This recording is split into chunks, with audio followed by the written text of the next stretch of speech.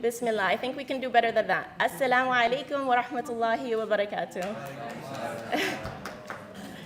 I would like to welcome you to the second day of our second International Islamic Psychology Symposium. Inshallah, this morning, we will have an invigorating discussion, inshallah, and I hope that it can facilitate what's known as a cross-pollination of ideas for you all, inshallah. So I would like to begin by thanking those who fail to thank people, fail to thank God. And so I'd like to begin by thanking you all for being here today. May Allah Ta'ala accept this as ibadah as well. Ameen. I'd like to begin by calling to stage Sayyid Jamaluddin Miri. Sayyid Jamaluddin Miri is a classmate of mine here at the Masters of Islamic Psychology, of Islamic Counseling Psychology and Clinical Psychology here at HBKU.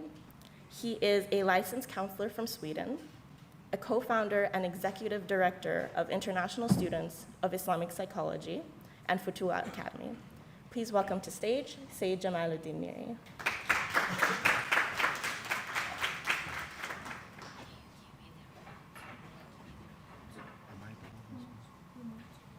Am I the one who's going to?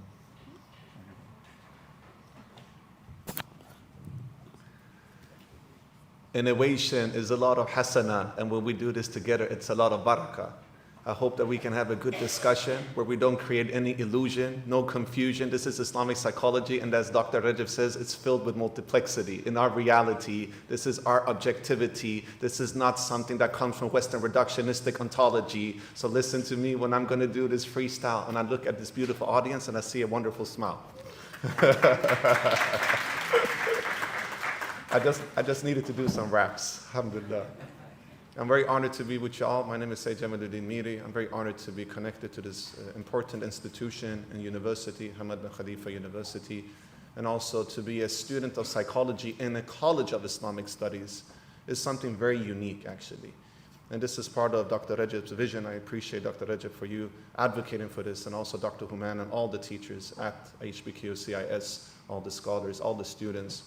You know, for us as psychology practitioners or students of psychology or mental professionals with Muslim background, we always felt like psychology, at least the modern conceptualization of it, is quite reductionistic, quite compartmentalized. And to see that now we're studying psychology in the College of Islamic Study, this is integration, isn't it?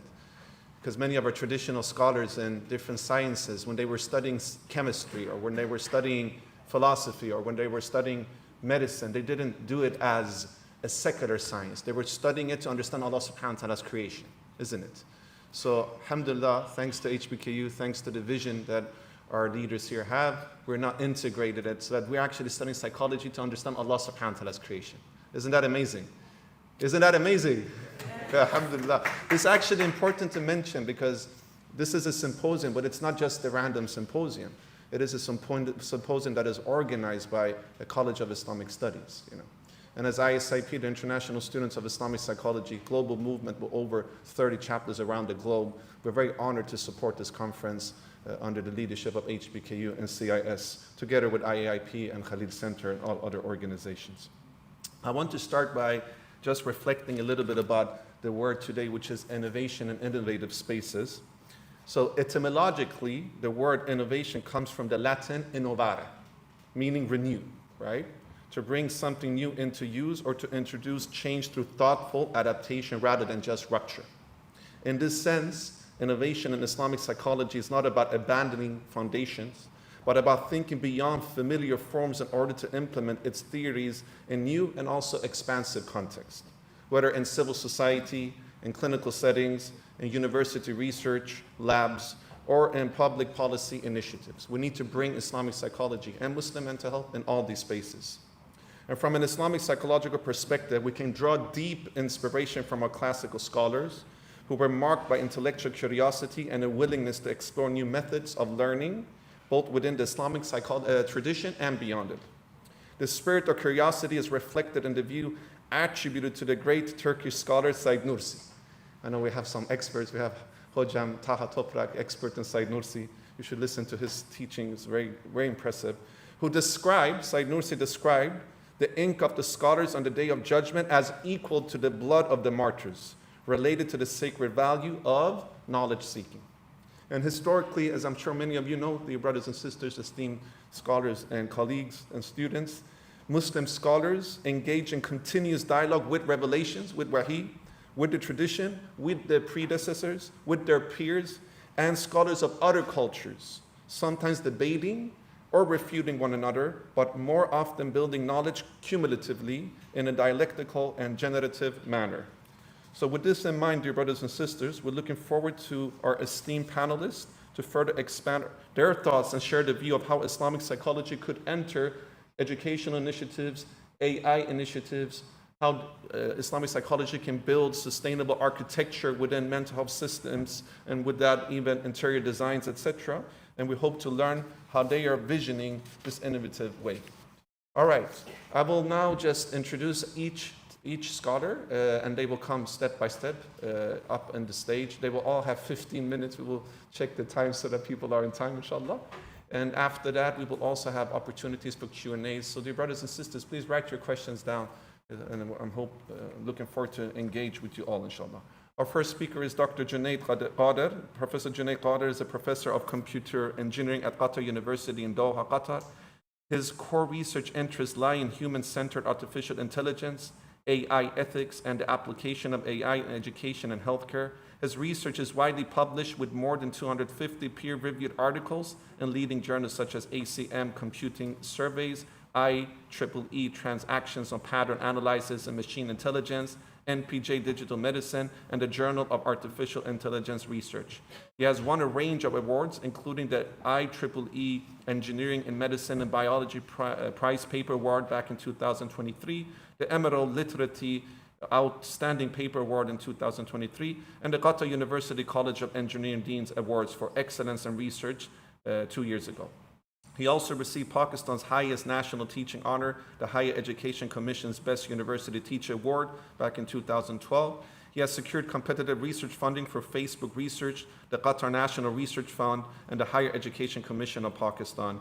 He is an ACM Distinguished Speaker, an IEEE Distinguished Lecturer, and an IEEE Education Society, a senior member of IEEE since 2014, and has been a senior member of ACM since 2020. He also holds a PhD in Computer Science and Engineering from the University of New South Wales. So without any further ado, our beloved scholar and teacher, Dr. Junaid, will speak about integrating Islamic spirituality and generative AI and mental health. Tafaddal, the floor is yours.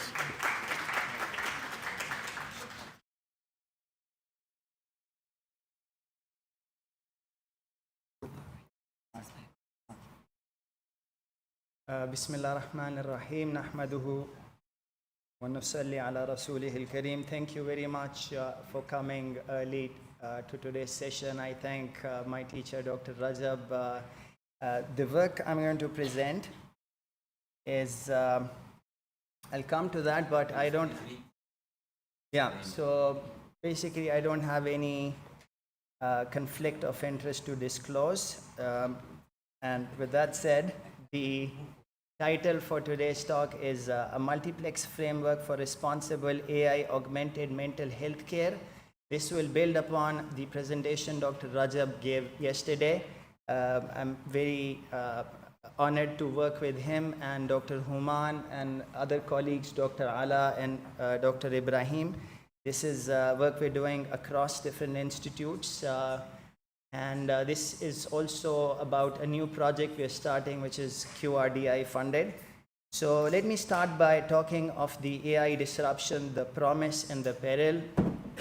We know that we are currently living in an era where we have this massive, staggering mental health crisis where globally 1 billion people, they are reported to have some sort of a mental disorder.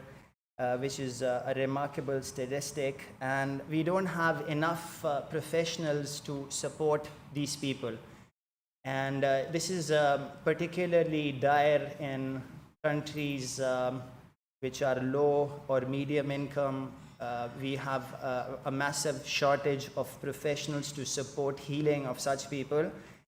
For instance, there is only 0.05 psychiatrist per 100,000 people in Africa, And even in very advanced countries, we don't have the kind of quality, the kind of access we want. So there is a lot of interest in using AI to support.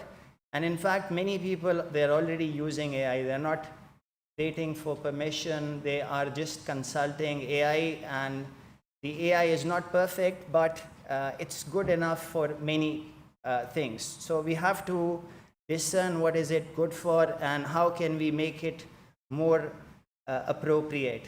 Also, patients as well as the doctors, they are making use of LLMs, because LLMs or chatbots, they make a lot of information accessible in a conversational way. So there is a real opportunity here. In terms of the promise, the main thing is we need to recognize that the current system, it's not perfect. So we should not imagine that the current, first, we already have some technology in place.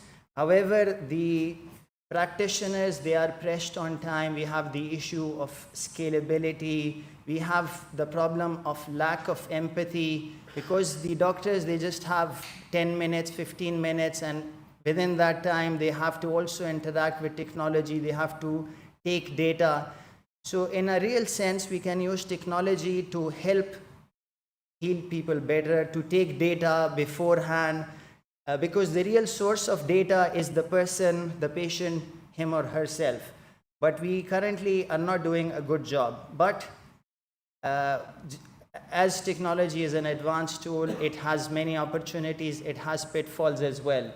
And if we use AI, we need to recognize also where it falls short. For instance, there was this recent study in a conference on AI ethics and society, where the researchers, they analyzed lots of interactions between patients and an LLM counselor. And they recognized, they had it analyzed by professionals, and they reported that there are at least 15 types of risks that are involved, including an AI telling patients that I hear you, I recognize what you're saying, even though there is no I behind the AI.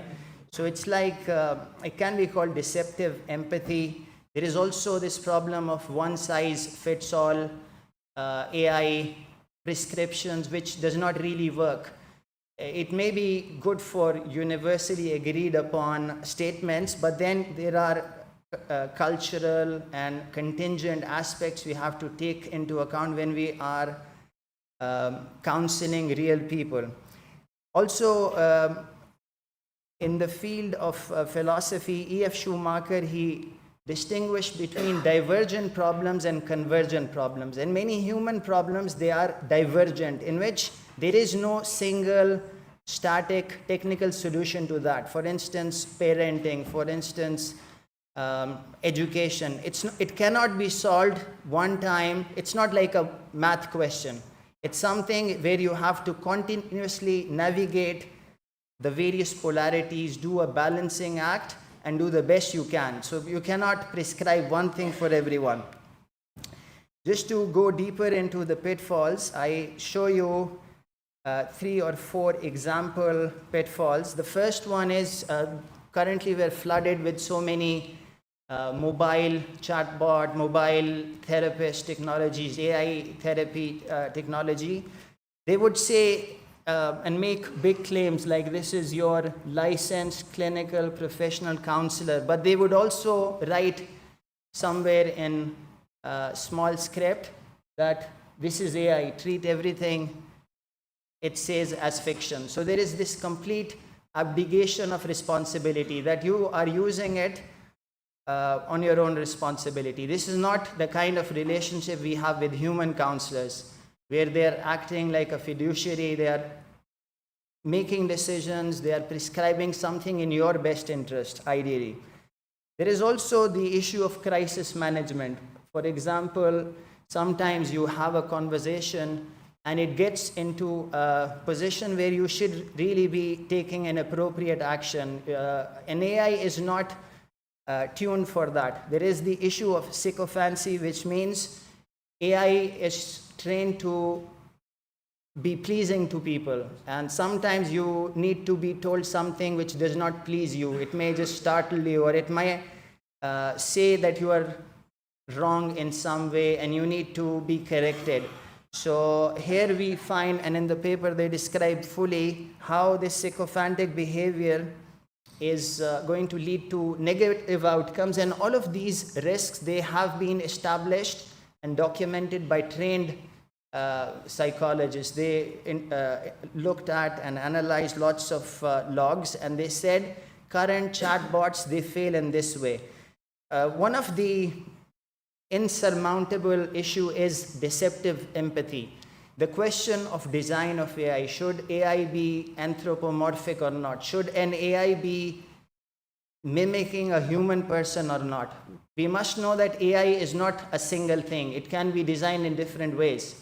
So it can be used for information sharing, psychoeducation, but sometimes it is designed to imitate how a human doctor would act like. And then there are many ethical issues with that, because you are trying to do good while deceiving people. And when commercial interests come in, companies come in, for-profit organizations come in, there is this real challenge where they're just going to be manipulating people for their own interests. Also, these models, they show a strong Western centrism and religious bias. It's a myth that these models are neutral. We, in fact, have also this issue of this AI and emotional lack of literacy. So if you know what AI does, essentially AI, some people call it, it's a stochastic parrot. It's just an autocomplete on steroids. It's not a real person. But many people think that whatever AI is saying is more trustworthy than my teacher, my parents. And because of that, it leads to, this lack of relationality with real people and this dependence on technology, which is unwarranted. So those people in need of help, they are vulnerable, and they can accept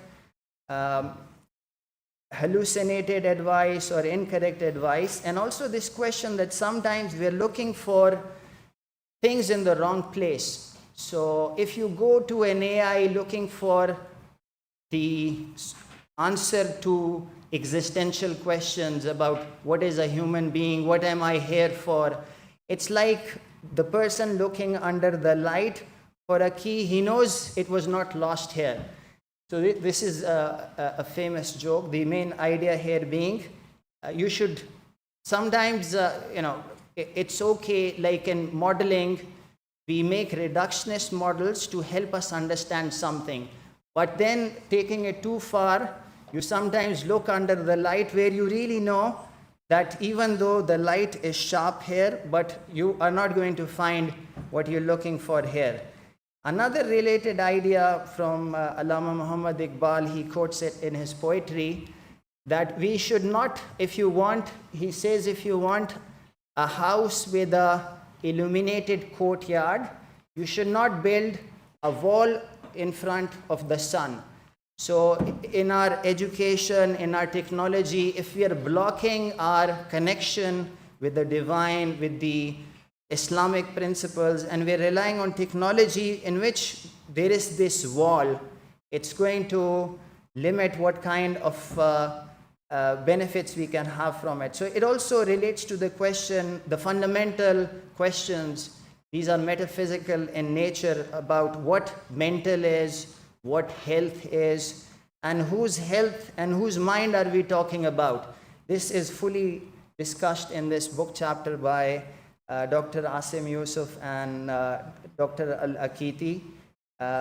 So if we look at two different approaches, there are the uniplex approach. This is common in biomedical practice, where you focus on, in a reductionist way, on the empirical facts without seeing that, in terms of mental health, therapy is not just information processing. AI is good at information processing. It's not good at meaning making. And meaning making requires the meaning maker to make meaning. So what we suggest is something that is both and instead of either or. You use the best methods, but like our Sheikh Dr. Rajab says, you need to take a both and approach. You use the best scientific methods, but you also use the faculty of qalb, and you do not discount that and the need for that. So there are three aspects related to multiplex psychology and mental health. Dr. Rajab talked about that yesterday. In our book chapter, we will fully describe it, but the three main ideas are: we need to have both and thinking. There are two poles, we require both of them at the same time. For instance, we want access through AI, but we also want quality at the same time. It should not be we focus just on access without actually improving the quality to a level where it can be used. There is also this vertical element of multiplexity where you have value ordering. For instance, we require the inside and the outside, but the inside is more important than the outside things we manifest. So we have these polarities, but they are not the same. They are not at the same level. So this is a contribution we can make. And also this dynamic aspect, Dr. Rajab mentioned this marahil of education, of character development. And we need to take a dynamic, complexity-informed look at this. There are 5 anchor principles we mentioned. In question and answer, we can talk more about it. But the general idea is a human being should be supported in developing their humanness rather than in diminishing their humanity and engendering a complete dependence on technology. Unless we are very careful, we will diminish our humanity by relying on technology too much. There is also this protection of intellect where al-aqal is not just the ability to do cognitive thinking. It's also your emotional and spiritual capacity which makes you do good and also forbid the munkar. Also the benefit and prevention of harm in a holistic sense. Human accountability behind those who are creating the AI technology. Like I mentioned, AI can be designed in different ways. So we are starting a project in which we are trying to find the right balance. Dr. Human, with our collaborators, we are trying to implement an AI for traditionally integrated Islamic psychotherapy. This is the multiplex psyche. We wrote a paper for those of you who are interested on multiplex health. This is co-authored with Dr. Rajab. This was published last year, where we described this complexity view, this dynamic view to complexity. And this is like the demarcation between the AI-human role. So to finish, I told you about some of our ideas, but I'm happy to take your input about what should be the ideal division of tasks between the AI and the therapist. How do we preserve suhba, which is important? How do we preserve isnad, which is important for learning knowledge? What are the red lines that AI should never cross? And how can culturally grounded frameworks inform global AI governance? I thank you for your time, and I'm happy to discuss more in the question and answers. Thank you.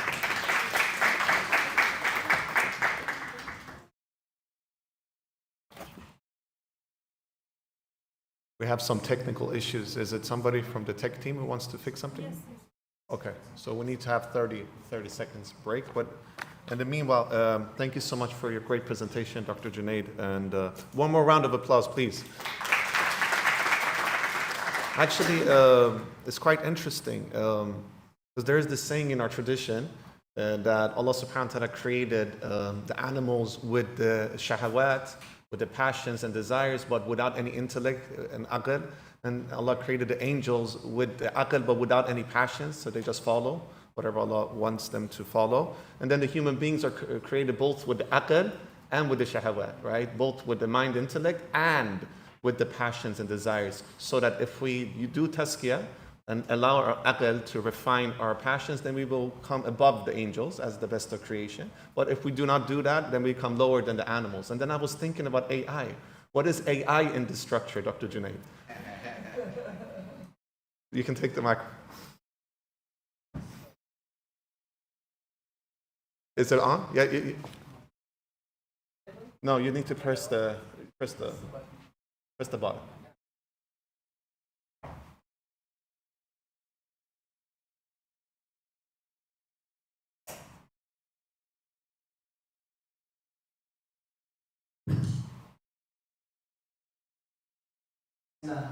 So that's the idea that human beings, we have multiplex ontology. And currently when we are dealing with AI, we're looking at, we call it alignment, where we are trying to align AI's behavior with human values.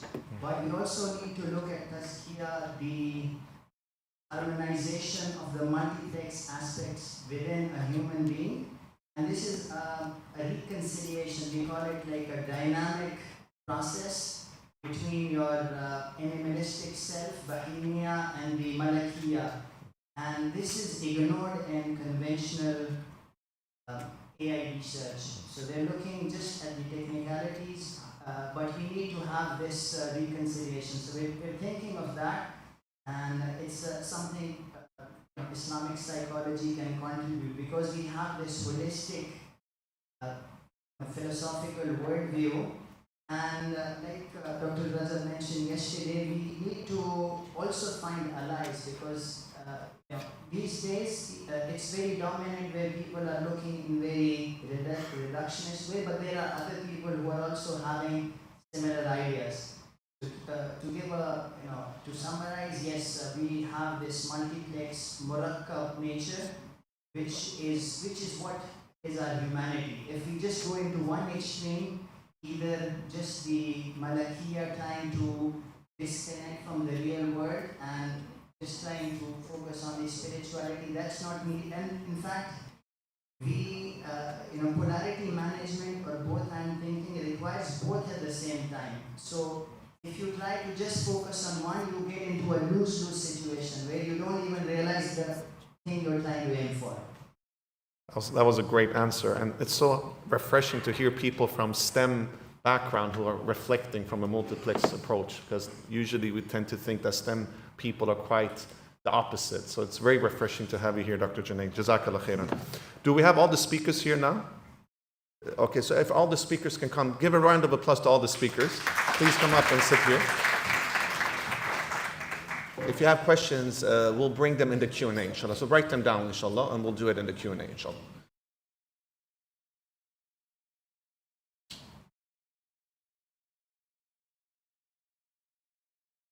All right. Bismillah ar-Rahman ar-Rahim. Our next speaker is going to speak about the future directions of Islamic psychology research and clinical practice. Khalil Qasim is the founder and director of Eclectic House, an international counseling, therapy, and training organization dedicated to embedding Islamic psychology into modern systems of care. His work is driven by the belief that authentic psychospiritual care must move beyond the clinic into the everyday spaces where Muslims live, learn, and work. So without any further ado, Ustad Khalil, the floor is yours. Round of applause, please.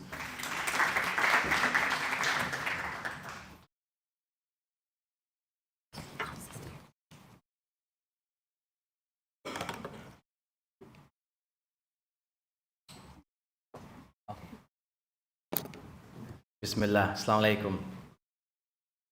Allahumma salli ala Muhammad wa ala ali Muhammad kama sallaita ala Ibrahim wa ala ali Ibrahim innaka Hamidum Majid. Allahumma barik ala Muhammad wa ala ali Muhammad kama barakta ala Ibrahim wa ala ali Ibrahim innaka Hamidum Majid. Don't worry, the rest of the talk will inshallah be in English, inshallah. What an amazing opportunity, what an amazing organization. Jazakallah to everyone that kind of, organized this and made it happen, alhamdulillah. I might, change in between accents. I've been doing a lot of traveling recently, so I might go from Canadian to Australian to British, inshallah. So I hope you can understand me, inshallah. Normally, when people ask me to do talks, it's normally for 8 hours or for it's a whole year, courses that we do, mashallah. So I will try and fit it into 15 minutes, inshallah. So future directions in Islamic psychology, in especially research and clinical practice, especially through an educational concept. Really, what are we here to do? It's not just to speak about Islamic psychology, and maybe Dr. Human could, give me a history lesson on where this concept even, came from.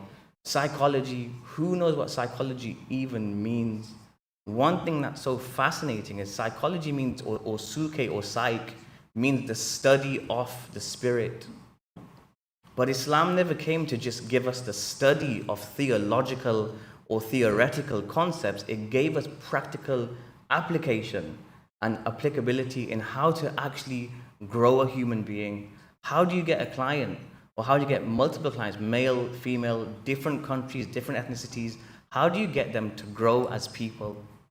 Is it just theoretical? Imagine if all Allah left us and the Rasul left us was theory. Shame on us for thinking that it's just theoretical. Alhamdulillah, it's much more than this.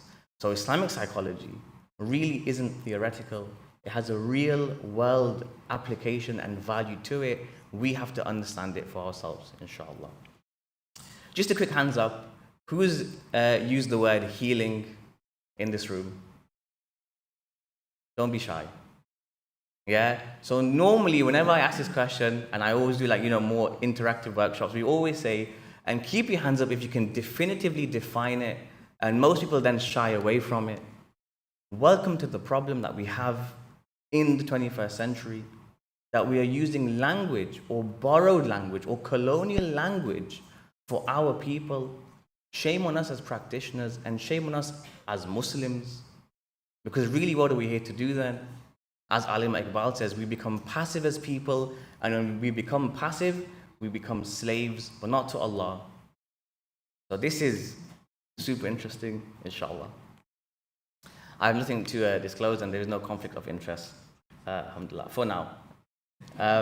Bismillah. So really, what is Eclectic House? Eclectic House is my own organization.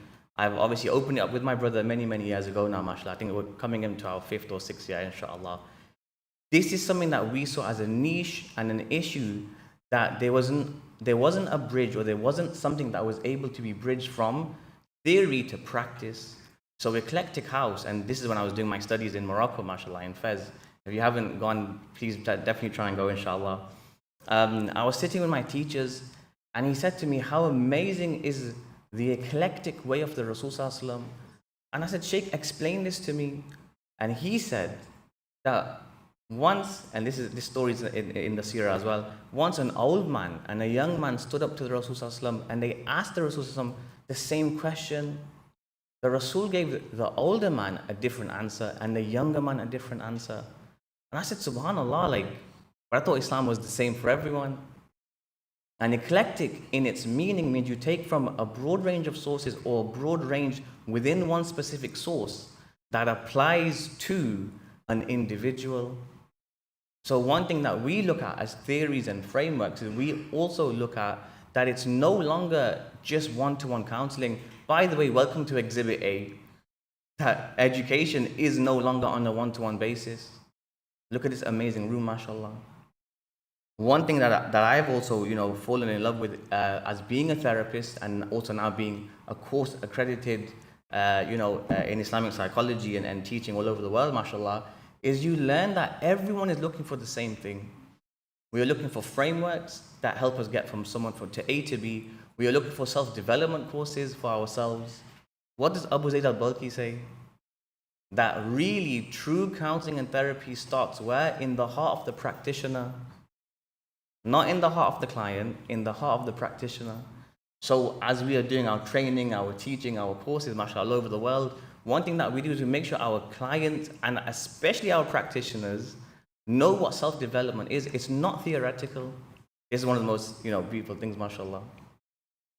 So the purpose of our paper really is that Islamic, psychology has already moved beyond the systems, from counseling to systems. So the future direction of Islamic psychology, in my opinion, and I think my opinion matters, even though I look young, I've been doing this for many years, 12 years now, mashallah. Thanks, Mum.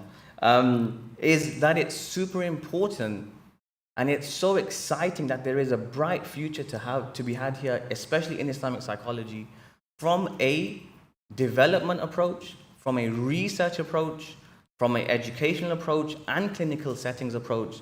Because How often does a client spend in a counseling session? Maybe 1 hour a week.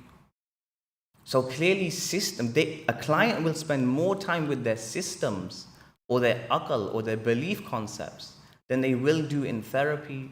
So the whole purpose of therapy, by the way, is for the therapist to equip the client with systems that work well for them outside of therapy. So maybe we're not as important as we think we are. Good question to ask, maybe. There's also been a shift, and this is quite an obvious shift as well, to be honest, that it's like, I've always understood something as, if Allah gave us, and this is one of the most beautiful things with like Sharia as well, like Allah gave us like Sharia and concepts for us to look after lineage, for it to look after property and wealth and the mind itself, and family and lineage. However, you ask most people today, all over the world, where do your problems come from? They say from the primary spaces, from family, from marriage. We won't get into marriage counseling today, we'll be here all day, and I only have 7 minutes left. You get into property issues, litigation, legal issues.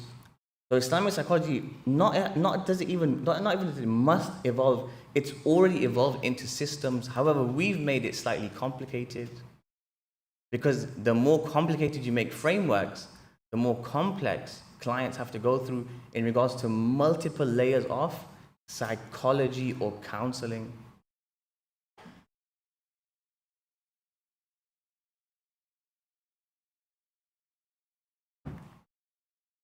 One thing that we decided to do is to make our organization the actual case study for our paper. So, like I said, I've been a therapist for 8 years, and now obviously, alhamdulillah, we've moved into our own private practice. I'm also an international speaker and also course creator, especially in Islamic psychology. We also have, alhamdulillah, a diploma that we'll be rolling out very soon, inshallah. Eclectic House is a UK-based counseling organization. We also do a lot of consulting with a lot of mental health organizations all over the world, mashallah, in helping them train therapists. We're helping them train imams and scholars and also muftis. And by the way, we're not an organization that trains one mufti and says we train all the muftis. Alhamdulillah, we train multiple scholars and multiple muftis. And what's amazing about this, and I've always said this, who's the most important people to train? Us. Because we might think we're on the front line, but family, who's at home? Family, friends, cousins, uncle, aunts, grandparents. So we're not here just to teach the teachers or people that want to be taught. You can look at Islamic psychology in such a magnificent and an open and a broad spectrum way that it already goes past, clinical, educational, healthcare, and organizational settings. Like, I'm here doing a talk. Some of you might think, this is amazing. Well, you're welcome. Welcome to nice and, happy mental health. Imam al-Ghazali speaks about something fascinating. In his Alchemy of Happiness, and, a lot of you spoke about this yesterday, in his Alchemy of Happiness, he spoke about 4 main concepts of knowledge. And the 4 main concepts of knowledge are, if someone has these 4 main concepts of knowledge, they are able to express and offer movement and knowledge to the rest of the world. Imam al-Ghazali says, the more we know as a people, or the more an individual knows, the more freedom and opportunities for growth we have. Right? And one thing that's, subhanAllah, quite, fascinating, and I've always, wherever I travel and wherever, we do teaching and training, is people just want to know that there's a very simple solution to growth. How do you have someone, an Arab woman, for example, or a UK woman, or someone that's lost an identity, an English man or a Riva, how do you get them to point A to point B? Because the Rasul wasn't theoretical. The Sunnah isn't a thinking thing. The Sunnah isn't really even a feeling thing. The Sunnah is actionable. And we've all got lost in theory and thinking that theory and research will save the Ummah. Expansion and metrics and frameworks is what will always save us. As Allah says in the Quran, peace be upon those who follow the correct practice.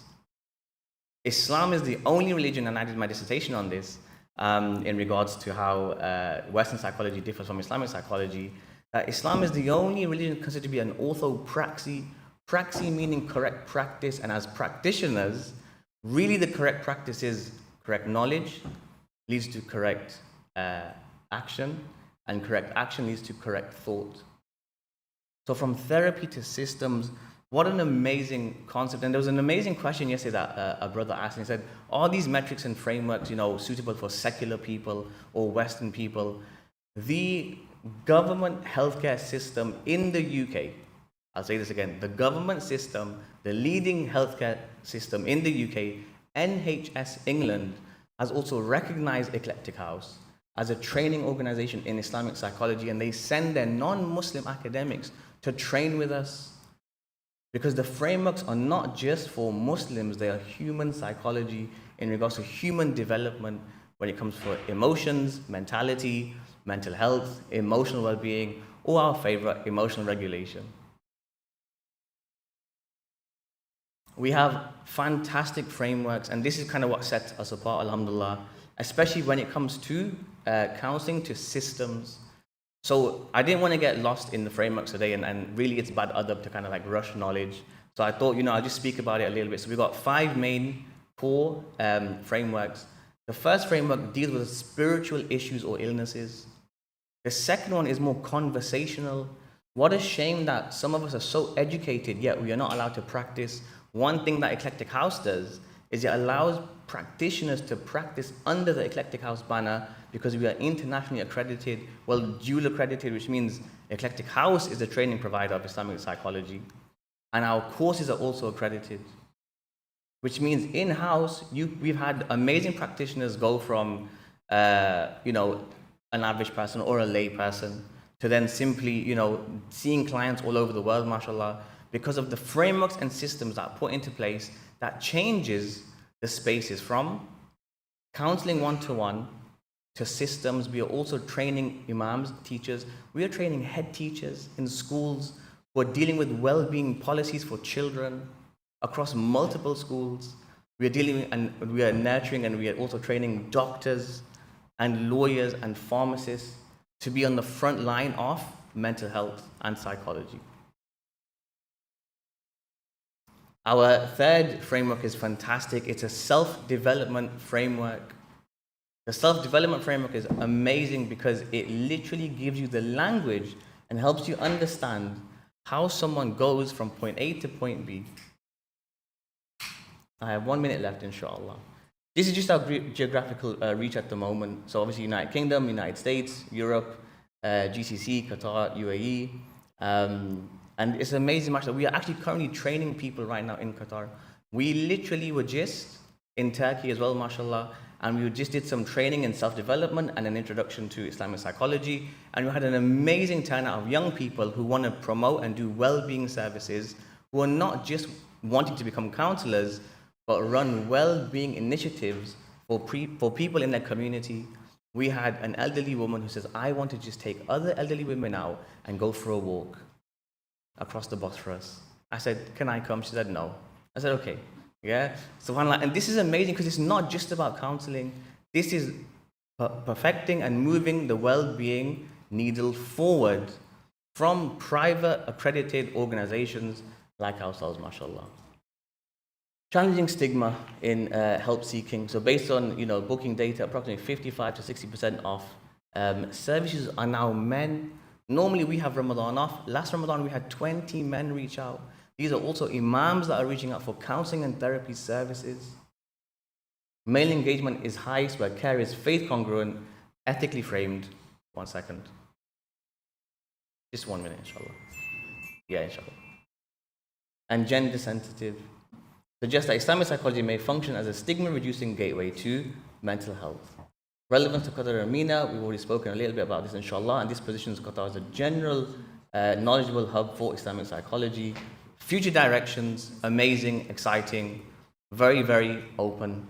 Practice-based evidence and evaluation readiness, educators, accredited systems-focused training and pathways, practices expansion beyond the therapy room into institutions and policy. Closing reflection, Islamic psychology matures not when it adapts to systems, but when it helps design the systems themselves. Jazakallah.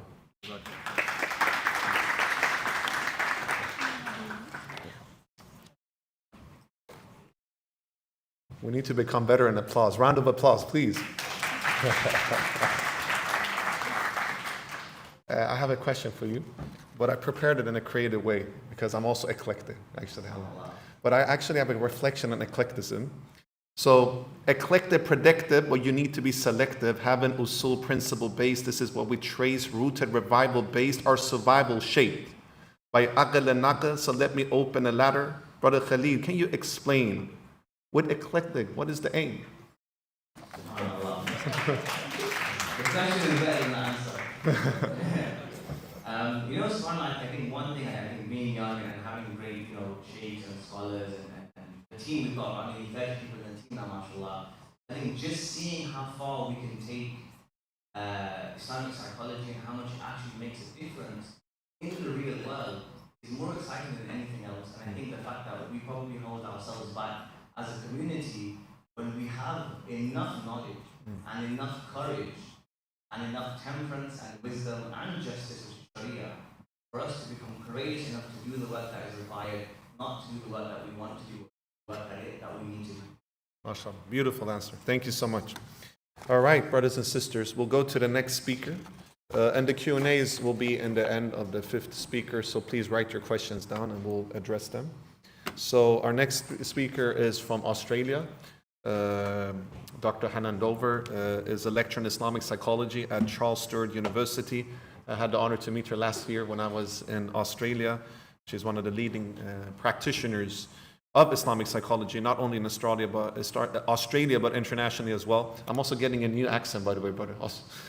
I'm also eclectic, by the way. Dr. Hanan is an accomplished clinical and forensic psychologist who pioneered private practice startup of one of the longest serving psychology clinics in Western Sydney, serving the cultural diversity communities of Western Sydney.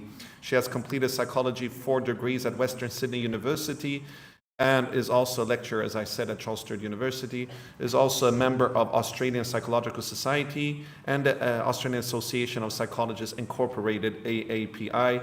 She is also Vice President of the International Association of Muslim Psychologists. Without any further ado, very honored to present Dr. Hanan to the stage. Tafaddali.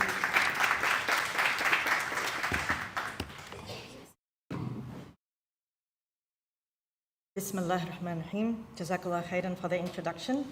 Assalamu alaikum, everybody. I'd love to thank the generous organizers from Hamad bin Khalifa University to invite me to present to you today.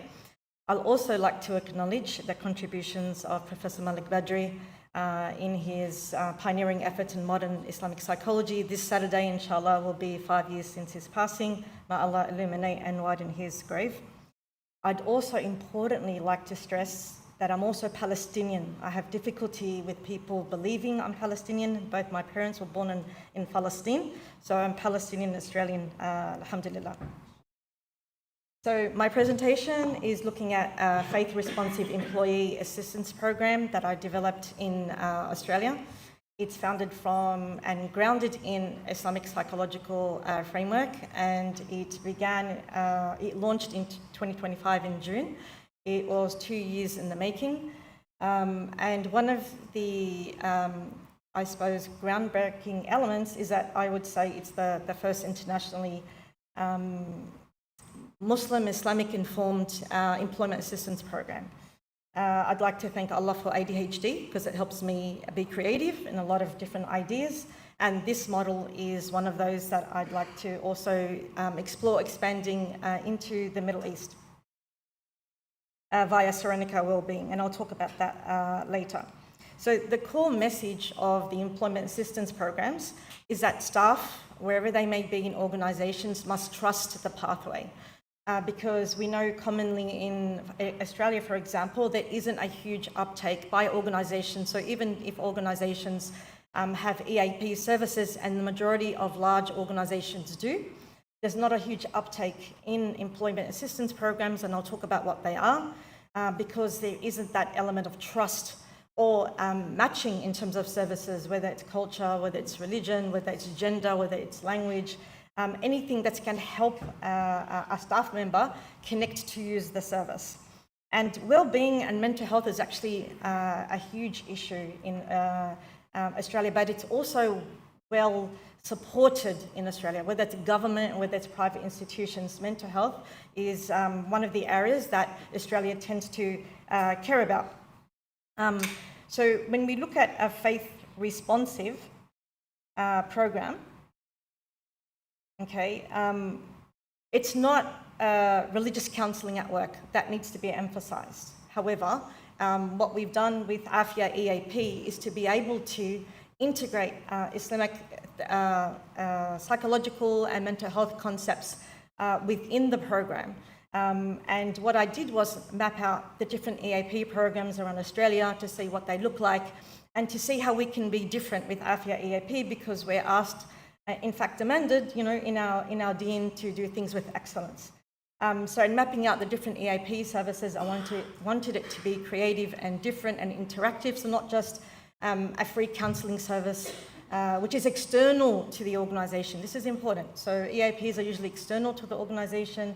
It's usually confidential, and it's funded by the organisation in order to facilitate, the well-being of their staff. It's also a confidential and short-term professional service for staff members within organisations. It also offers brief assessment and triage, manager support services, staff wellbeing support.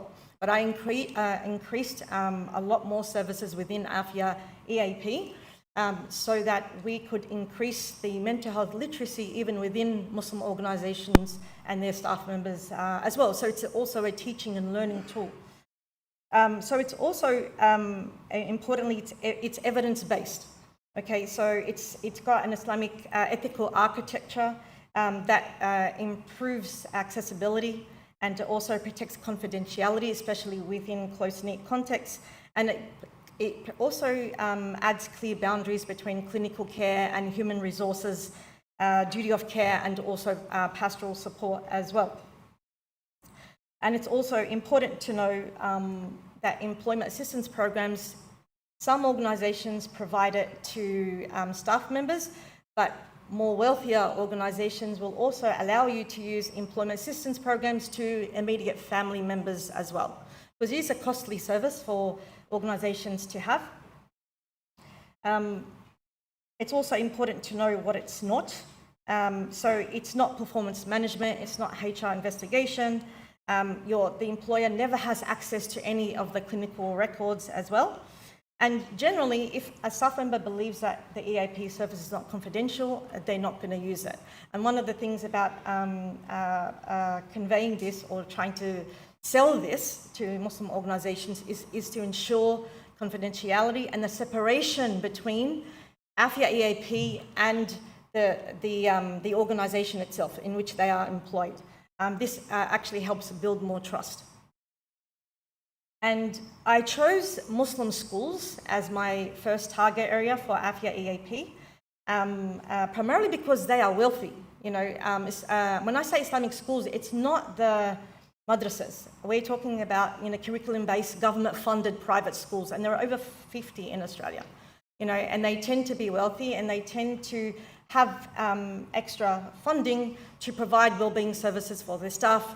And this helps them to ensure staff retention, because you'll find there's a lot of musical chairs in Islamic schools. Once they feel burnt out, they will, change schools so they can teach at another school as well, because there's a very high stress and burnout rate within the schooling system with the demands that teachers have. I can only speak within Australia. There's a high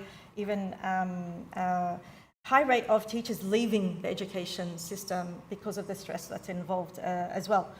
And we know when Muslims, or staff work in the organisations, they don't just bring workplace issues, they bring their identities, they bring their values, they bring their marital conflicts, they bring their personal issues also into the workplace.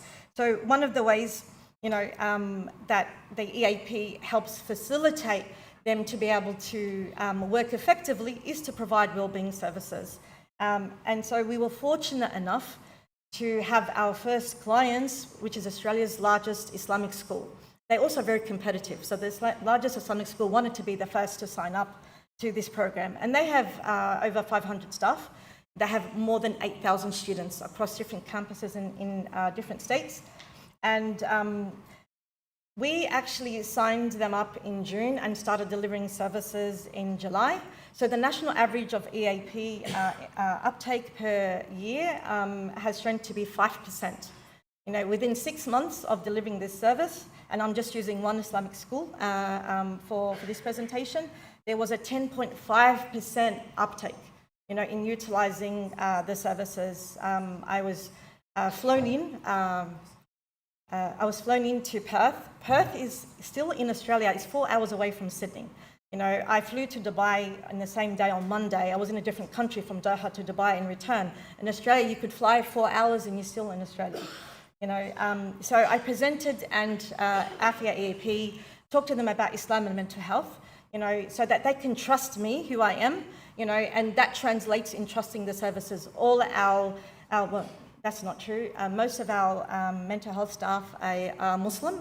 We do have non-Muslims because in Islamic schools or Muslim schools, there are also non-Muslim staff.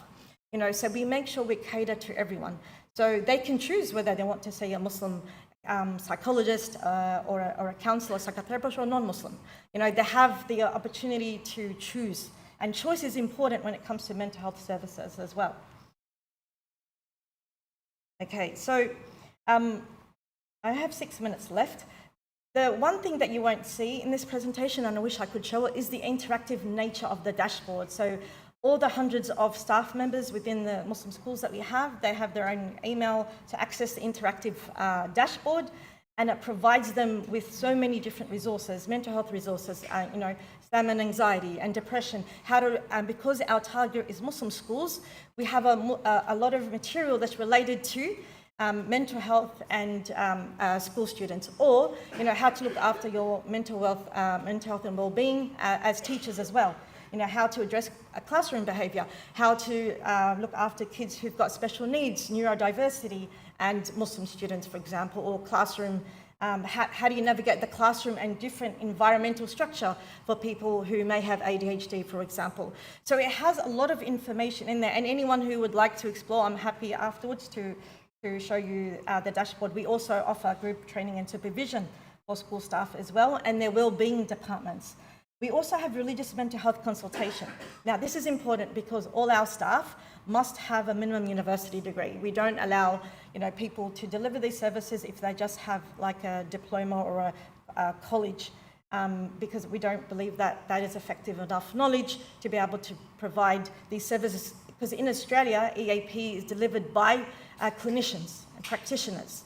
And so when we have religious mental health consultation, it's a provisional psychologist and a sheikh, who's also a sheikh, for example.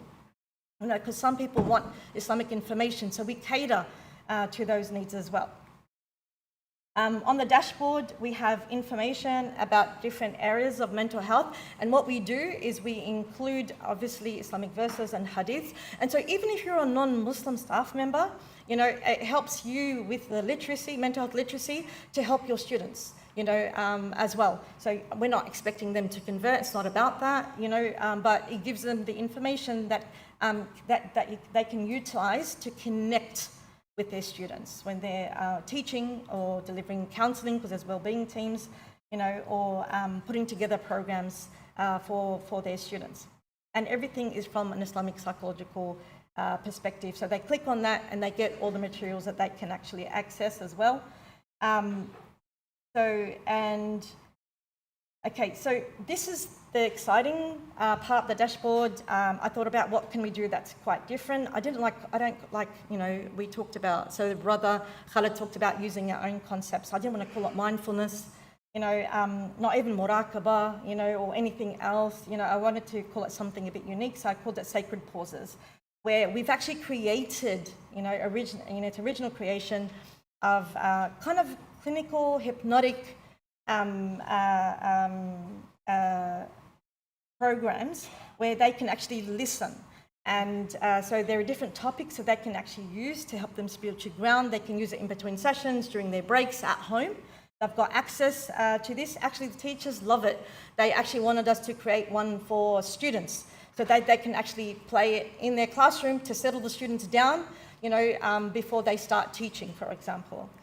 And the interesting thing about sacred pauses when they listen, we have two versions. So we have the general version with natural sounds in the background, but then we also have the bilateral version. I'm very much into bilateral stimulation, and that helps people who are neurodivergent, for example, process the information a whole lot better. So I believe that this is new and creative, and like I said, we should be creative in delivering services. We even have our Afia coping scale for Muslim clients that they can use, and we've developed the 12-item scale, which looks at general coping and religious coping, gives them a score and what that score means as well, so they can see how they're going and how they're coping within their day-to-day life, not necessarily just in the school life. We also have the K10. So if they want to measure their psychological distress, I'm sure if you're clinicians, you know the K10, it's universally known as the measure for distress.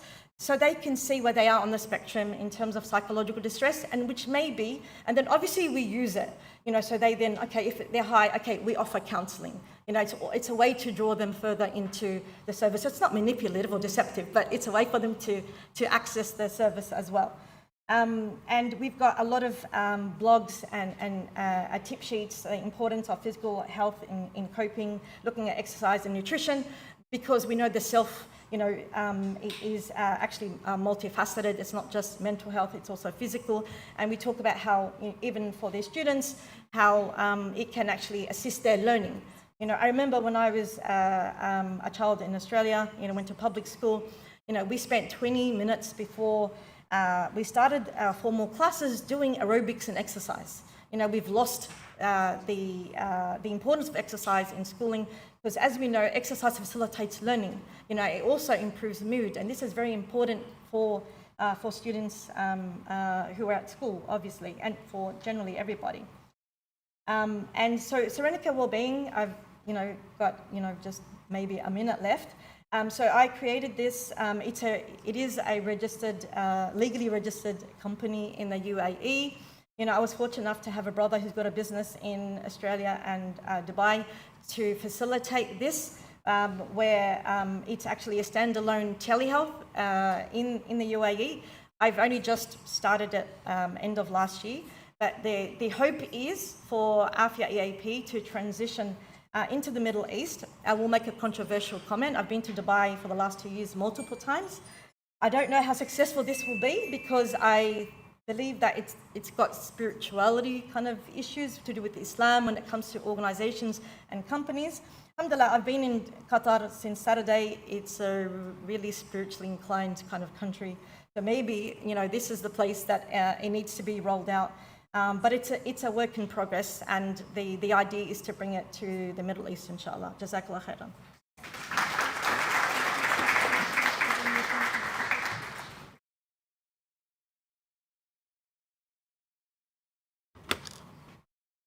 Thank you so much, Dr. Hanan. And this is Sister Aisha Noor. She is part of the organizing committee, and they've done a phenomenal job. So give a round of applause to all the organizing committee.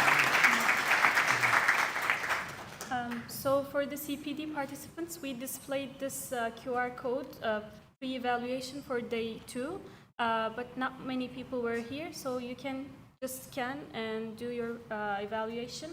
We will skip it in 30 seconds. How many CPT do we have here that are doing CPT? Oh, mashallah. Has it been easy to answer questions? Okay, mashallah. All right. Well, if all done, we can. Everybody done? Okay, we can skip. Dr. Hanan, thank you so much for your great presentation. I actually... Not done? Not done? Okay, go back. All right. Dr. Hanan, I was thinking actually this coping scales that you guys developed, because that's so much needed, like to have scales like in Islamic psychology. We need more of that. Could you just very briefly explain how you guys developed that scale? Because it's very interesting. I developed the scale, obviously, to understand what recovery means from a perspective, and developed the scales where not only general coping, because that's important, when we explore how do people generally cope by being with family, going to community events, also adding the information that aligns with I was okay, you spend time on making dua, doing dhikr. It also helps them psychologically. If they weren't doing dhikr, oh, maybe I should do more dhikr. It's like a prompt as well, you know, so they can actually, oh, okay, it's a mental health platform. And give them suggestions of what they can actually do and tips. So it's a very holistic. MashaAllah, MashaAllah. And actually, brothers and sisters, we actually encourage you all to start to develop skills, you know, that are, you know, legitimate as well, because that's something that is very much needed in the field of Islamic psychology. All right, we go to our third speaker, which is fourth speaker. Our fourth speaker. This is Ustada Sara Muhammad Yassin. Is a graduate student at Hamad bin Khalifa University, so she's representing this place, alhamdulillah, specializing in Islamic arts, architecture, and urbanism. Very interesting.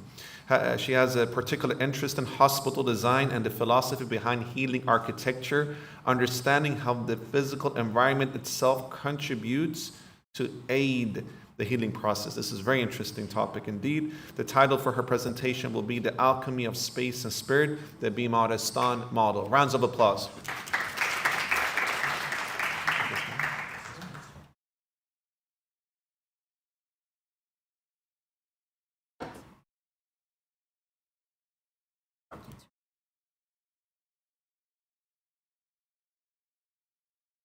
Assalamu alaikum wa rahmatullahi wa barakatuh. Good morning. My name is Sara Yassin and I'm an architect, currently getting my master's degree at Hamad bin Khalifa University.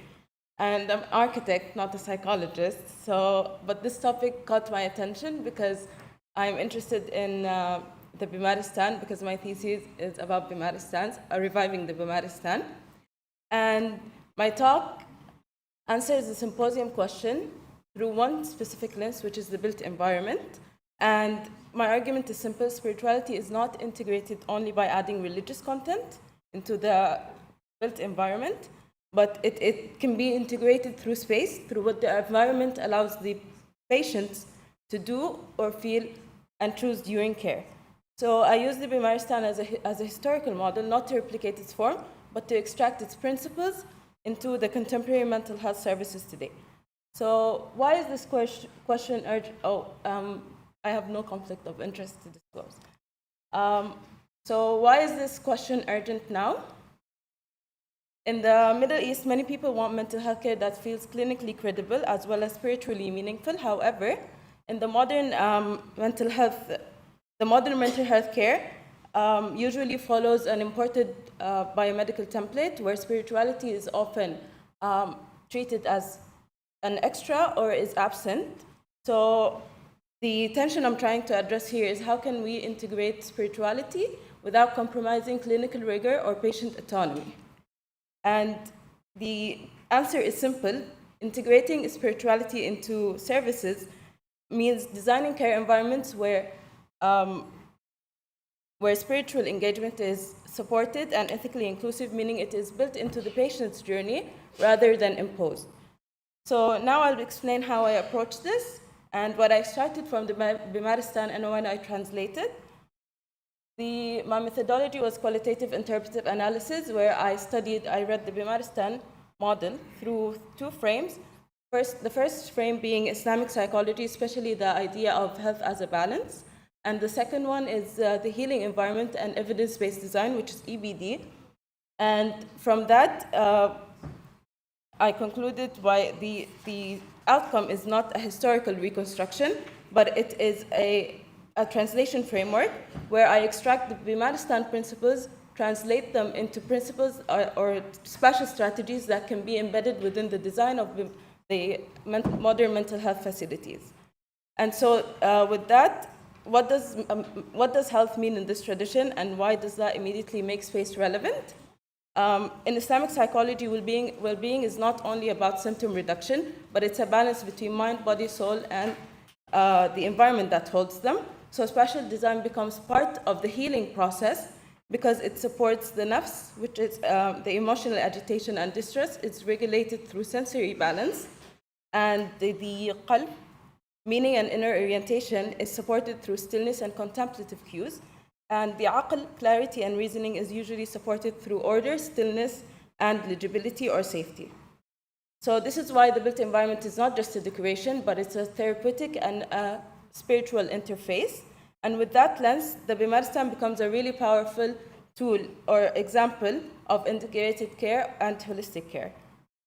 So the Bimaristans were not just hospitals, but they were institutions with a public ethic, embedding within their walls dignity, mercy, and reintegration. And what matters for my argument is that these values were not just written into policy, but they were expressed spatially, and the environment shaped the experience of the patients, how they entered, how they waited, how privacy worked, and how water and nature supported calm. Now I'll be moving on to the first major how, which is how can we integrate spirituality into the architecture today. First, we should think of architecture as a therapeutic medium. The built environment supports emotional regulation, and therefore it supports clinical work as well as spiritual openness. The integration of courtyards, water, gardens, daylight, ventilation, all of these create rhythm. They reduce overstimulation as well as enable a calmer nervous system. And in service term, these spatial elements usually help at 3 points: before therapy, where it reduces anxiety and prepares the person to engage; after therapy, where it provides recovery spaces instead of forcing people back into the noise; and during distress, where it offers de-escalation settings that are non-carceral. So here, spirituality is integrated indirectly, and not spirituality is integrated indirectly by designing an atmosphere where reflection and grounding can happen naturally. Moving on to my second mechanism, which is ethical. It basically talks about what the building communicates about the person. The Bimaristans did not treat mental illness as something that should be hidden, but instead they communicated dignity and belonging spatially. And that matters today because many mental health facilities in the contemporary context often feel carceral. They follow heavy surveillance, rigid segregation, and harsh thresholds, and these cues tend to reinforce stigma and fear. So the Bimaristan principles can translate into contemporary spatial strategies, such as human-scale circulation, dignity-centered privacy, non-stigmatizing entry sequences, as well as family or community interface spaces that support reintegration. So here, spirituality is integrated as ethics, made spatial, care that feels humane and socially connected. And now I'll be connecting it to the symposium question directly. Spirituality and services should be available, but not forced. The Bimaristan combined clinical treatment with spiritual support, like through Quranic recitation, dhikr, as well as ethical counsel. And the principle I'm trying to extract here is not to add religious content, but to make spiritual support possible in a way that protects autonomy and inclusivity. So the built environment enables this by providing optional quiet rooms, flexible rooms for support circles, reflection and counseling, acoustically buffered zone, and as well as access to nature or courtyards. So the patients can engage spiritually if they want, without coercion. And now I'll make the how extremely concrete by mapping the principles that are extracted from the Bimaristan into the service journey. And here's the practical model. Let's think of mental health care as a journey with 4 touch points. At each touch point, the Bimaristan principle becomes a spatial strategy. The first touch point being intake or entry, where we should provide calm entry sequences, legible wayfinding, and non-stigmatizing waiting. And this creates a sense of trust, reduce threat responses, as well as better engagement. In the second touch point in the service journey, which is therapy and daily care, where we use privacy gradients, spaces that flow from private to semi-private to public, and this creates a sense of autonomy, dignity, and connection. The third touch point in the service journey being crisis and de-escalation, where we provide sensory regulation spaces, such as quiet rooms, light control, acoustic calm, as well as access to nature, and this creates a sense of stabilization without punitive or prison-like use. And the final and fourth touch point in the service journey being reintegration, where we should provide community interface spaces such as family visiting zones, transitional courtyards, and group support areas. And this enables a sense of belonging and continuity beyond the clinic. So that's the core answer. The built environment integrates spirituality by embedding choice, calm, dignity, and meaning-making opportunities within the actual service workflow. So now from this mapping, we will be summarizing a toolkit for the design of reintegrating spirituality into the mental health services today. The synthesis is, first, we should treat architecture as a participant in care. Spaces should be part of the healing process and not just a neutral container. Spiritual presence through support, through atmosphere, where we support stillness, rhythm, and sensory balance and not prescription. Privacy gradients for autonomy and dignified connections. Nature is an infrastructure and not a decoration. Ethics embedded spatially, environments that communicate belonging and compassion. And importantly, these are not abstract, but each one links to the service outcomes, such as engagement, reduced distress, inclusivity, and a culturally resonant model of care. And now I will be closing by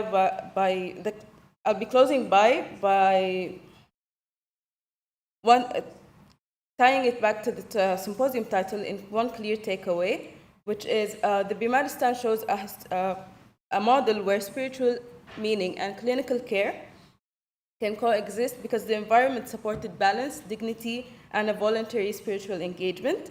So integrating spirituality across mental health services today does not mean to turn clinics into religious spaces, but it requires designing environments that can regulate stress, protect autonomy, enable reflection, as well as affirm belonging. And thank you so much for listening.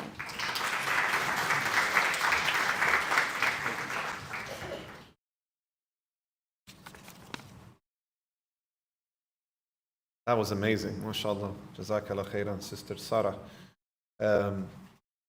Just wanted to ask you, so you did your PhD here in master, in architecture, in Islamic architecture, right? Mashallah. Because I feel, I don't know if all of our brothers and sisters here feel the same, but when you go to the hospital, the modern hospital, you get sick, isn't it? You get more sick going there because of the interior design, the stress that a lot of the nurses and physicians are facing with this whole lean management. And so what can we learn from our tradition? Because last year I was in Istanbul visiting one of the Darul Shifas or Bimaristans, as you said, and I just felt so good. I know that Hoja Taha Toprak, he has his office close to the Darul Shifa Suleymaniya, I know. And you really feel like rejuvenate. Like it's almost like I want to get sick. Okay, astaghfirullah, I don't want to get sick. I hope you guys don't want to get sick either. But khair inshallah, Allah puts trials in our life. So my question to you is, what can we learn from this tradition of putting beauty and ihsan in health services and revive it into the modern context? I know you gave some cue point, but I want to have it specifically from your professional view as somebody who studied Islamic architecture.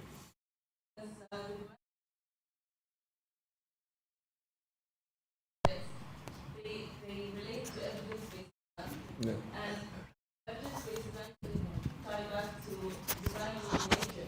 So I think if we integrate nature into the mental health facilities today, it gives a sense of a fresh air instead of it being very enclosed and suffocating.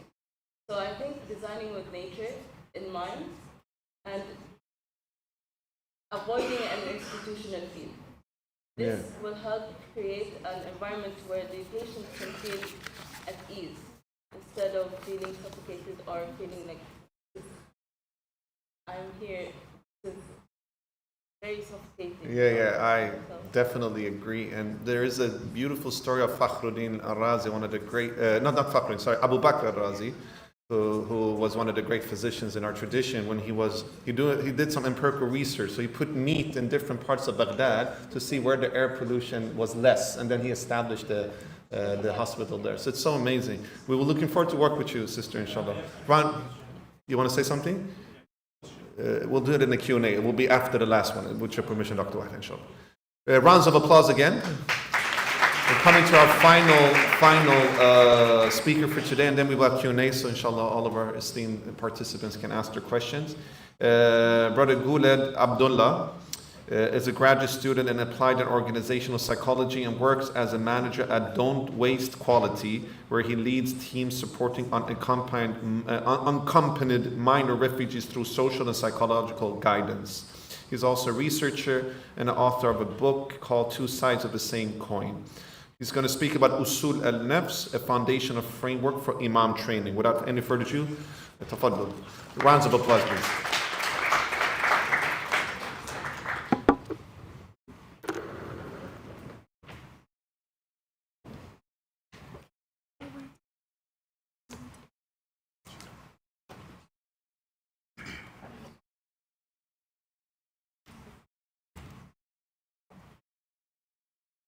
بسم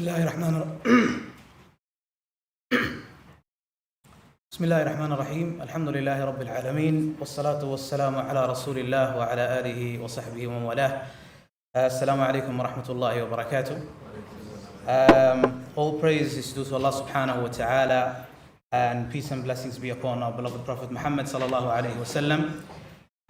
So the Prophet sallallahu alayhi wa sallam said, whoever does not thank people has not truly thanked Allah subhanahu wa ta'ala. So with that in mind, I would like to sincerely thank Hamad bin Khalifa University and the organizers of the second Islamic International Symposium on Islamic Psychology for creating a space where Islamic psychology is treated as a serious field of scholarship, reflection and dialogue. So I say to each and every one of you, Barakallahu fikum. And it is truly an honor for me to be here, particularly among scholars whose works have affected me and I study, and I hope inshallah ta'ala to benefit more from each and every one of you. So my name is Guled Abdullah, and I will be presenting my paper titled Usul al-Nafs and Imam Mental Health Training from Informal Pastoral Contact to Accountable First Response Pathways. And I have nothing to declare or no conflict of interest. So this paper begins from a simple but pressing reality. In many Muslim communities, when people experience emotional, psychological or moral distress, they do not often begin in clinics. So they begin in their local mosque. So my central question is the following: how can this first response be structured in a way that is faithful to Islamic ethics, clear in its limits, and responsible in its outcome? So to understand the relevance of the question, we must focus on the moment of first contact. So research in health and social psychology consistently shows that early encounters are not neutral. The way distress is first interpreted strongly shapes what happens next, whether people seek further help, delay it, or don't seek it completely. So at this stage, distress is often preclinical. It is expressed not in diagnostic language, but through fear, guilt, confusion, moral anxiety, or spiritual uncertainty. This means that the first response does not simply offer support, it frames meaning. And once meaning is framed, pathway follows. So empirical study shows us a clear pattern in many Muslim communities. Help seeking rarely begins with formal mental health systems, للأسف. Instead, it begins in regional or more moral spaces, the family, the community, most consistently the mosques. And this is not primarily due to stigma or the rejection of psychology, which we also have, unfortunately, in our communities, but it is about access, trust, and legitimacy. At this stage, the individuals are rarely asking for treatment. They are asking different questions, such as, what is happening to me? I don't recognize what is happening to me. Or, how should I understand this experience that I'm dealing with? And am I morally responsible for what I'm feeling? So these are interpretive questions and not clinical ones. This means that the first response is epistemic before it becomes therapeutic. So this reality places imams in a structural side position. The imam is approached not as a clinician, but as a moral and religious authority at the moment when distress is still unidentified. So the imam's response does not diagnose, but it names the experience: a spiritual struggle, moral failing, trial, or something else. And that naming determines what people possibly will do next.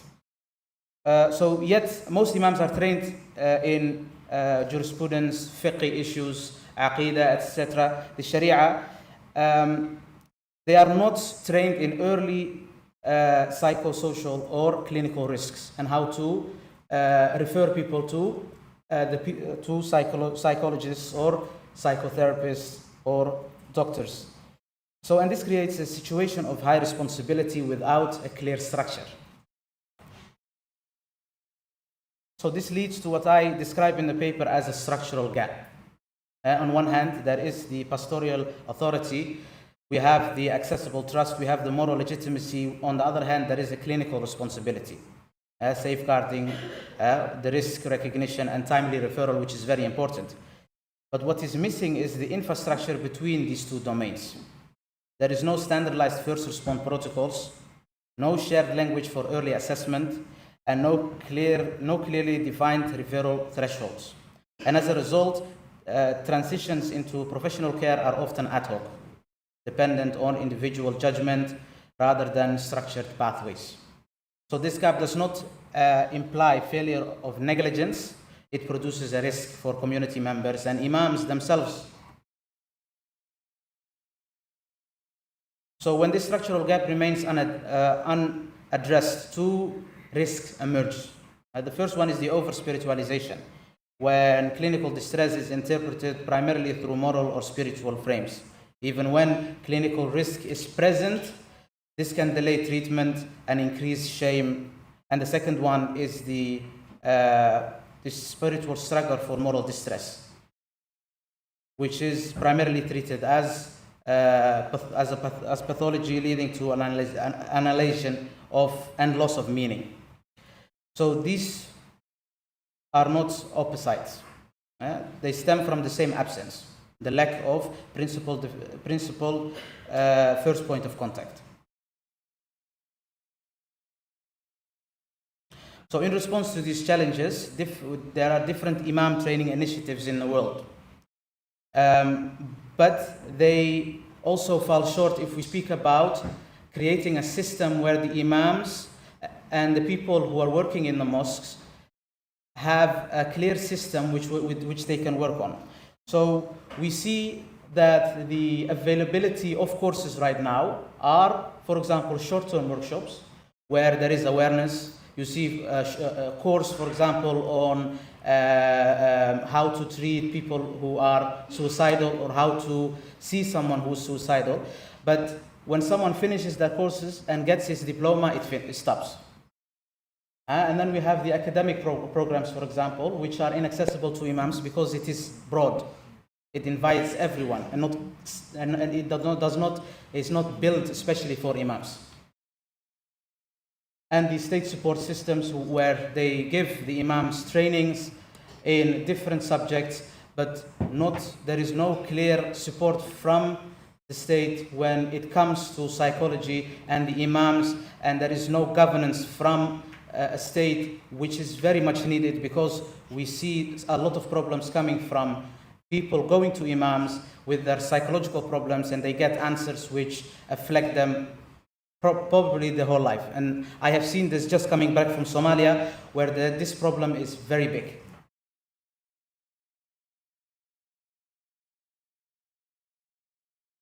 I will, because of the time, I will skip some. In response, We know that Al-Ustad Dr. Rahimahullah Rahmatan Wasi'a Malik Badri, he argued that the Muslim engagement with psychology has often followed two paths.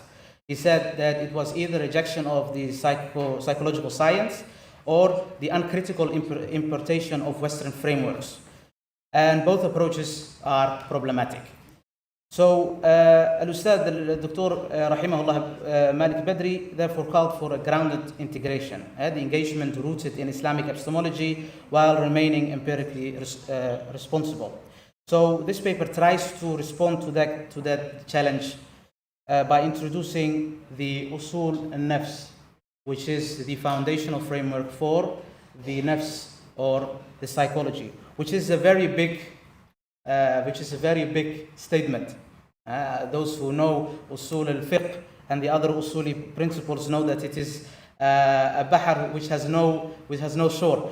But for this paper, I present usul al-nafs as a methodological grammar to understand and to help the imams and the khatibs with the language that they know, which is the hudud, the principles, على طريقة التأصيل والتعقيد, which they are trained already in using usul al-fiqh and other usuli principles to help them understand the psychosocial knowledge, to make sure that when people come to them with problems, how they act and what their boundaries are, which is very important. So it is an epistemic framework that allows imams to interpret inner experience responsibly.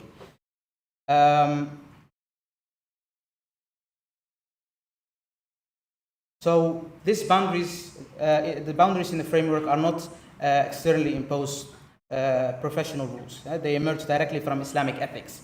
Allah subhanahu wa ta'ala says in the Quran, do not pursue that of which you have no knowledge, which is a clear qa'idah which we need, and which is a clear boundary. Do not go over what you know. And this is exactly what the scholars are already using. They are preaching this every day during the Sharia courses. Make sure that you don't give a fatwa if you don't have the knowledge of it. We need that also for psychological problems when people come to the imams. That they can say, I don't have the knowledge. There is a place where you can go to where you can find help. So classical jurisprudence developed this through ahliyah, competence, and al-istita'ah from the sunnah of the Prophet sallallahu alaihi wasallam, that guidance must be calibrated to capacity. So how this framework works? So usul al-nafs functions as a preclinical triage. So the guiding question is not what disorder is this, but rather where does this experience belong in terms of responsibility and capacity. This stress may reflect spiritual or moral struggle, psychosocial stress, or clinical red flags where capacity is compromised. So each category leads to a different pathway, and this is boundary setting and not clinical judgment. So defining the imam role within this as the first responder would be based on this logic. The imam's role would include structural initial listening, which they already do, moral orientation without moralizing vulnerability, and early differentiation, and ethical confinement and referral. This excludes diagnosis because this is not their job, and long-term treatment, which is also something that the imams don't need to do with all of the work they already do. And this strengthens the role. The strength of this role does not lie in expansion, but in clear limits. What can I do and what can I not do? So the idea of this whole framework is something that we have in the Netherlands, which is called the POHGGZ in Dutch, which is the primary care mental health support practitioner. So, and I have 2 minutes. So what they do is basically in every general practitioner's office there is someone working who is trained as a post-bachelor's mental health support practitioner, and what they do is exactly what I am presenting, what this framework is. People come to them, the general practitioner sends them to the mental health support practitioner, and they speak with them, and they see, okay, is your problem financial, is your problem social, is your problem clinical, and they are trained in psychology as well by post-bachelor's 2-year program, and then they work with other people. So it also gives a gap to the clinicians, that people don't come to them with problems that are not psychological. And of course, the problem we have in the Dutch mental health system, which is that we have not a lot of people who studied psychology, and a lot of people who have psychological problems. So they try to fill this gap with the primary care mental health support worker. 50 seconds. So to operationalize this, the paper approaches a three-tier structure. The first tier is the mosque, the structural intake, the ethical referral. Tier 2 is the professional mental health care, the psychologist, the psychotherapist, etc. And tier 3, the most important, is the oversight from Awqaf and health authorities. And this is something that can be done in places with Awqaf systems, which is very important. And they need to work together with the local mosques and with the clinical professions to make sure that there is a framework where they can see if everything is going good. 10 seconds. طيب, I will conclude with, let me go back. So we have done the current 6-step medical educational model for doing this. I will conclude, if I can have 1 minute. Okay. Let me go to the conclusion.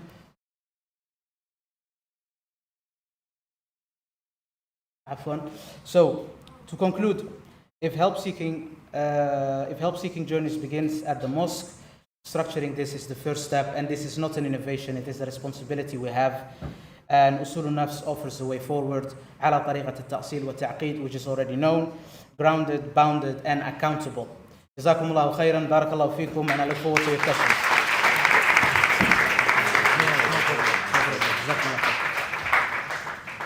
That was an amazing presentation. We're looking forward to hear more from you, Ustad Junaid. Alhamdulillah. We're going to open up now for Q&As, but it will be very short because we started a little bit late today, and the coffee break will be postponed. If you want to take some coffee, bismillah, you can go out, but we will continue with the next panel as well, all right? But before that, Ustad Junaid, do we have anybody who has any questions? Raise your hands.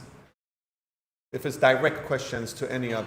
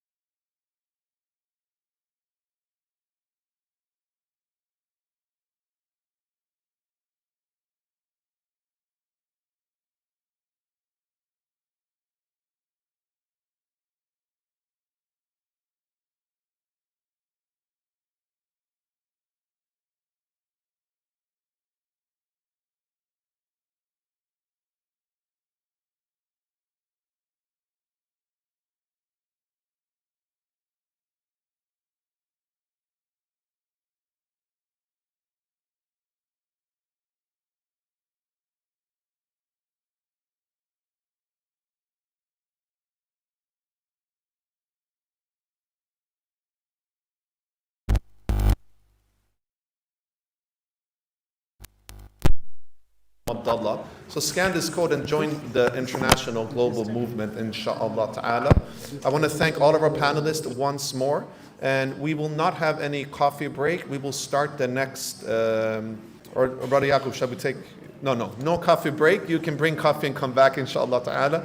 I want to just finalize by reflecting upon one thing, which is that we together need to bring in new ideas within the Muslim mental health space and Islamic psychology. So try your best, brothers and sisters, to bring about these things, inshallah. Jazakallah khairan. Assalamu alaikum wa rahmatullahi wa barakatuh.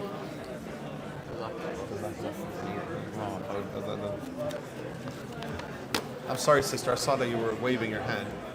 You were waving your hand, right? No, it was somebody else. Just as a reminder, Assalamu alaikum, just as a reminder, we're not having a coffee break, but you are welcome to also get your coffee and your snacks and sit here.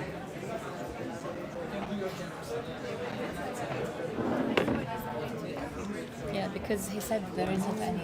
Or maybe they're just reading. Or maybe we just stop after 5 minutes.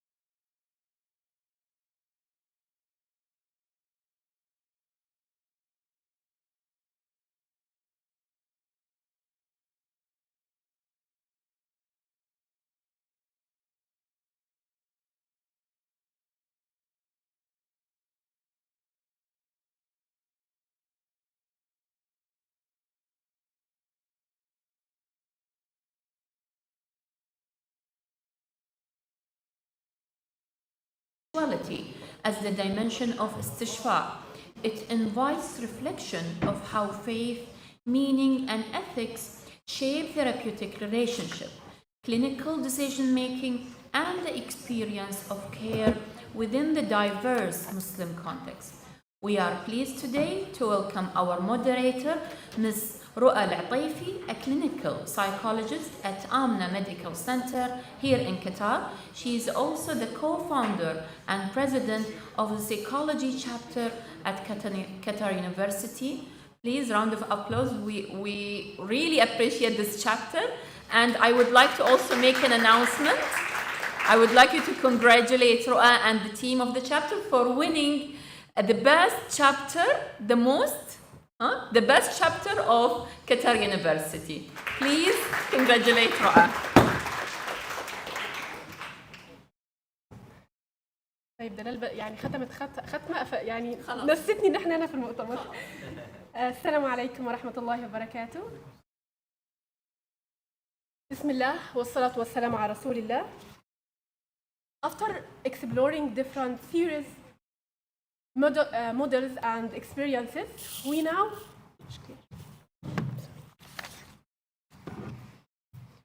كده الصوت تمام؟ Okay. After exploring different theories, models, and experiences, we now move to a stage that focuses on how these ideas are applied in real clinical practice across different countries and cultures. This point are not only asking how mental health interventions are delivered, but also why certain meanings are important. Meanings that many patients carry with them and search for. This leads us to main and important questions. The first question: what do patients truly need from mental health care? And the second one, we want to ask also ourselves as people work in this field, is there a real need for spiritual and also religious interventions? Is everyday clinical practice. The point here, all people work in this field, even psychologists or psychiatrists, spend a long time to study, but then after we graduated, we faced different problems, and we ask ourselves if it's okay to integrate our knowledge that we get from university with clinical field. For that, today, under the theme of patient and clinical perspective, this panel bring together research, clinical experience, and also ethical reflection to explore practical approaches that help bridge the gap between our field and supporting meaning care. To know more about our skills and what patients need, each speaker will take 15 minutes, and Q&A will be at the end of the panel. You already have here a stopwatch, وفي صوت لطيف كده هيطلع هو بيشجع على انك تكمل مش انك تقف، فده معناها ان ال 15 دقيقة انتهوا. I will call one by one. We will start by هالة مارتيني.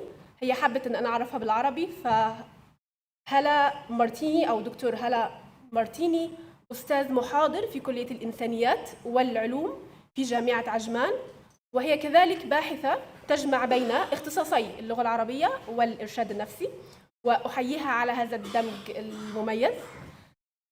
سوف تتناول موضوع اتجاهات طلاب الجامعات نحو العلاج النفسي ذي المرجعية الإسلامية في الإمارات العربية المتحدة. تفضلي يا دكتورة هالة. Please take it from here.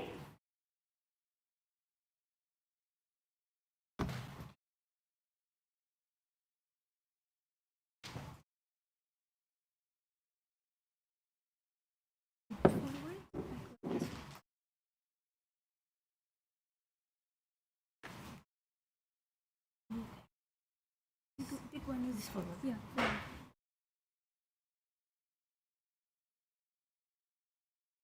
Yeah, wait, what is this? It's necessary. Yeah, That's why you just say. Okay, keep it, it's okay. السلام عليكم ورحمة الله وبركاته.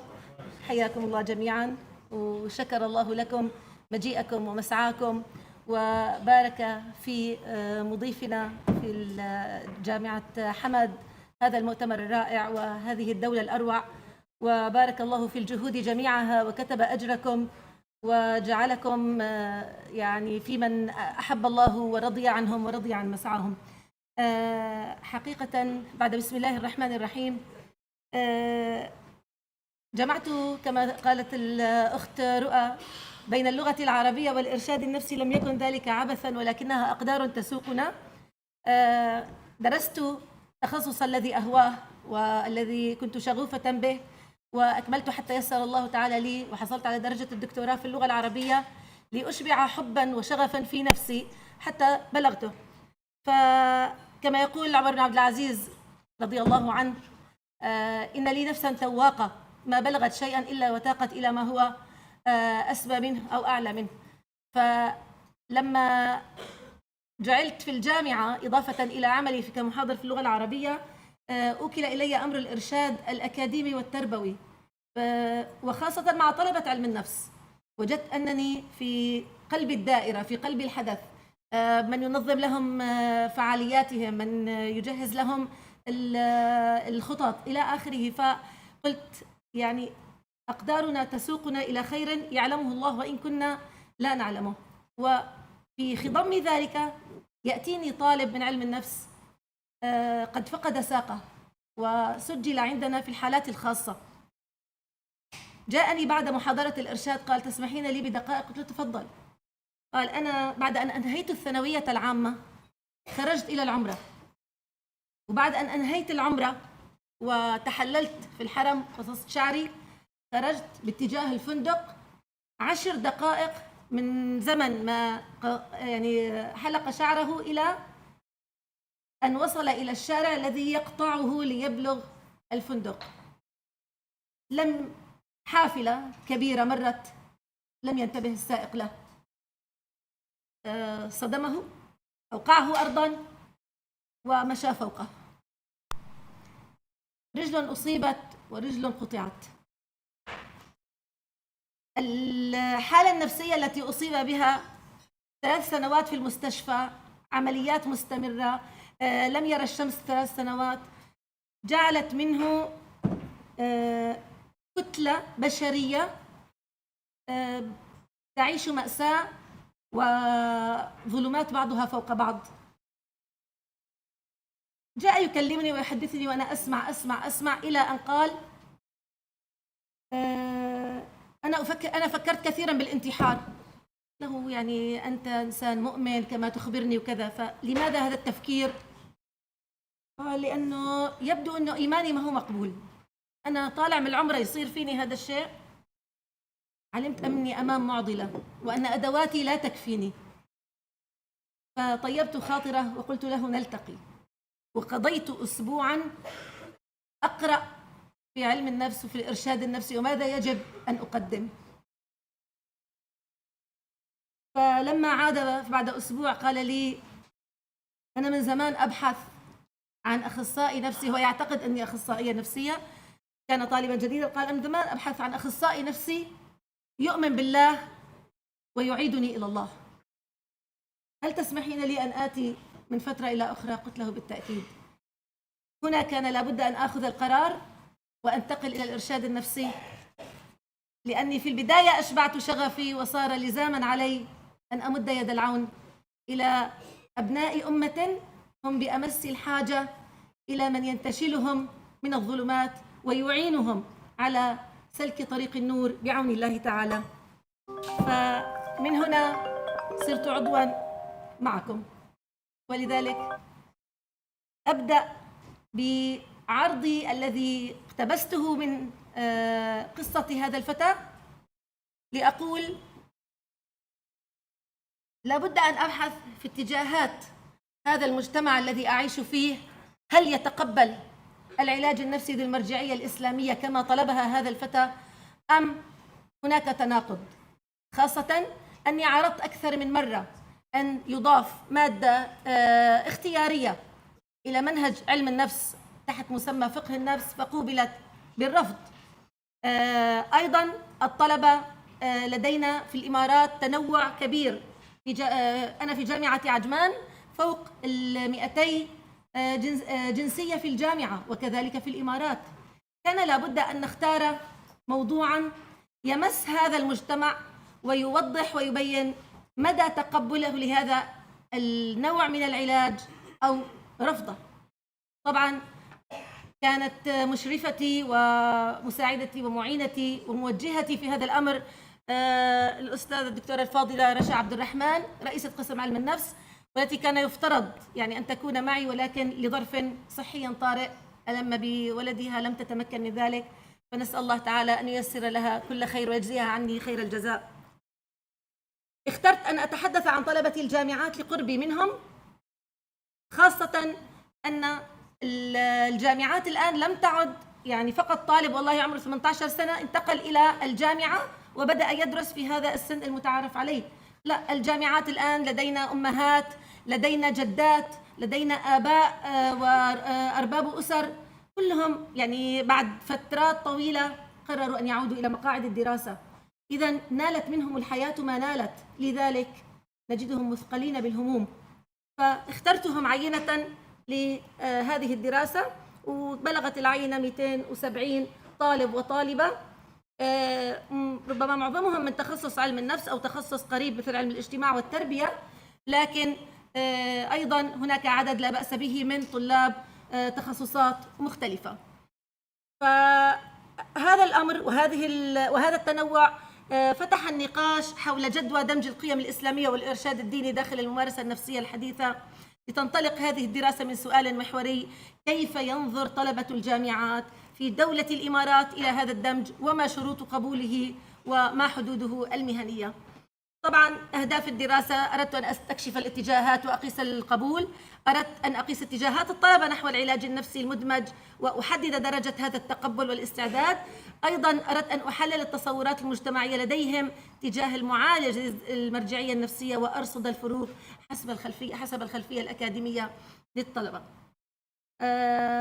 أهمية الدراسة من باب العلمي، طبعا حاولت أن أسد فيها مع صديقتي فجوة معرفية حول تقبل العلاج المدمج بالقيم الإسلامية في البيئة الإماراتية الجامعية تحديدا. وأردت أيضا أن أقدم مؤشرات عملية لتطوير هذه الخدمات العلاجية أكثر موائمة للهوية الثقافية دون إخلال بالمعايير المهنية المتعارف عليها. أما من حيث المجتمع، فأعتقد أنها تسهم في فهم الوصمة وتصحيح التصورات الخطأ عن العلاج النفسي وتمييزه عن الوعظ أو الرقية. أكاديمياً، تزود الجامعات والعيادات بخارطة أولية لتصميم برامج توعوية وإرشادية أكثر قبولاً بالنسبة لطلاب الجامعات في المجتمع الإماراتي. طبعاً مشكلتها، وجدت أن هناك نقص كبير في الدراسات الميدانية حول هذا الموضوع أو عن هذا الموضوع في طلبة الجامعات في دولة الإمارات والمجتمع الإماراتي بشكل عام. أيضاً نقص المعطيات التي توضح القبول أو التحفظ أو الرفض والعوامل المرتبطة بذلك. غموض موقف الطلبة، كثيراً ما أسأل الطلبة: ما رأيكم؟ هناك قبول مبدئي، لكن البعض يهز برأسه ويبتسم ولا يعطيني جواباً، ربما يعني يعتقد أنه أنا الآن إنسانة ملتزمة دينياً، أسأل الله تعالى ذلك، فيتوجس خيفة ولا يفصح. فقلت خير الأمور أن أرسل استبياناً استبانة وأطلع على آرائهم لنرى هذا الجدل المجتمعي غير المحسوم حول دمج العلاج النفسي بالقيم الإسلامية عن ماذا سيتمخض.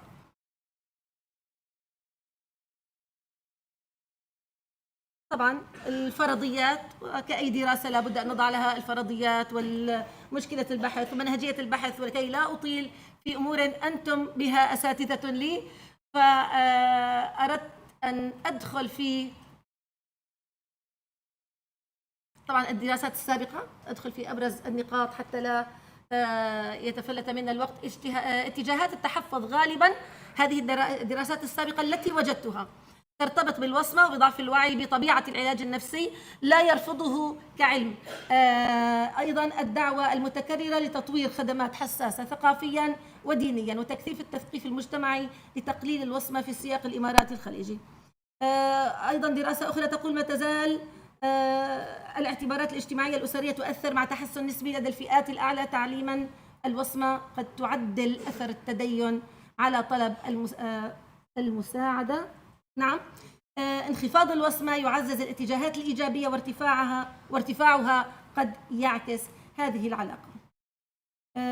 فجوة البحث. لماذا هذه الدراسة بالذات؟ اعذروني الألف طارت هنا لأنه كنت يعني الساعة 4 الفجر.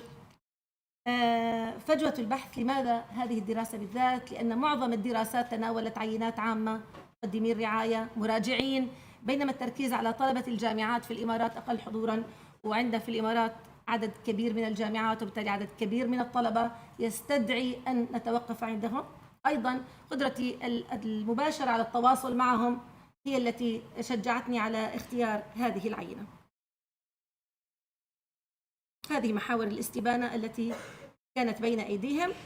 وكان التعريف الإجرائي هو ما المقصود بالعلاج النفسي القائم على القيم الإسلامية، وحاولت أن أضع تعريفاً مختصراً يوضح للطلاب ما المقصود بهذه الاستبانة وما الغرض منها، بأنه علاج نفسي حديث يقدم من مختصين مؤهلين في الصحة النفسية مع مراعاة القيم الإسلامية والإرشاد الديني في العملية العلاجية دون أن يكون بديلاً عن العلاج الطبي أو النفسي المعتمد. عدد أفراد العينة كما ذكرنا 274 بالضبط، كلهم من المسلمين. الأغلبية كانت من الإناث، ودائما يعني الطالبات أكثر استجابة للاستبانات. أيضا عندنا مجموعة طالبات في الجامعة أكبر من عدد الطلاب في الجامعات عموما على فكرة. الفئة العمرية لاحظنا أنه أكثرها تركزت في عمر الشباب حسب الرسم أمامنا. والحالة الاجتماعية أيضا 74% منهم كانوا من فئات غير المتزوجين أو الشباب والشابات، فهذه هي أغلبية الطلبة طبعا في الجامعات. هل يدرسون تخصص علم النفس؟ كان عندي 70% نعم، 20% تخصص قريب، 10% لا. 10% بعضهم كان من كلية الطب، كان في عندي تقريبا 30 أو 40 طالب من كلية الطب. سألناهم إذا كان راجع معالج نفسي قبل ذلك، ف20% منهم فقط كانوا قد قاموا بمراجعة طبيب أو أخصائي نفسي. وبدأنا بالاتجاهات العامة والأسئلة. أنا مقتنع بأهمية العلاج النفسي ودوره في تحسين السلوك وجودة الحياة. فجاءتنا الإجابة إذا جمعنا بين أوافق وأوافق بشدة نجد أنه عندنا 86% نعم مقتنع بأهمية العلاج. صار إذن أنا عندي الآن الوعي بأهمية العلاج النفسي. عندنا أرى أن دمج القيم الإسلامية والإرشاد الديني في العلاج النفسي يمكن أن يكون مفيداً. أيضاً عندي نسبة 90% قالوا نعم يمكن أن يكون مفيداً. إذن أين المشكلة؟ أعتقد أننا لو بحثنا أكثر أو دخلنا بعمق نخرج بسؤال واحد كنت دائما أقوله: الناس لا ترفض العلاج النفسي، على الأقل في المجتمع الإماراتي الناس لا ترفض العلاج النفسي، لكنهم يخافون من الذي سيقدمه وكيف سيقدمه. هذا هو الخوف، من الذي سيقدم لي هذا العلاج النفسي وكيف سيقدمه. اتضحت هذه الرؤية عندما أظهرت النتائج قبولا مرتفعا لجدوى الدمج، إذ بلغت نسبة الموافقة الشديدة 89% كما قلنا. أنا سأنطلق إلى نعم هنا. بالنسبة للدمج أوافق بشدة وأوافق بلغت 89. بالنسبة للارتياح لتلقي العلاج المدمج بلغت 88. هل العلاج المدمج بالعلاج الإسلامي بالمرجعية الإسلامية أكثر فاعلية؟ قالوا نعم 85%. أشعر بدرجة من الثقة. أيضا هذه الثقة بالمعالج كانت نتيجتها كما نرى أيضا كلها فوق 80%. لكن بالنسبة لوصمة العار أوافق بشدة على بلغت تقريبا 50 أو 60%. أن الموروثات السائدة في المجتمع تؤثر. نظرة المجتمع إلى العلاج النفسي تتسم بالسلبية أيضا. كانت لديهم هذه التخوفات. أستطيع هنا أن أقول الدمج قد يسهم في تقليل الوصمة. 66% وافقوا أن الدمج بالعلاج الإسلامي سيقلل الوصمة. أما السؤال المفتوح وهو الأخطر، بدكم تسمحوا لي بدقيقتين لو تكرمتم، بس دقيقتين. طيب، لما سألنا هذا السؤال هنا تباينت الآراء. كان أبرز الثيمات قسمتها على 5 ثيمات. أنا سأقرأ العنوان وبإمكانكم متابعة المحتوى الأساسي. الدمج كعامل طمأنينة نفسية. أظهرت الإجابات أن هذا العلاج ينظر إليه فعلا على أنه معزز الطمأنينة. اقتباس نوعي أمامكم. أيضا الخوف من تحول، مجموعة عندي، الخوف من تحول العلاج إلى وعظ، وعبر عنه الكثير من المشاركين. 3 اشتراط الكفاءة المزدوجة للمعالج. أكدوا أنه لابد أن يكون للمعالج كفاءة مزدوجة في الشريعة الإسلامية أو في العلاج النفسي أو في علم النفس. الدمج خيار علاجي لا فرض أخلاقي، لأنهم أرادوا أن يكونوا متاحا، يقدم بناء على رغبة المراجع. أنا أختار ما أريد، أن تكون إسلاميا أو تكون تقليديا. أيضا الثيمة الأخيرة ونستحق أن نقف عندها، أدلجت العلم. ظهرت مواقف ناقدة تحذر من تحويل العلاج النفسي إلى إطار إيديولوجي ديني مغلق، لما في ذلك من تعارض مع جوهر علم النفس القائم على التقبل وفهم الاختلاف. وأمامنا أدلجة العلم، يعني دائما مصطلح الآخر الذي يتبعه البعض. فهذه الاستبانة أظهرت فعلا التحفظات والمخاوف المحتملة من القبول الواسع للفكرة، وهي فعلا يعني تعكس توجها فكريا متباينا بين الطلبة بحسب مرجعياتهم الثقافية ومدى التزامهم بالدين الإسلامي. فأظهروا في المجمل تقبلا مشروطا اتسم. طبعا ما عاد عندي. اوكي. رقم 3، مال المشاركون إلى ترجيح فاعلية النموذج المدمج مقارنة بالتقليدي، ذلك برأيهم أفضل. وتكررت مطالب الكفاءة المزدوجة. أظهرت العينة مستوى وعي مفاهيمي جدا بالتمييز المهني بين المعالج النفسي والطبيب النفسي. وأيضا المحصلة أن الاتجاه العام يجمع بين الهوية والحرية العلاجية في قبول للفكرة من حيث المبدأ. التوصيات خلصت. يعني أرجو حقيقة أن يكون هناك مثل ما عندنا الدي اس ام 5، يكون في دي اس ام 5 إسلامي. أنا بالأمس تكلمت مع الدكتور الفاضل أيمن الحسيني. 15 تكلمت معه؟ لا هتخلصين خلص. فالمشكلتنا دائما فيه. فأنا الآن أطالب العلماء الأفاضل الموجودين، نحن بحاجة إلى دي اس ام 5 أو 6 أو 7 إسلامي يضع حلولا جذرية من منطلق إسلامي لمشاكل كثيرة يعاني منها الناس. لا أطيل أكثر. شكرا لاستماعكم، شكرا لتحملكم.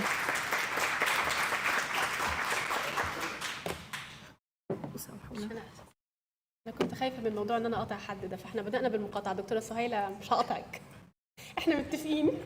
أنا متفقة مع دكتورة سهيلة إنه هي هتلتزم بالوقت عشان أنا مش هينفع أقطعها، وهتفق معاكم إن هي لو زودت أنا مش هقدر أقطعها. دكتورتي. طيب، نفس الفكرة مع دكتورة سهيلة. أنا عندي دايما I have a problem with her bio. I don't know what I should say, what I shouldn't, but we can say just a brief bio. Dr. Suhaila Ghaloum, Senior Consultant Psychiatrist, HMC, Qatar, and Professor of Clinical Psychiatry at the Doha Institute and Qatar University, as well as Associate Professor at Wild Corner. وأنا حبيت أعرف الجزء تبع الخبرة الأكاديمية تبعها عشان أقول Qatar University. I like to say Qatar University anywhere. فاتفضلي دكتورة سهيلة، the floor is yours. معاكي 15 ثانية. دكتور سهيلة 15 ثانية مش 15 دقيقة.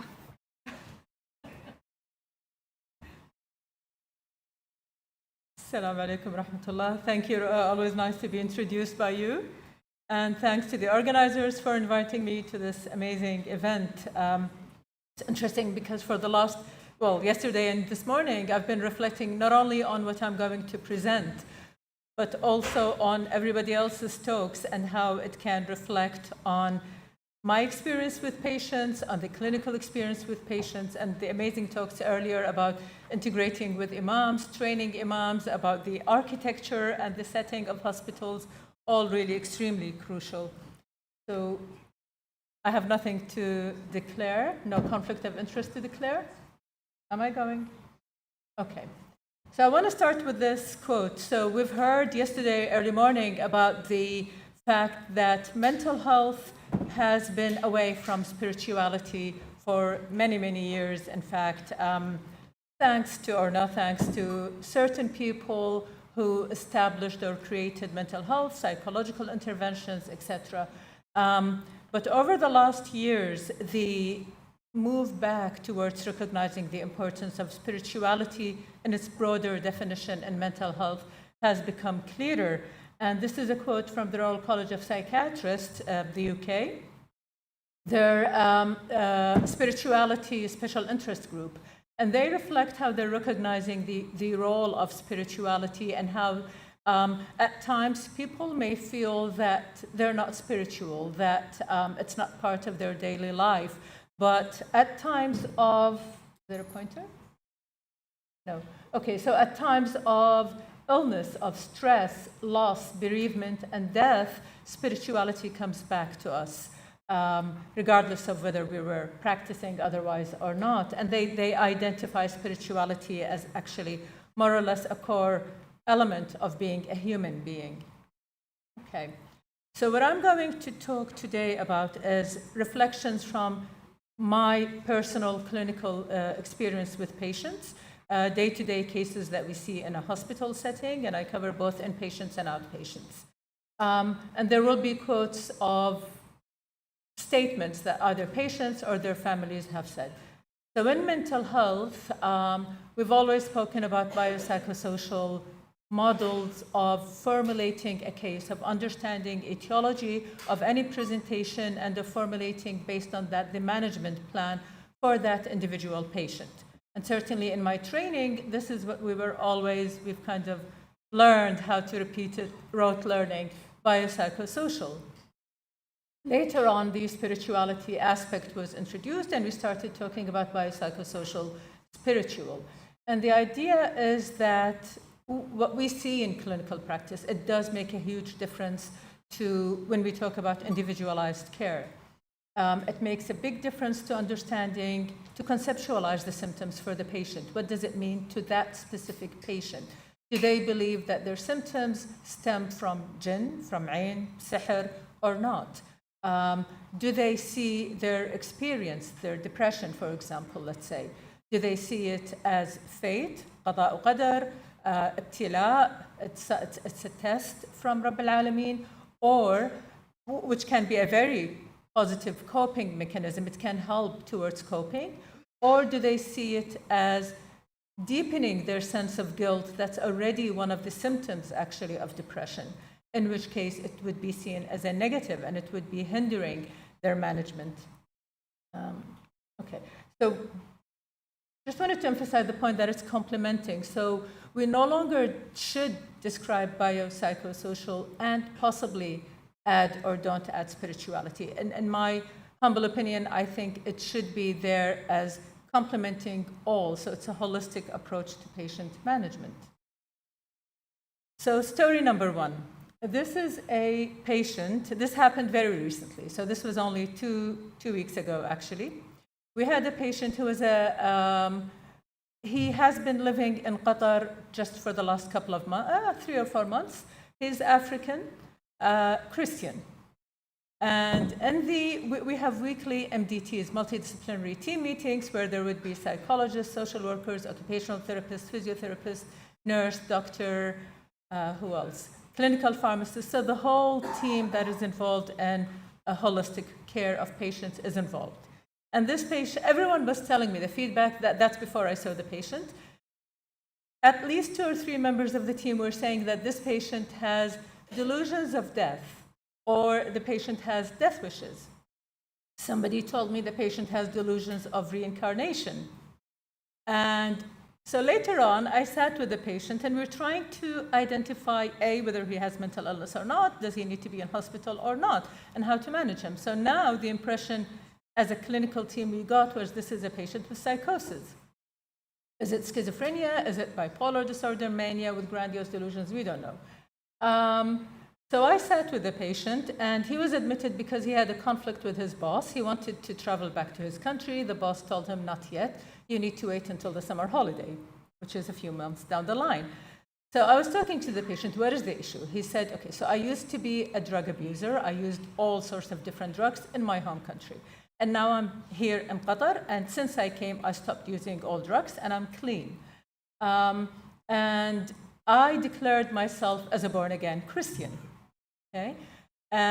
But to be a born-again Christian, I need to be baptized again. And in his denomination, there is no representative in Qatar. So in his understanding, he has to go back to his country in Africa to be baptized, and then he can declare himself as born-again Christian and genuinely stop taking all drugs.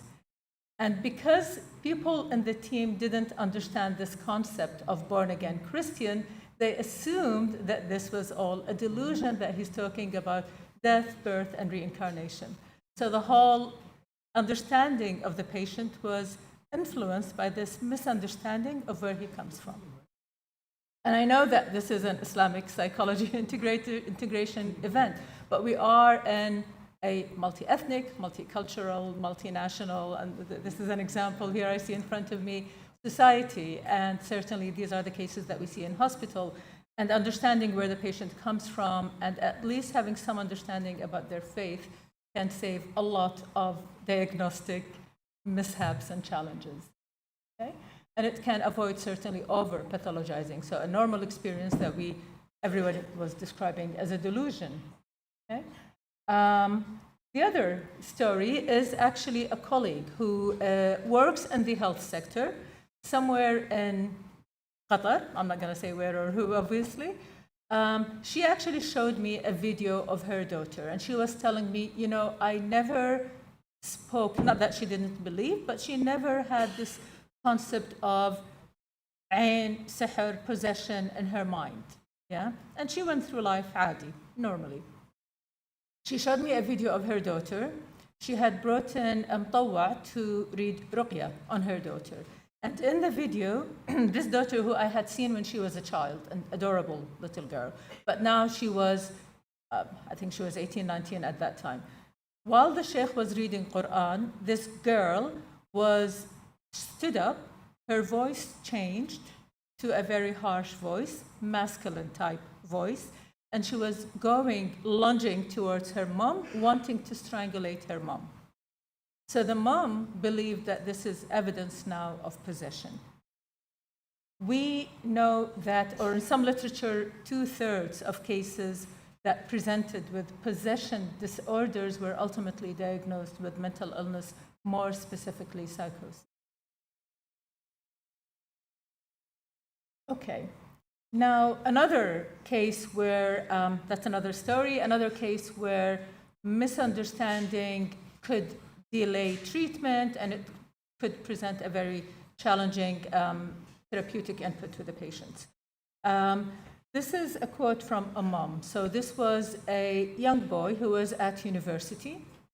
He had, over the last couple of years, he's now in second year, I think, in university, locally here in Qatar.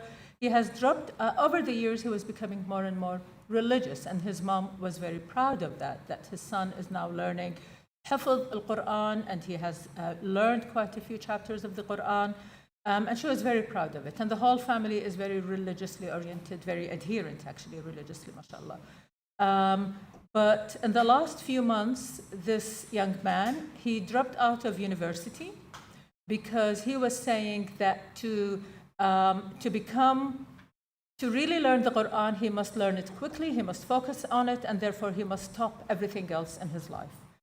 And she was still okay with that. The day that she decided to bring him to the emergency department where he got admitted was because she came back from work. He had fought with his sister, telling her that she shouldn't go to school anymore and she should be at home, and it's haram to go out of the house, either to school or to university, and that it was haram for the mom to work, and he was going to attack his mom because she had come back from work. So simply explaining to the mother the difference between religiosity as a belief and religious delusions was a huge relief for her, because she didn't understand what was going on. And while she was explaining her son's symptoms, she said, what is this kind of religion? أنا ما أبي هذا الدين. I don't want this kind of religion. And she is a religious person, actually, but she was just so frustrated. So providing her with that understanding really made a huge difference. Another source of confusion happens with the choice of words, linguistics that we use. And a very common one is the use of the word waswas. So we've had people come in because they were told with clear hallucinations, and they were told by their clinician that this is waswas. We may interpret that as waswas qahri, which is obsessive compulsive disorder. So again, it could result in diagnostic errors if we're not screening or evaluating the patient properly. And keep in mind, somebody mentioned earlier, in a clinic setting, sometimes you only have 10 minutes with a patient. And therefore, if you just take it at face value without thorough assessment, you can misdiagnose, actually. Etiology. So this is a very old study, but it shows that in Qatar, 48% believe that mental illness was a punishment from God, and almost 39% describe it as being a possession by evil spirits. Similar findings in Egypt related to obsessive compulsive disorder. Okay. Sometimes how we communicate with a patient. So this was somebody I met socially, actually, not through the hospital, whose friend had ended her life after suffering with depression for a long time. This young girl called Sheikh Dean, and she told him, can you just give me some comfort? I need to know, I want to know what is happening. What do you think is happening to my friend now who ended her life? And Sheikh Dean told her, you should know that your friend is now fi qa'r jahannam. She's in hell. And that just threw her off completely, and she was in severe distress. So the choice of words that we use, I'm going to rush before tries to stop me. So, to us in this part of the world, religion, and even the broader term of spirituality, even for those who are non-practicing or not really fully adherent to religion, it is part of our daily life, whether we acknowledge it or not. It's part of who we are. It's what shapes who we are, actually. And therefore, when it comes to mental illness, it is central to recovery. And when we talk about recovery in mental illness, we're not talking about absence of illness. What it means in mental illness, the concept of recovery, is having a fulfillment in life, having a satisfactory life despite having the mental illness. Okay? And therefore, addressing religiosity and spirituality is really crucial. We did a study that is not yet published. We haven't finalized the data analysis actually even yet, but so far, this was a survey on trainees in Hamad Medical Corporation. The majority used religion and acceptance to cope with their work-related stress and burnout. احتراق الوظيفي. Okay? And again, here, this just shows how many people seek traditional healing, and almost more than 1/3 actually in Qatar seek traditional healing. And interestingly, this survey, the majority of respondents were below the age of 30. So we're talking about young people. And that emphasizes the importance of really working in an integrative way with religious healers. Similar data from UAE and similar from Oman. It can sometimes delay. So we've had a patient whose mom the family insisted on taking the patient out to see a healer, although we allowed them to bring the healer to the hospital. But they wanted to delay the injectable antipsychotics or delay any antipsychotic medication until the healer has seen that patient. I allowed that, and then it became the healer wanted more than one session. So that's a delay of yet another few days. And obviously, like with any other illness, any delay can worsen the prognosis. I'm going to skip this. No, actually, I will not skip it. So this is just to say that religiosity is always positive. It's the misinterpretation that can present challenges. And we have a lot of examples where it really became very therapeutic. So this is a patient who came to see me with panic disorder.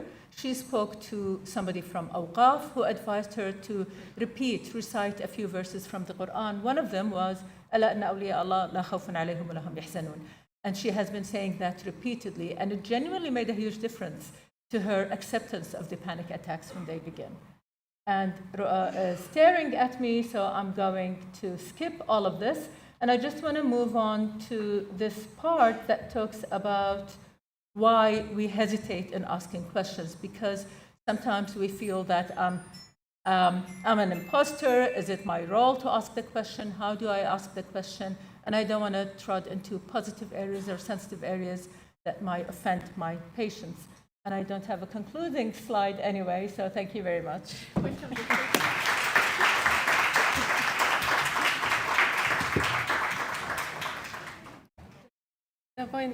خليها تيجي بعد كده. Dr. Suhaila usually critical with the time, so I try to work with her as she usually like. Thank you, Dr. Suhaila. We now move to from Qatar to Oman to join deeper insights into the different dilemmas we contoured with new speakers. From Oman, Dr. Hamad Al-Sinawi. He is a consultant psychiatrist at Sultanate Oman University. His work is in Sultan Qaboos University Hospital. The floor. Yes, please. You can come. The floor is free. You have also the same time, please.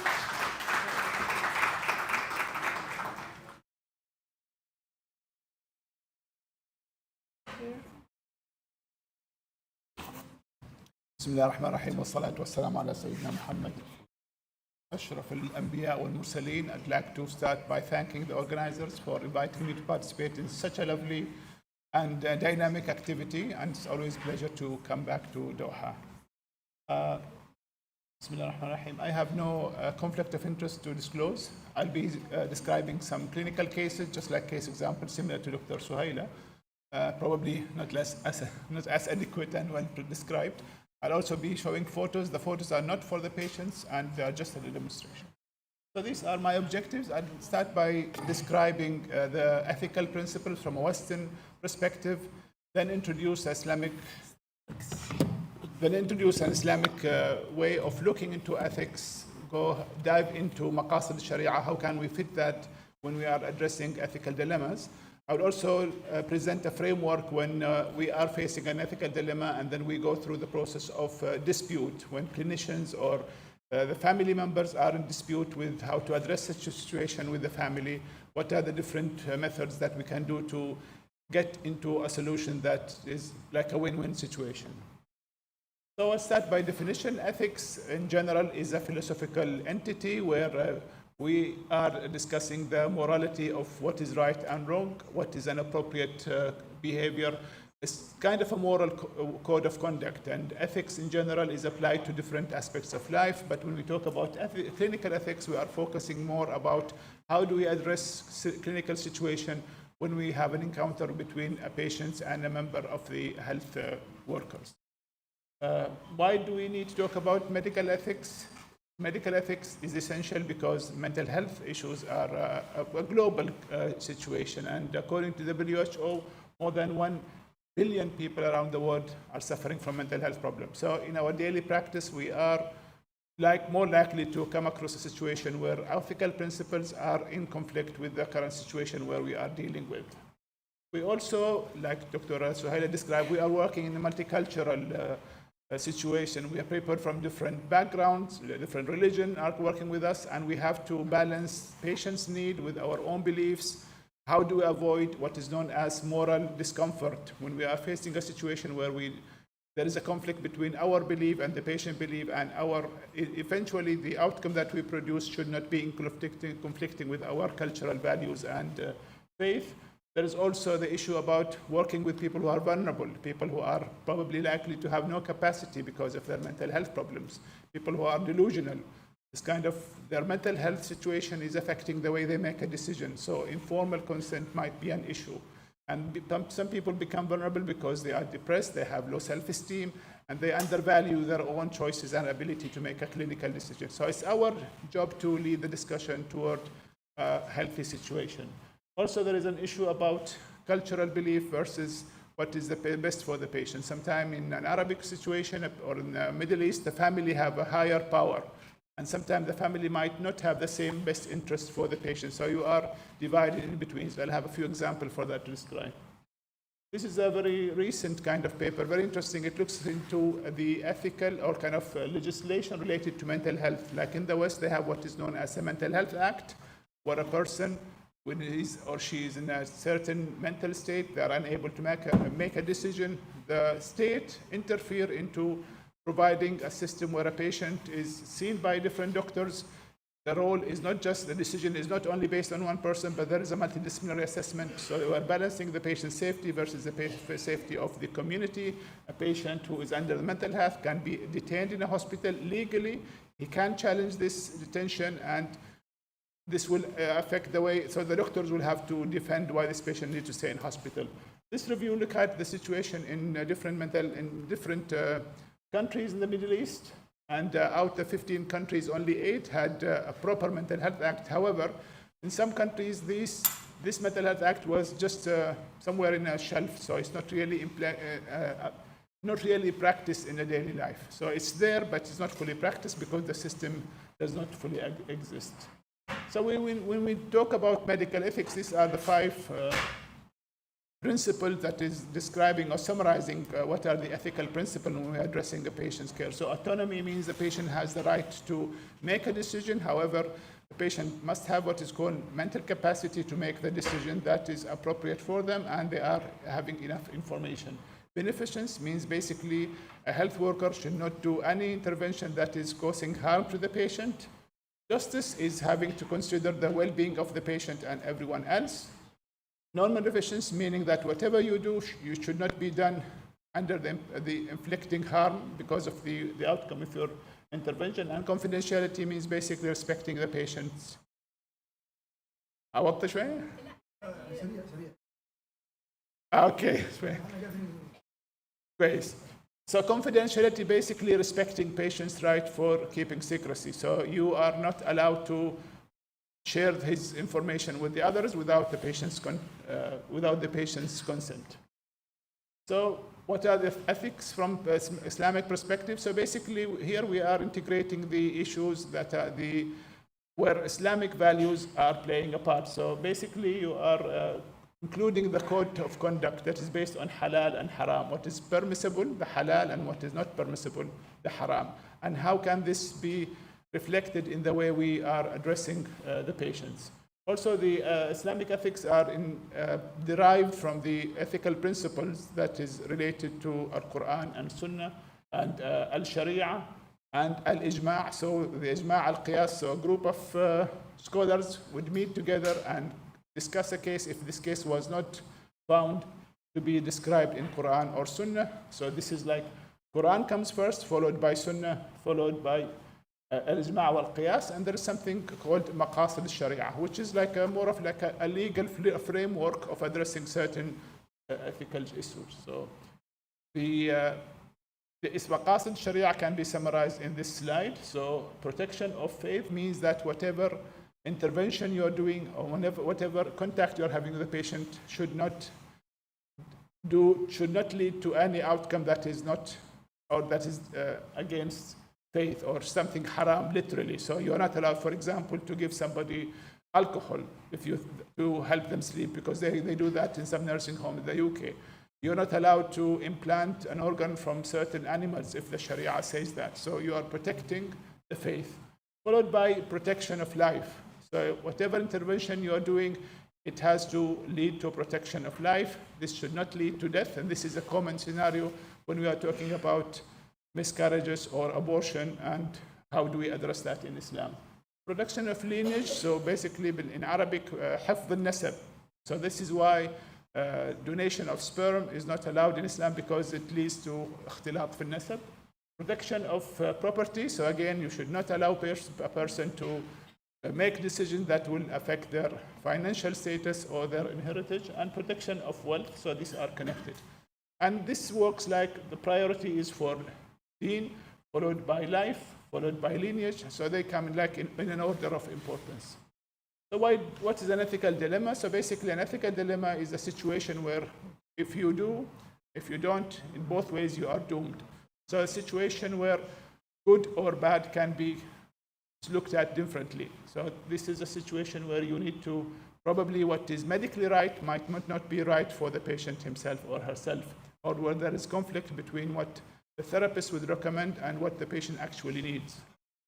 These are common mental health dilemmas. So consent is a big issue, especially with people who have lack of capacity, people with Alzheimer, for example, or people with acute psychosis. If they refuse treatment, this refusal of treatment will lead to them having a worse outcome, probably put themselves in danger. So do we have a system of, for example, forcing admission for a person who is acutely suicidal?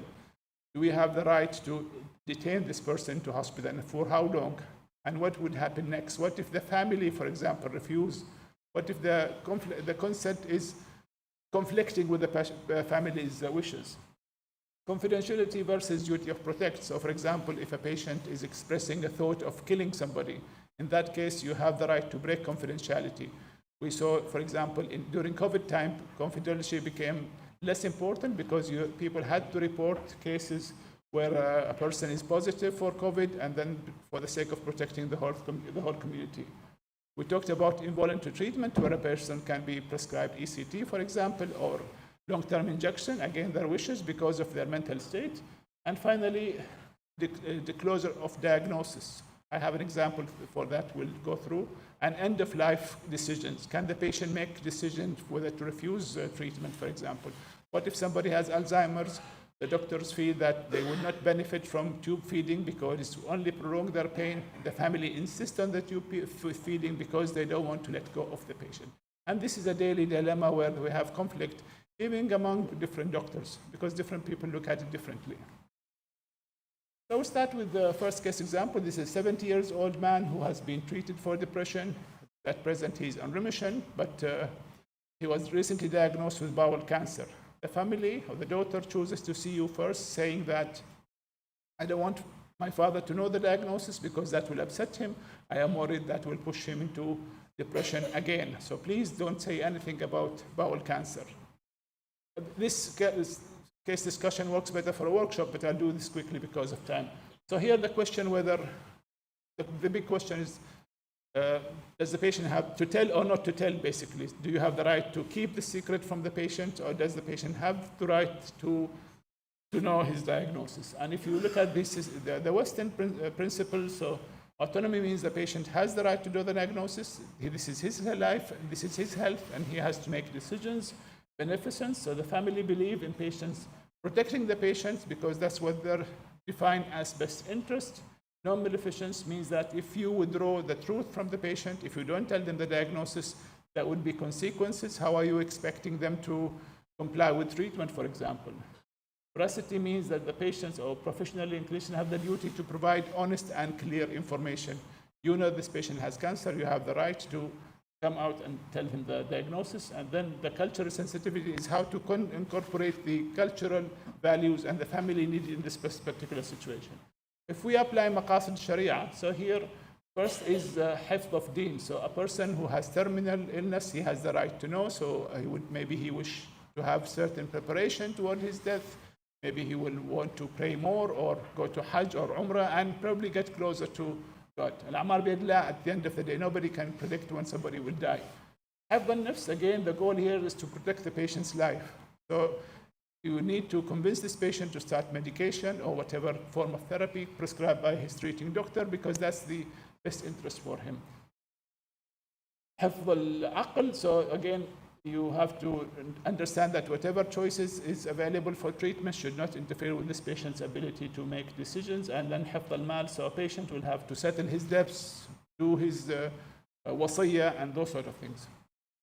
Now I'll go through some of the clinical cases. I probably have no time to go through them, but quickly, these are from real practice. So a patient who is South Asian, so she's not Muslim, she's a nurse, she is pregnant, and she has severe vomiting, a condition known as hyperemesis gravitarum, so she's vomiting all the time, she's dehydrated, she's always in A&E. The doctors from Obsangani tell her that there is no acute treatment to stop this vomiting, and you have just to keep going a few months more and this will stop. So she got to the point of saying, I want to kill myself because I'm depressed now, I can't work, I can't look after my son, I don't need this baby anymore. So here the question is that, do you respect the patient's wish to suggest abortion, or do you stand to your values? What would be your values in this situation? So to do it quickly, ideally, the first step is to do a mental health assessment. Is this patient clinically depressed? We understand that it's okay in her religion to do the abortion, but that's not something that is in line with your own Islamic value. So you will assess the patient, discuss with Obsangani what is the other option to probably reduce her suffering, and see to what degree is she insisting to do the abortion. You have to balance between the fetal life, in this situation 3 months, so some scholars say it's less than 120 days, so there is no enough khuruh. But again, would you be comfortable to give this discussion a decision of terminating a life anyway? And at the end, if the patient still insists, she has an option to go somewhere else, because the message here is to make sure that what you do is in line with your own belief. The second case is slightly tricky. It's probably related to some of the examples described by Dr. Suhaila. This is a young man who came with the first episode psychosis, so he was psychotic. He needed psychiatric assessment. The doctor prescribed him olanzapine, very common antidepressant medication. After a few months, he settled.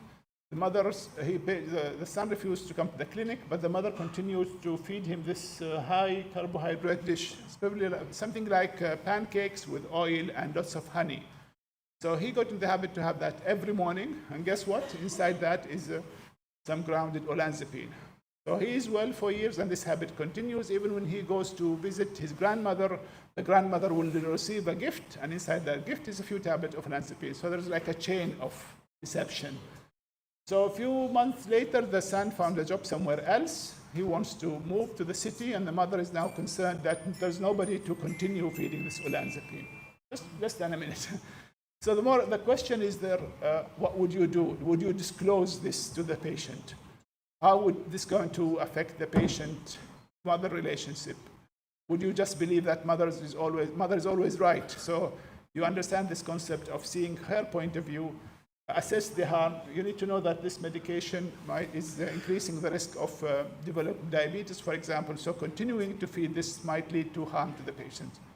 So this is where probably you have two options. Maybe do the disclosure in a less harmful way, or probably just tell the mother to stop doing this and hope for a best outcome.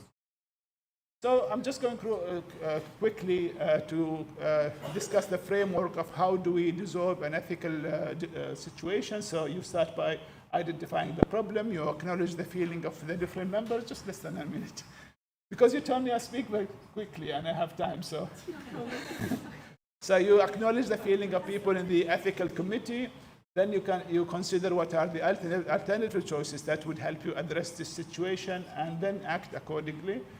Some of you would like to look at the disclosure, the dispute form that we are using in Oman. So it shows all the different examples in more detail. So it's an easy framework that people might wish to follow. So this is my suggestion.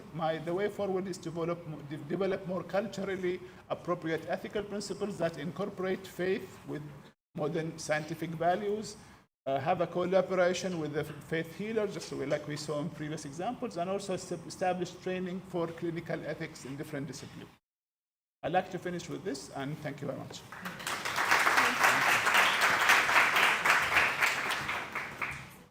Thank you, Doctor. Last but not least, we turn to the ethical dilemma. From an Islamic perspective, it is a very important part, and we will be with Brother Tamim Mubayad, PhD student, University of Oxford, who will explore whether nudging for better mental health can be considered ethical, offering a thoughtful Islamic perspective on this emerging area? Tamim, please go ahead. 15 minutes, please. Thank you very much. Allah ya'atikum al-afiyah. And thank you, Dr. Sinnawi. I'm going to also talk about maqasid, so you've helped me out. And I believe I'm the person now standing between you and your lunch, so I'll try to be as quick as possible, inshallah. Thank you, of course, to Dr. Hum and Dr. Wahdat, Dr. Mahmoud, the faculty here for having me here, of course, our dean as well. So I guess we're going to, so there's nothing to declare, and inshallah, no conflicts of interest. So yes, the title today is Nudging Better for Mental Health? And it's reflecting really on a project that we're doing here in Qatar, which I'll talk about in the third slide, inshallah. The presentation today really is going to have three parts. We're going to look at what behavioral science is. Other people know it as, nudging is one of the most famous tools for behavioral science. So we're going to just look a little bit at that. We're going to talk then a little bit about our project here in Qatar, and then we're going to discuss the ethics of behavioral approaches, inshallah. In terms of my credentials for this, I was fortunate to study behavioral science at the London School of Economics, and I studied Islamic ethics here at the College of Islamic Studies. Okay, so if we want to first of all talk about the concept, who here knows the dual systems model of cognition? Who's heard of that? One person, mashallah, the brothers from Ireland, yeah. Irish people are always on the ball. So this is really a theory of thinking. So whenever psychologists think about, when we talk about thinking, what do people think about? How do we conceptualize it? So this was a model of cognition that really said there's two systems of thinking. There's system one, which is quick, which is prone to bias, which is reflexive, which takes in the context, can have a big role when we're thinking about system one. And then system two thinking is really what we would traditionally think about when somebody says, I'm thinking. It's this deliberative, slow, effortful process that takes time. Why this is important is because once we've differentiated between those two ways of thinking, we can then start to think about, I've been saying think so many times, we can think about how to influence people. So if human beings are really just rational people who use system two thinking, you influence somebody by convincing them, by making a rational argument.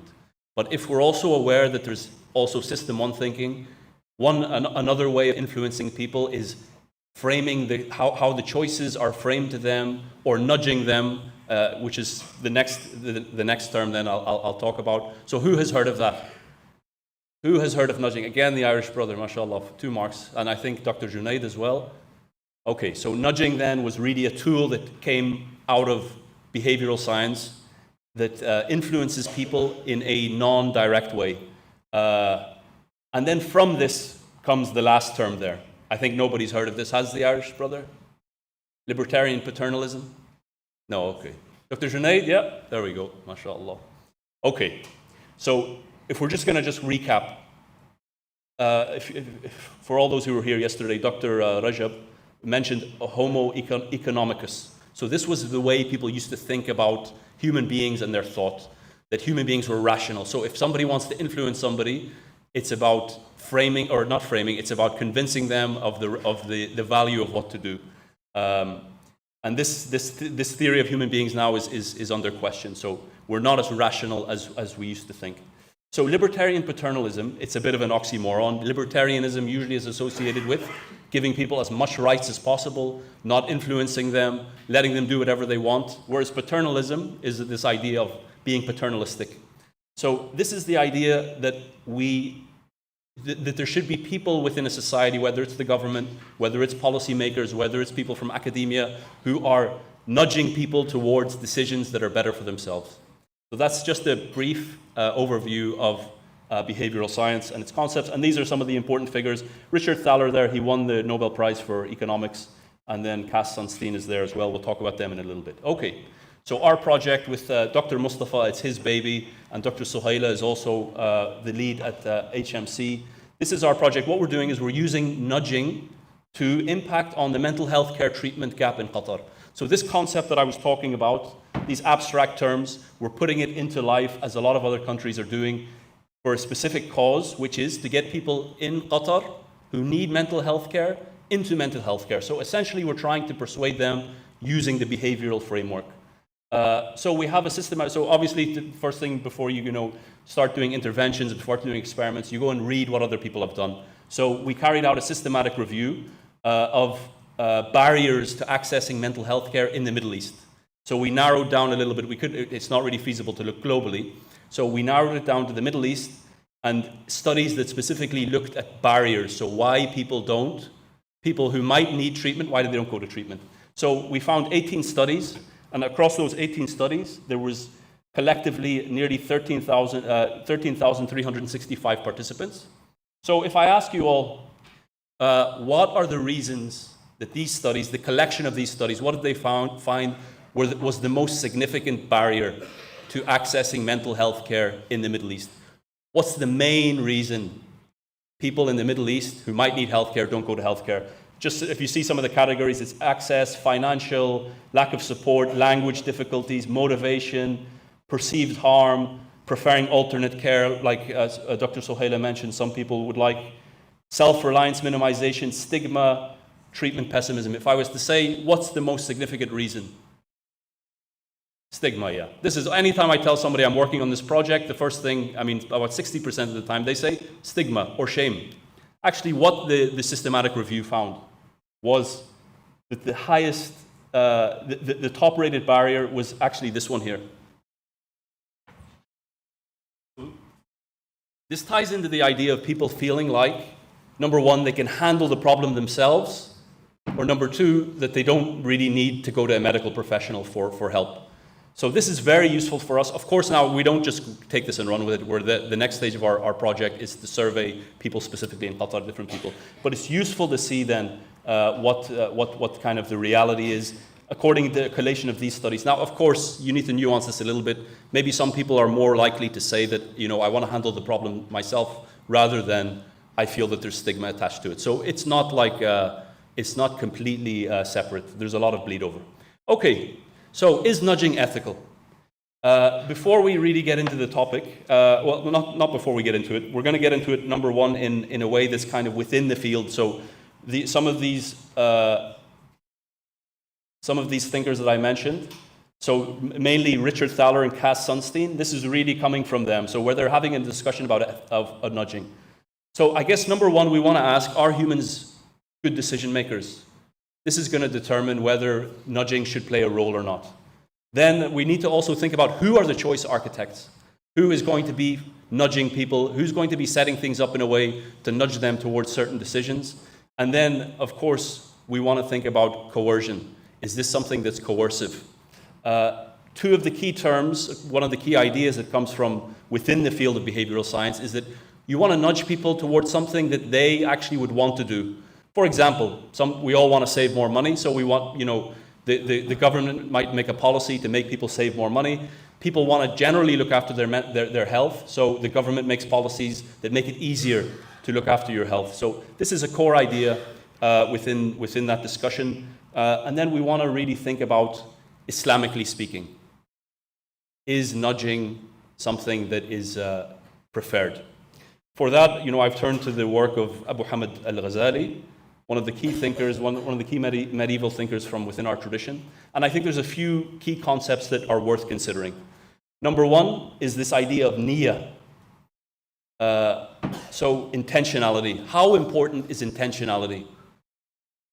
One thing to keep in mind is that when we're thinking about nudging for mental health, is that completely a religious decision? I would argue that it's not entirely, although we'll talk about the maqasid.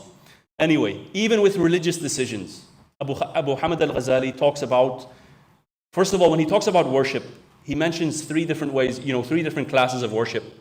He talks about worship of the slaves, which he says is people who worship out of fear.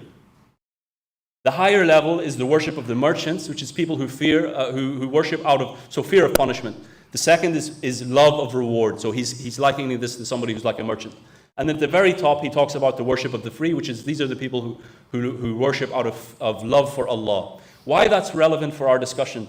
This idea that the best thing to do is to make a decision purely for the sake of that decision. So in this model, the best thing to do for somebody who's thinking about getting treatment, they're doing it because they recognize the value of the treatment, they want to get better, they're doing it with full intentionality. But what's important in this classification is that it's not all or nothing. It doesn't have to be entirely pure. There is room sometimes for things being done for fear, or fear of a punishment, or fear of a cost, or want of a reward. And then when we talk about his specific work on niyyah, he also talks about ikhlas, where this is the best way of doing something, where you're doing it only for one reason and the best reason.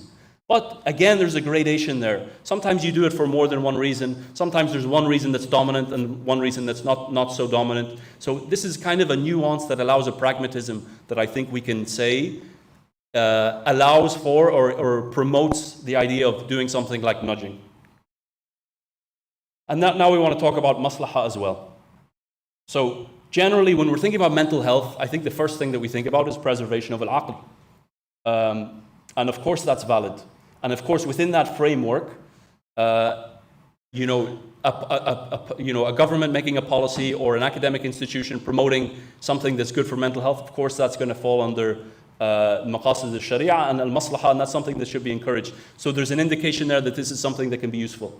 Now, there is another discussion that we should have as Islamic psychologists, whether promoting, getting someone to the clinic is really all about, is like fundamentally important for aql, because mental health, some people go for treatment for, la samahallah, something that's a threat to themselves or threat to others, and then of course it's quite clear that they have to be, coerced into getting treatment if they're not wanting to get treatment. But from an Islamic perspective, I know Dr. Human recently has a framework on virtue. Was that right? Yeah. So it's much broader and it's much more holistic. So why we talk about that then, we think, should an Islamic, is an Islamic nudging then going to, nudge people towards things that are about character refinement? Then it gets a bit more nuanced, I think. And then in terms of like a state making a policy or an academic institution promoting the idea, we can also look to Ghazali's concept of al-amr bil-ma'ruf wal-nahy 'an al-munkar. And again, he puts a gradation of 5 different classes of ways of trying to get somebody to do something or to get them to stop doing something that is harmful to them. Now, I wish we could talk about it more, but just generally speaking, given what I've said about nudging, where would you put nudging in this gradation? So we have, number 1, informing them, telling them something. Number 2, polite counseling, maybe you should be doing this. Number 3, you need to be doing this, or blah, blah, blah. And then 4, physical action against the object. So for example, if somebody's drinking something, you can smash the object. Now, number 5, he says, is only for the ruler. So let's leave that aside. If given what I've said about nudging, where do you think nudging lies in this kind of classification? 2? Yeah. I would put it maybe between 1 and 2. And actually, specifically with 1, there's a form of nudging called boosting, where it's really about making information available to people. So I think, given this classification, nudging is not too problematic, inshallah. And then I guess just maybe I have a minute and a bit, just in terms of a macro then assessment. Whenever we're thinking about whether something is Islamic, it's beyond, halal, haram is of fundamental importance, but it's, our thinking is more than that. Is this the best way of doing something? Is this the most effective way of doing something? And of course, even within Al-Ghazali's work, this concept is there. Of course, the main thing for him is theology, but he's also interested in the other sciences, what he calls the secondary sciences. So, if we're going to talk about nudging, we also need to talk about things like the replication crisis within the social sciences. This is, for those who don't know, science is built on the principle that things can be replicated. If you add sodium to chloride in this condition, you're going to get salt every time. Of course, the human being isn't that mechanistic. So we need to keep that in mind. Also, I guess we need to ask ourselves, is this the best way of doing it? Is this the way that's going to get the best results? Nudging is one tool, behavioral science is one tool. Of course, we have cognitive psychology, we have behavioral psychology, we have all these different modalities, and we need to be asking ourselves about that. And then I guess the last point, and I'm going to finish inshallah on time. So we've talked about the theory. How does nudging usually come to our part of the world? Is it something that's indigenous, or is it coming from the West, usually. This is something that was mentioned quite a lot yesterday about the transfer of knowledge. And we can talk about that academically, but we can also talk about government policies, consulting firms. This is a very useful book, I think, on consulting, because a lot of the decisions that get made in our parts of the world are coming from these kinds of places. Are they representing our values? Do they have our best interests in mind?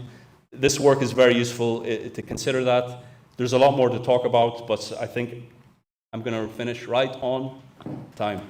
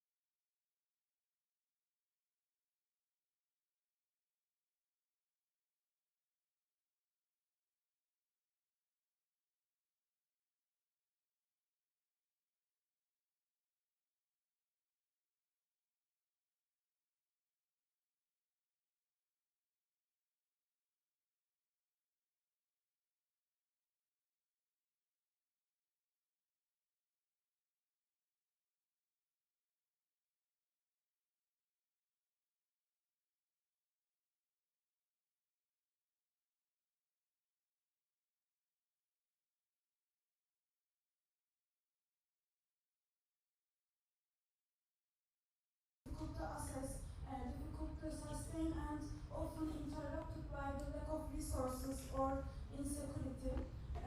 So, in these conditions, schools may become one of the few stable and accessible places for psychosocial support, especially for children.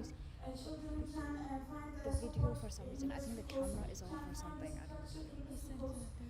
So this is importance of the school-based psychosocial support in crisis regions. And there is another challenge in the crisis regions, and it is why what we discussed since yesterday.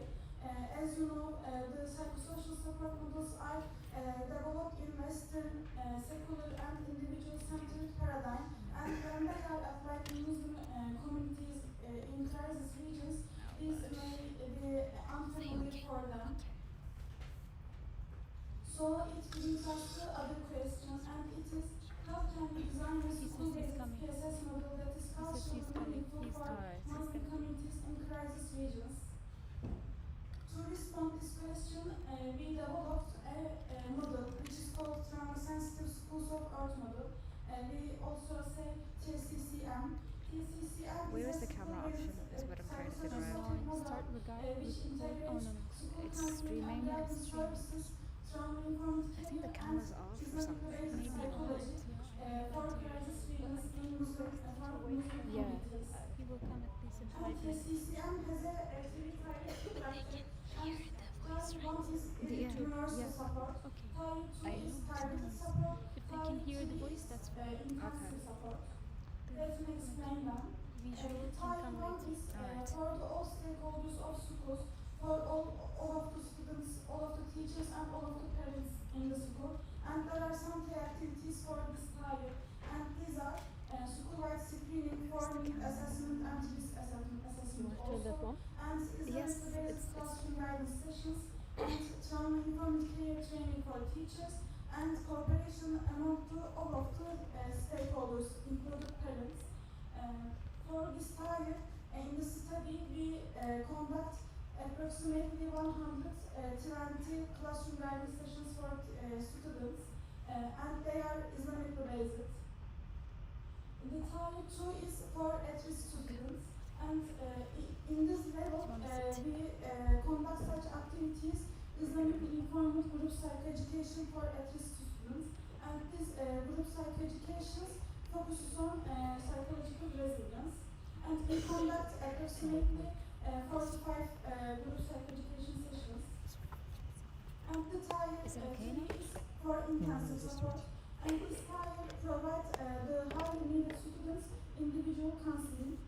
In our study, we conduct 70 individual counseling sessions for the students. And there is another question: how did we conduct this research? We adopt an action resource design because, as a research team, we also have an educational leadership role in the school, and our pilot school is. Thank you so much. And our pilot school is El Rahma School, which is in Idlib, in north part of Syria. And we also, thanks to Children of Earth Association, employed 2 school counselors. And we organized weekly supervisions and istisharas with them to develop our model and to revise our model. And our study group is in total 50 students, 72 teachers, and 257 parents. And we used quantitative and qualitative tools, both of them. And these are Connor-Davidson Resilience Scale for children, Trauma-Informed Care Scale for teachers, and Parent Assessment Survey, which we developed for parents. And qualitative ones, semi-structured interviews with teachers, and focus group discussion with children. And in the data analysis, we used SPSS for quantitative data, and we conduct a paired sample t-test and Wilcoxon test, and also descriptive statistics. And in the qualitative data analysis, we used content analysis. And the last question is, what did we find in the research? Let me begin with the quantitative findings. The first finding is about the resilience of children. We see that, according to statistical analysis, a marginally positive increase in the resilience scores of our children and small to moderate effect size after our intervention. And the second finding is about the teachers' capacity of trauma-informed care. There is a stronger finding in this area. Teachers show a higher increase in their trauma-informed care capacity, and this means that teachers become more confident to provide trauma-informed care for their students. And the last one for quantitative findings is parent evaluation. Parent agreed with that, agreed with importance of school counseling and guidance sessions, our model, and importance of it. But the most important thing about this this finding is their agreement with Islamic psychology approach. The parents agreed that, state that our approach make our model more stronger and more meaningful for their children. And thanks to that, they think that they observe behavioral change in their children. And there is some qualitative findings also. We found 3 themes, which are children perceptions of TSCCM about the interviews with students, and the others from the teachers' interviews, and social, psychological, and behavioral change in students, and teacher perceptions of TSCCM.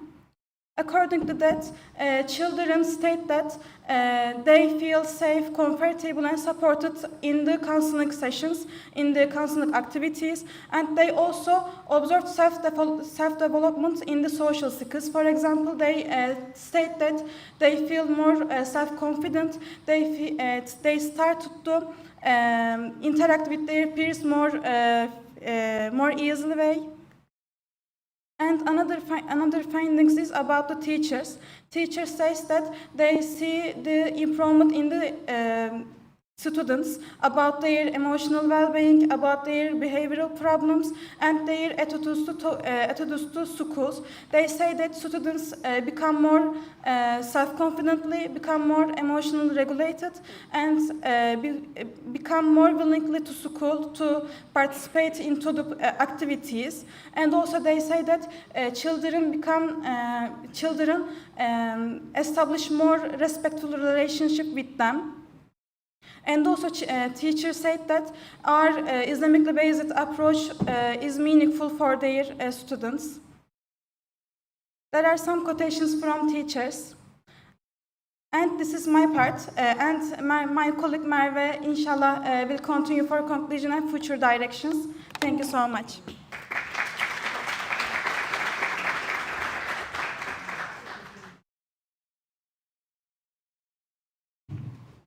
Assalamu alaikum. Bismillahirrahmanirrahim. I'm Merve. I'm really thankful for Başak that she covered perfectly the research part of our work. Before I start concluding the rest of our research, I want to start by just explaining why we did this project and why we are here. As Başak mentioned, we are part of Children of Earth Association, which is for war-affected and crisis-affected children. And I do have two hats today. Like, yes, I'm a clinical psychologist, but I'm an NGO worker, and I'm coming from the field directly. So we really feel the burden on our shoulders to share the stories and the requests directly coming from the right owners. And that's the reason why we did this, and that's the reason why we are here, actually. And this was a great example about what we can do, but we do have great scholars in here, great colleagues that we can do great discussions to do more. So inshallah, I will be focusing that part. Bismillah. I will be really honest about how we did this and why we did this again. I will be giving more details about it. When you're in the fields, it's like not the perfect version about how we learn from the book or the schools. It's ongoing crisis usually, like in Syria, in Palestine, and most of the models are not actually feasible for us to implement. For years, we tried many approaches, many models, but alhamdulillah, for 2 years, we are implementing these works, many approaches, many frameworks that was really successful. But we did it, as you can see, like millions and thousands of children needed these services. And we did not have the luxury to do one-on-one therapy sessions, or like we did not have that much facilitators, local experts to just implement these therapeutic sessions for these children. That's why we came up with a model that schools might be the perfect place because children were already there, and we can open some child-friendly spaces and train the local staff, maybe support their competencies, and then alhamdulillah it turned out to be a successful model and more feasible way to implement. And you can see the risks that most of the time, all of them are happening all around us, and we have to be responding somehow for these risks while we're implementing our projects. So our response is yes, schools. Schools was a great way to start. Right now, constantly we are opening child-friendly spaces in schools, even in Gaza, in ongoing war. We opened educational centers. Inshallah, I will come up for them. But for this project, after the liberation, alhamdulillah, we were able to go Aleppo, Damascus, visit that schools, and also open child-friendly spaces and give trainings for the locals. And it became like a good, sustainable model for us.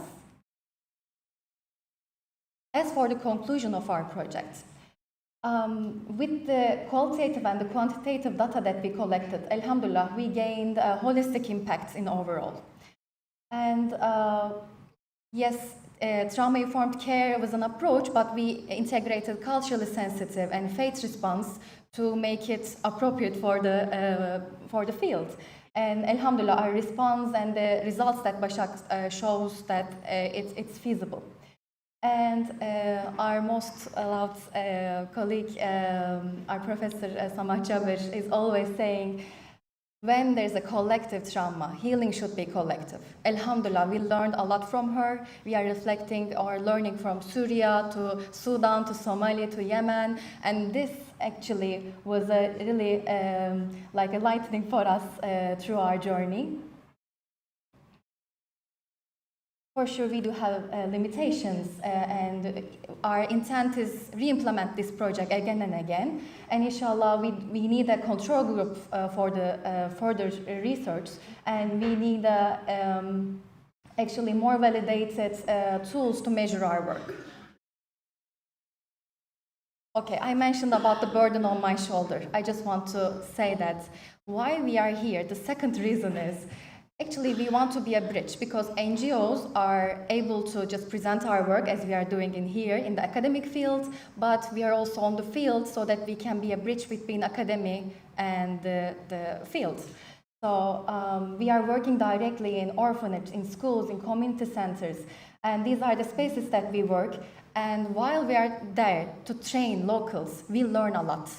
And actually, our opinion is, while we are here, we are really open for great discussions and maybe also trip for these places for the scholars so that they can evaluate their own studies to learn from the locals. As from the smooth example, we really know that, yes, people's coping mechanism is a really, really strong way to actually get inspiration from. And the Damascus Boys Orphanage is a great example. I don't have that much time. I will just need 2 more minutes to conclude, inshallah. But these orphanages is a great way to just say that we learned a lot from the simple facilitators. They were sports teachers, and they were training. Unfortunately, the drug using age was 6, and the children were, the families were lost or they had been shaheed. So this orphanage was like a Save the Children, as called, lost generation. So, but these facilitators supported them with hadiths and with Quran sessions, and mashallah, the way they progressed was, it was a really good way as an example for coping mechanism. And we are learning a lot from them. So finally, we are not only implementing these projects in Syria, but we are opening education centers, psychosocial support centers in Gaza, in Palestine, in Quds. So, we are implementing these kind of frameworks in these spaces.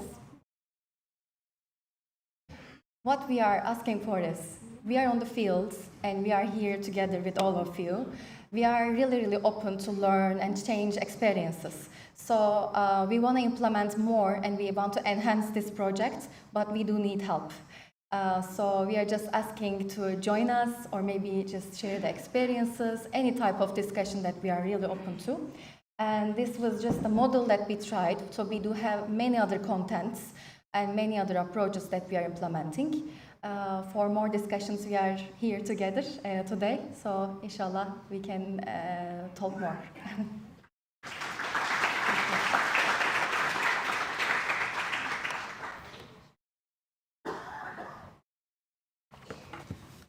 Thank you very much. Marwa and Bashak, I didn't properly introduce you, so I wanted to apologize for that. But Marwa is a clinical psychologist and a program manager, and Bashak is a research assistant, and they presented on the work they've been doing at Children of Earth Association, which is a Turkey-based humanitarian NGO.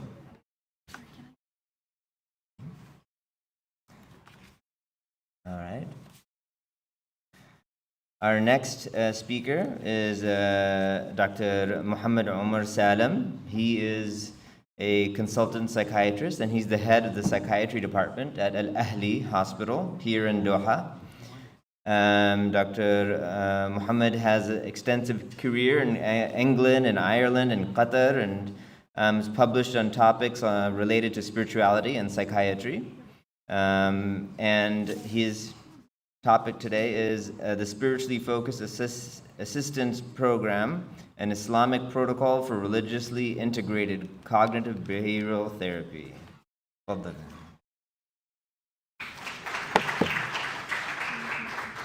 Forward, backward. Forward. بسم الله الرحمن الرحيم الحمد لله والصلاة والسلام على رسول الله.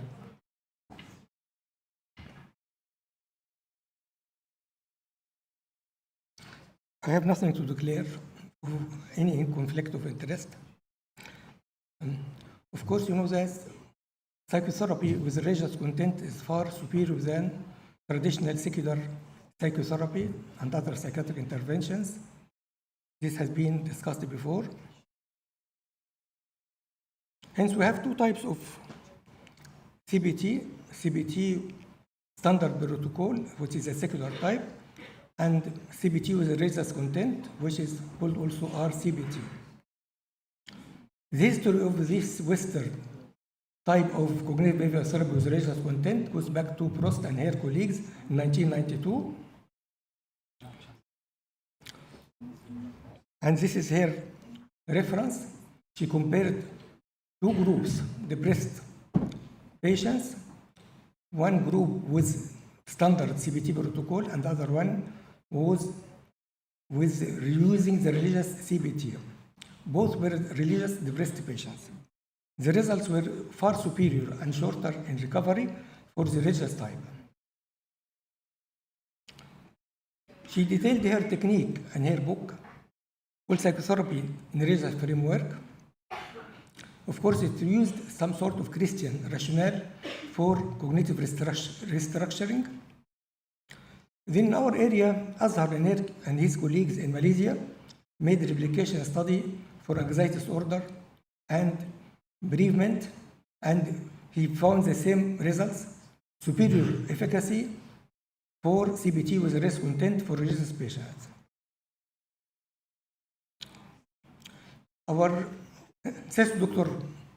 Malik Badri, rahimahullah, wrote about Abu Zaid al-Balkhi, who is the founder actually of this sort of CBT with religious content, in his famous book, Masalih al-Abdan wal-Anfus, Sustenance of Body and the Soul. Our topic today, the Spiritually Focused Assistance Program, SAFA in brief. It is Islamic protocol using CBT with religious content. It goes into stations, topics called stations, in flexible form. The program is about from 5 to 20 sessions. Using templates. These templates are divided into some sort of zones. I shall explain it in a map.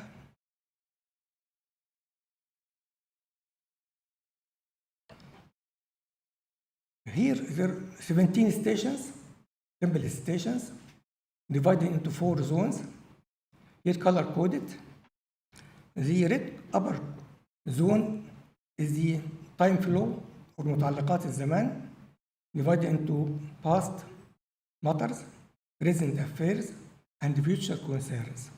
The second color zone is the mood regulation,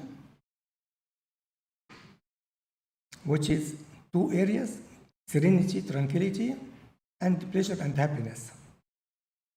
The third zone is the facing hardship. And facing hardship, we have 4 stations, and the last one is the self-connections. I shall go briefly through all these stations because I can't finish everything now in just 15 minutes. This is the Arabic map, counterpart of the same stations. We have the upper zone, متعلقات الزمان, المنظمات الوجدان, مواجهة ملمات الحياة, وعلاقات الذات. To summarize, first zone, which is time flow, starting with past matters. We have 3 stations in this zone. We have repentance and fresh start for someone who wronged himself, affected badly some people, and then he has to start fresh. The second one is others who offended the client, and here's the station of forgiveness and tolerance. The third one is appreciation and gratitude. Present matters, we have 3 stations. We have present time orientation, focusing in the present time tasks with good time management. And second one is full surrender to God and discussing, identifying any obstacles that faces a client to be obedient or make a lot of bad things that he is very regretful. And the third one, trust and reliance on God. For future concerns, we have two stations. We have optimism and hope.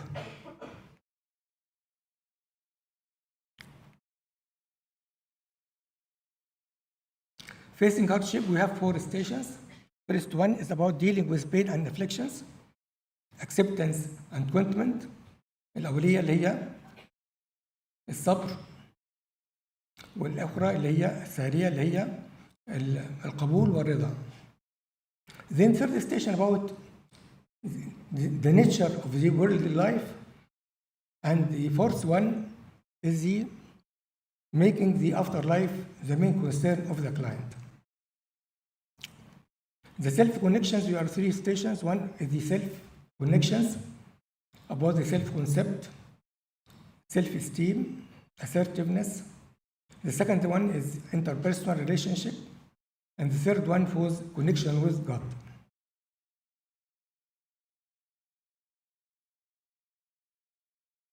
In between the sessions, there is homework assignment with 4 main elements.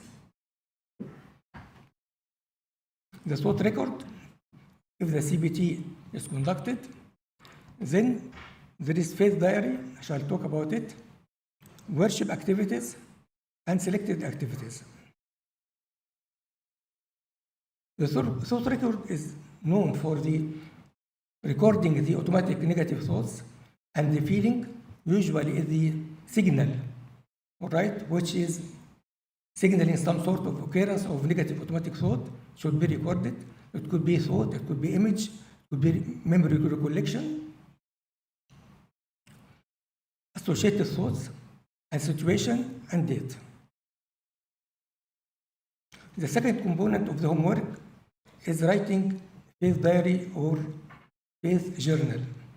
Faith journaling is very important because we tend to forget our experiences in our journey to God, and it is divided into 4 sections. Record of gratitude, سجل النعم. Record of lessons, العبر. Special messages, الرسائل الخاصة. And divine true visions. In the third record, there's a lot of experiences that can be detailed in about 5 or 6 experiences. Anyone can detail about it. Third component of the homework is, of course, worship activities, reciting Quran, word of Quran, dhikr, which should be right as much as possible. والذاكرين الله كثيرا والذاكرات, and also regular prayer.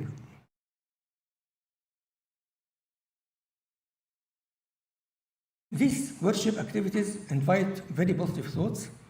We have in حديث الرسول عليه الصلاة والسلام إن الملك لما وإن للشيطان لما، فلمة الملك تصديق بالحق ووعد بالخير، ولمة الشيطان تكذيب بالحق وإعاد بالشر. معنى لمة الملك إلهام الملك، ولمة الشيطان يعني وسوسته. وكلما صفت النية وصدقت زادت الخطرات الملائكية، ودوام ذكر الله وترديد القول الحسن والصلاة على وقتها، وأذكار الصباح والمساء محطات تقوية. قال تعالى ولا تكونوا كالذين نسوا الله فأنساهم أنفسهم. This is the English translation of what I just have said. Selected activities include varieties of things according to the problems of the client. Good practice of some types of physical exercise, encourage various appropriate social activities for active participation, self-monitoring of behavior problems, and other self-help selections according to the needs of the client.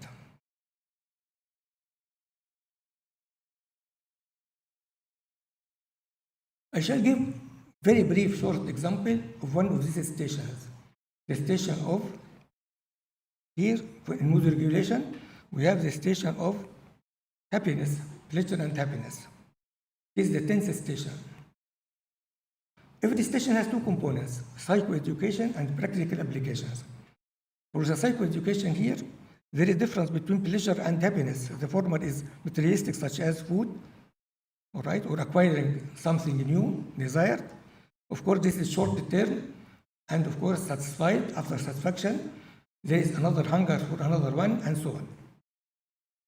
On the other hand, joy and pleasure are different. السعادة الأول pleasure اللي هو اللذة. The second is السعادة, happiness. On the other hand, joy and happiness are intense feelings that express more long-lasting, permanent experience. The causes of joy are spiritual and intellectually deep, produce satisfaction and assurance. This is a statement that we used in our self-help materials that we give to the clients. ولهذا كان أهل الإيمان والصلاح أسعد الناس وأشدهم شعورا بطمأنينة كما قال سبحانه من عمل صالحا من ذكر أو أنثى وهو مؤمن فلنحيينه حياة طيبة ونجزينهم أجرهم بأحسن ما كانوا يعملون. وقال سبحانه والذين آمنوا ولم يلبسوا إيمانهم بظلم أولئك لهم الأمن وهم مهتدون. And this is the English translation of the same text. Pleasure can be initiated by something materialistic, but also it can be initiated by spiritual rewards. Those who practice regularly worship knows that the happiness and pleasure inflicted by reciting the Quran, praying, and other things. And the client is introduced to such a sort of pleasure to experience and to repeat it. With these examples, why ways of pleasures that of spiritual that lead to spiritual experiences.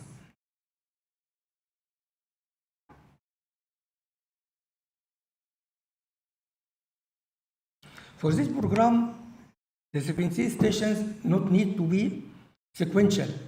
We can select part of the stations according to the client need. And also not every single patient or client will need the whole full program. We can choose part of the program only for these patients. On the other hand, we can use also these stations selectively for some psychological intervention. Even in supportive psychotherapy and eclectic approaches, we can use some of these programs. The program is an intervention that puts and add to Islamic psychology. Actually, 2 years ago, I conducted a series of training for this program, and 100 candidates attended this training with certification, exam, and a certification after that. This is available on the YouTube under the ISC, International Student of Psychology Association umbrella. Currently in use, actually we use it regularly in Al Ahli Hospital in our department, and we distribute, this is the manual of the program. It is about 200 pages, 4-colored. We distribute free to the patients. And there is French translation made by Dr. Zubair bin Mubarak and Ali Habibi, and it is used now in North Africa and France. In Alexandria, we use it also in one hospital. In Qatar, also Da'am is used widely. This is just a picture of the manual. And I invite you to share in participating in our program. And the manual is available also if you need some copies. We can distribute some copies for you. And also it is available as PDF file. Thank you very much.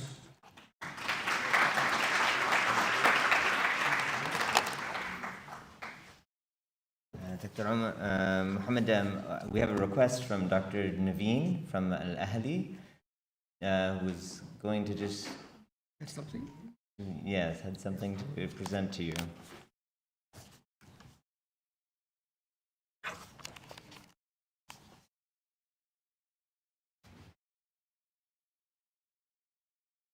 Assalamu alaikum warahmatullahi wabarakatuh. On behalf of Executive Function Management of Al Ahli Hospital, I present a medal to Dr. Muhammad Omar Salim, the head of Psychiatry Department, in recognition of his researches, publication, efforts, and work in the field of Islamic psychiatry.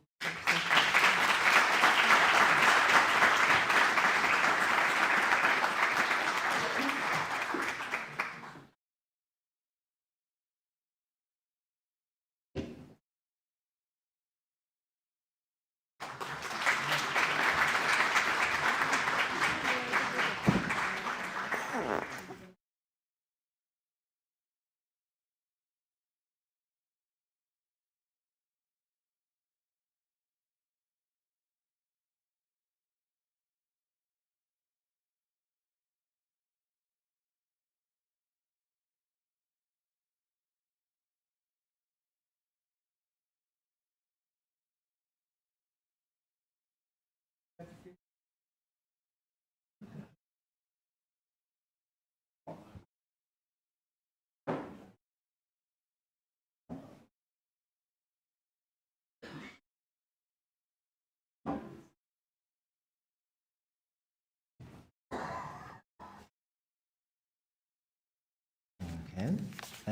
Our next speaker is Dr. Muhammad Al-Shami. He is a consultant psychiatrist and the founder of the Psychosocial department at the Children's Cancer Hospital in Egypt. And he is the founder of Shizlon.com, which is a service that provides online Arabic psychotherapy worldwide. And he's also a published author who's written a number of books, include a book called Bandul Rahlat al-Ta'afi min al-Waswas al-Qahri. Dr. Muhammad.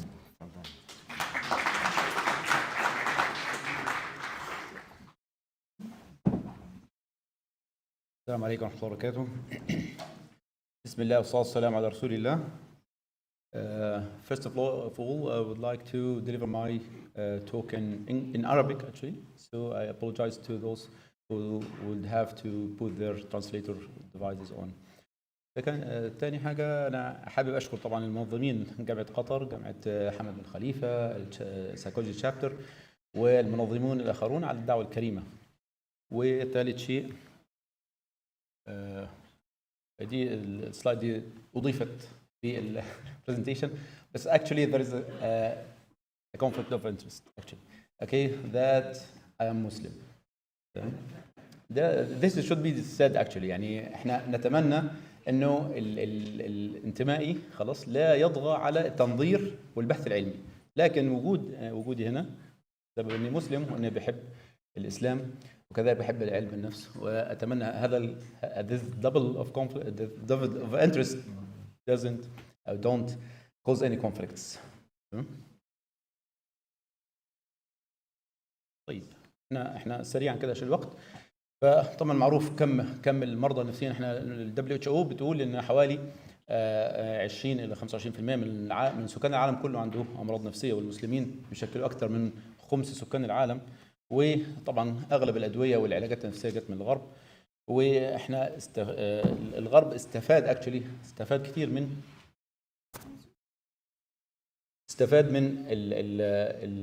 الحضاره الاسلاميه والتقدم العلمي الطبي بالذات في الحضاره الاسلاميه، وبعد كده بنى عليه التقدم بتاعه، وبعد كده اخذنا من الغرب ونسينا احنا التاريخ بتاعنا.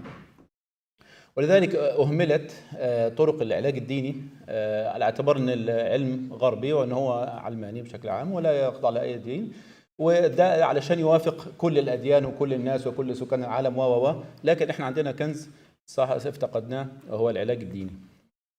طبعا الفاعليه، طبعا الزملاء الكرام انا مش هاخوض كثير في النقطه دي لان الزملاء شرحوا بالتفصيل تجارب عمليه للتدخلات العلاجيه، لكن همشي بسرعه عشان الوقت وادخل في نقطه اللي هي انا انظر الى علاج بعض الامراض النفسيه من جانب ديني ازاي.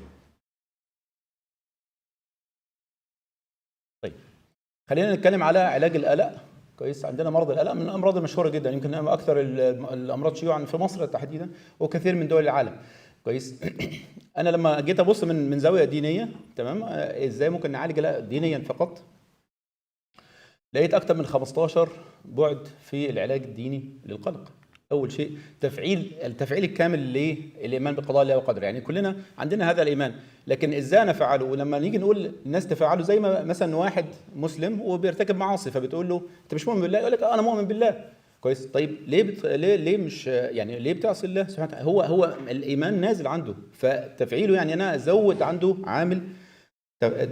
عنده عامل الايمان بالقضاء والقدر، اللي هو ما اصابك لم يكن ليخطئك وما اخطاك لم يكن ليصيبك. وهذا التفعيل ده واقي وعلاج اساسي لمساله القلق مما هو قادم. والموضوع له ابعاد طويله يعني، تمام. مساله انه خلاص هو مكتوب وانه هيحصل ومهما حصل يعني وهكذا. رقم 2 زيادة الإيمان بالغيب وعدم الخوض فيه. يعني أصل الإيمان هو الإيمان بالغيب، الذين يؤمنون بالغيب ويقيمون الصلاة. فالمستقبل ما هو؟ أنتوا عارفين القلق أصلا أفكار كتير هيحصل وخايف يحصل وهيقولوا لي وهيحصل لي وهموت وهسيب الأولاد ومش عارف والأولاد هيتشردوا وهيجي لهم أمراض ده أصل مشكلة القلق. طيب ما هو ده غيب خلاص. واصل مساله الايمان انت تتعامل مع عدم الخوض في الغيب والايمان به ايمان مطلقا، ايمان بالله سبحانه وتعالى والملائكه والجنه والنار، لكن لا تخوض فيما ليس لك به علم. ده اساسي في العامل الايماني. ولذلك لما المسلمين في اوائل القرون الاولى لما خاضوا الفرق الاسلاميه في صفات الله واسمائه سبحانه وتعالى، الامام احمد امره كما جاءت، لا تخوضوا فيما ليس لكم به علم. طبعا التوكل على الله حق توكله، تفعيل التوكل تمام عند على الله وخلاص، هو ايمان تمام ان يعني اللي هيحصل خلاص، هو كله على الله. فانا مش محتاج اشيل هم اللي جاي ولا اقلق علشان. احسان الظن بالله، بدل ما انا اقعد اقول ان والله هيحصل لي كذا ويحصل لي كذا، طب ما احسن الظن بالله، انت قدمت الخير ان شاء الله تاتي خير. وفي الحديث انا عند حسن ظن عبدي بي فليظن عبدي ما يشاء. هنا تفعيل الإيمان بأسماء الله سبحانه وتعالى وصفاته العليا. خلاص، مسألة الله رحيم، الله رحمن، الله لطيف بعباده، الله كاف عبده، أليس الله بكاف عبده، الله خبير بأحوالي، عليم بأحوالي، خلاص يعلم ما هو أفضل لي، حتى لو أنا عندي بعض الأذى من ما هو سيحدث، لكن هو عليم بي وعليم بما يحدث لي، وعليم لو أنا حصل لي نعمة هيحصل لي إيه، وعليم لو حصل لي سيئة هيحصل لي إيه أو مصيبة. فهذا التفعيل الداخلي يمنع عني خلاص مسألة ان انا اشيل هم اللي جاي. الاستمتاع بالرضا عن الحال. كويس، مسألة الرضا، من اصبح معافى في بدنه آمنا في سربه عنده قوت يومه فكأنه حيزت له الدنيا بما فيها. يعني هو مسألة ان هو لا، هو على طول يسعى الى المزيد، وهو حاسس ان هو اصلا حاله اقل من الاخرين، وعمال لا مش راضي، ده على طول بخليه هو اصلا في توتر وقلق في ان هو لا، هو عايز يكون احسن، فده مزود عنده عامل الايه، القلق والتفكير في الجاي. وقف ترقب الابتلاء، يعني بمعنى ان احنا عارفين المؤمن مبتلى في اللغه العامه، تمام، وهيحصل حسب الناس ان يفتنوا اي يتركوا ان يقولوا امنا وهم لا يفتنون، تمام. فبس في ناس لا، انا خايف احصل لي كذا، خايف ابتلى. حتى في ناس تقول لك انا خايف اقرب من ربنا لاحسن يحصل لي ابتلاءات. هو كده هيحصل لك الابتلاء، فالابتلاء لو جالك وانت محتسب خيرا لك من ان يجي لك وانت غير محتسب. تمام. مساله في ناس قاعده بس بتفكر احسن يحصل كذا وكذا كذا، وانا مش محتاج اعمل ده كله. ترقب ثواب الصبر، مساله الصبر وازاي انا اصلا اصبر، كل ده من الابعاد الدينيه، بس العلاج بمساله القلق. فانا مش محتاج اقعد اقول لا هيحصل لي موت، هيحصل لي مرض، هيحصل لي كل ده، وكل جزء من الاجزاء دي، الموت الاولاد والمرض وغيره، كل ده فيها عشرات الاحاديث التي يعني تحث على الصبر على هذا الابتلاء او المصاب اذا حدث عند الناس. طبعا الاختصار بس اكتفينا بالعناوين. الاقتداء بقصص السابقين في الصبر والاحتساب، طبعا اولهم الانبياء وغيرهم، ولقد كان لكم عبرة لأولي الألباب ما كان حديثا يفترى. فهذا الصبر اللي أنا بقتدي به عند الناس، خلاص أنا ده بيقلل إيه؟ إن أنا خلاص أحتاج أن أخاف من هذا المصاب. 10 عدم التعلق بالدنيا والتطلع للآخرة، فأنا مش قاعد مهموم هيحصل إيه.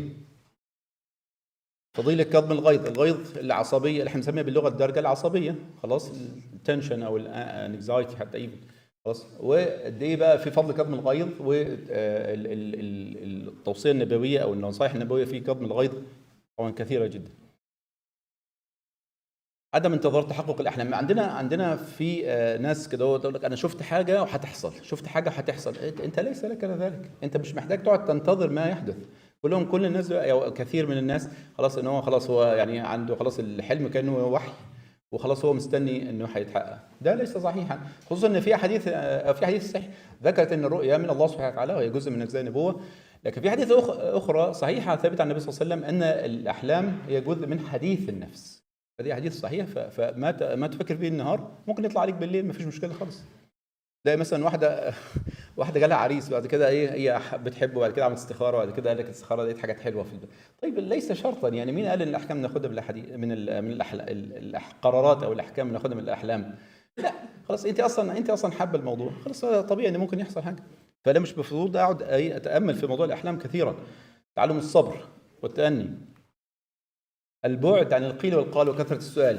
كويس، مساله ان هم اصل قالوا ان لو خدت الدواء ده هيحصل لك جنون، اصل قالوا ان مش عارف المكان ده هيحصل لك كذا، اصل قالوا لو عملت العمليه هيروح، اصل قالوا لو سافرت الطياره هتقع، قالوا طبعا مع انتشار السوشيال ميديا والاخبار اللي في العالم كله، فكل ده عمال مثير للقلق ان انا اكمل كل ده، احط ده كل ده في دماغي واكمل في الافكار بتاعتي، فانا عمال ازود في القلق بتاعي.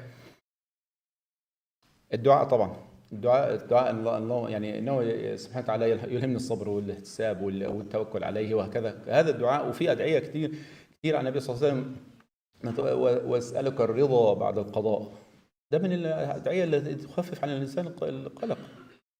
طيب سريعا كده، الوسواس عندنا لو احنا هنحط من الاحاديث الدينيه خطوات معينه لعلاج الوسواس القهري.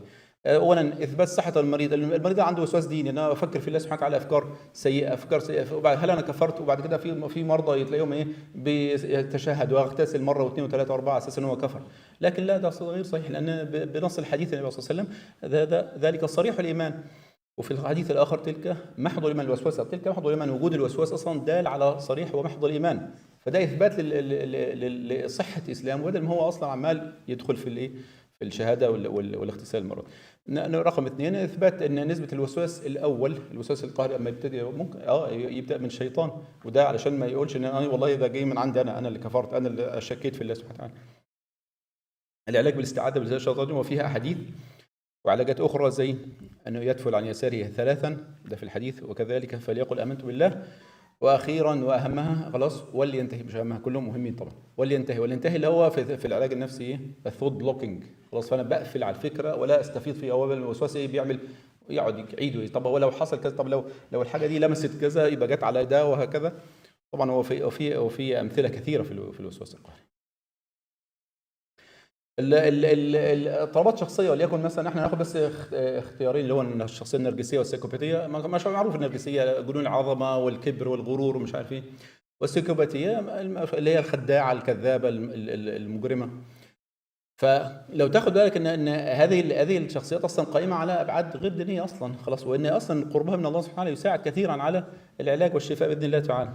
الحث على التواضع كمثال في النرجسيين اللي مش شايف غير نفسه. ذم الكبر، كل باب ده عناوين كبيره في الابعاد الدينيه. الحث على حسن معامله الناس، مراعاه حقوق الغير، يعني من غش فليس منا ومن غشنا فليس منا. هذا مراعاه لحق الاخر في الامانه وخلاف، يعني يعني الشخصيتين دول بالذات في ليه اطار كامل للعلاج النفسي، بس احنا للعلاج الايماني في العلاج ده، لكن نذكر بس العناوين السريعه. الحث على الصدق طبعا وذم الكذب، والحث على الامانه وذم الغش. العلاج الايماني للادمان، كويس. اصلا فكره الشرب الخمر اصلا وخلافه من المخدرات هي مشكله اصلا دينيه في الاساس، تمام، وبعد كده تصل الى مرحله الادمان. وطبعا بقى في عرف كده عند اللي بيتعاطوا انه لا، اصل المخدرات غير الخمور، يعني ده اخف من ده. لا، النبي صلى الله عليه وسلم نهى عن كل مسكر او مفتر. ولما هو يقرا الشخص اللي بيشرب المدمن الخمر كعابد وثن، ده في الحديث الصحيح، هو يبتدي يخاف، يعني مساله التخويف الشديد من مساله التعاطي ايا كان شكل التعاطي ونوعه، ده محتاج ان هو يزيد كتوعيه اللي بيخش في الموضوع ده. طبعا الذم المساعده بقى في كل ده، الناس الديلرز بقى اللي بيتاجروا واللي بيورد واللي مش عارف واللي مش عارف.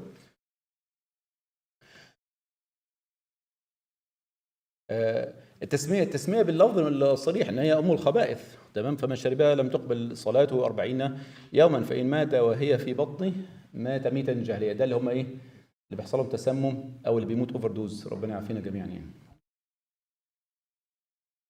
التعزير والعقوبه الدنيويه طبعا، وده لو هو حتى تم التخويف بيها كويس، هو ممكن يرتدع من ان هو يستكمل في ادمان.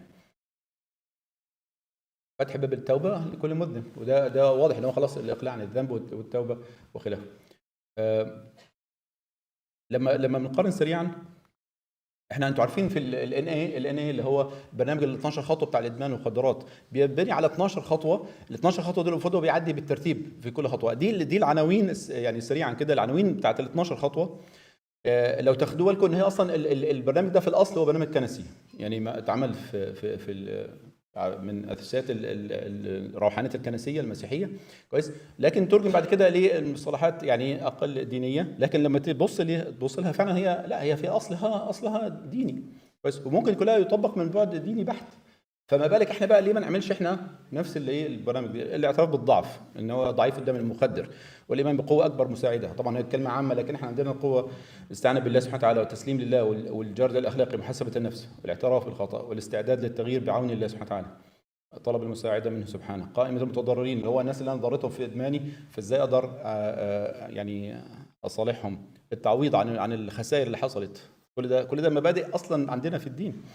المساءله مستمره، ان انا دايما بسال، يعني بشوف نفسي واتابع نفسي، اللي هي محاسبه النفس، التامل والصلاه، ونشر رساله اخر حاجه في نص الدقيقه. كذلك اللي بنقول مثلا عن الشخصيه الحديه، البوردر لاين كويس. اصل مشكله الشخصيه الحديه ان هي ماشيه مع غريزاتها، مع شهواتها، مع طلباتها، هي اللي هو النيدز اللي عماله اصلا بتجرها، الايموشنال نيدز اللي عماله تجرها لمشاكل. تمام. طيب هو اصل الفكره الدينيه، الايديولوجيا الدينيه، هو ان انا اقاوم نفسي وشهواتها ونزواتها وطلباتها. حتى البوصيري يقول في نهج البردة وخالف النفس والشيطان واعصيهما وانهما محضاك النصح فاتهمي، ولا تطع منهما خصما ولا حكما، فانت تعلم كيد الخصم والحكم. وشكرا لكم، والسلام عليكم ورحمه الله وبركاته.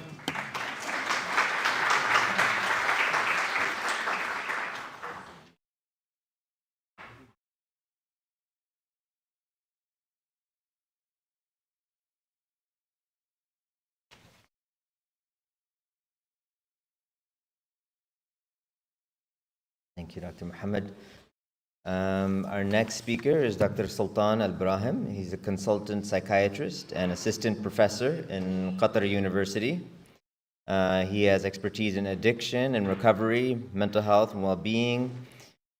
He provides evidence-based clinical care at Nofar, the main substance use disorder treatment center here in Qatar. And just a personal story, Dr. Sultan was actually, during his residency, he had rotations with me in Sidra, so we had a lot of cases that we would discuss together. So I feel honored and fakhuran biki that this is the stage where he's at now. So he will be speaking on beyond the diagnosis, applying the biopsychosocial spiritual model in clinical practice.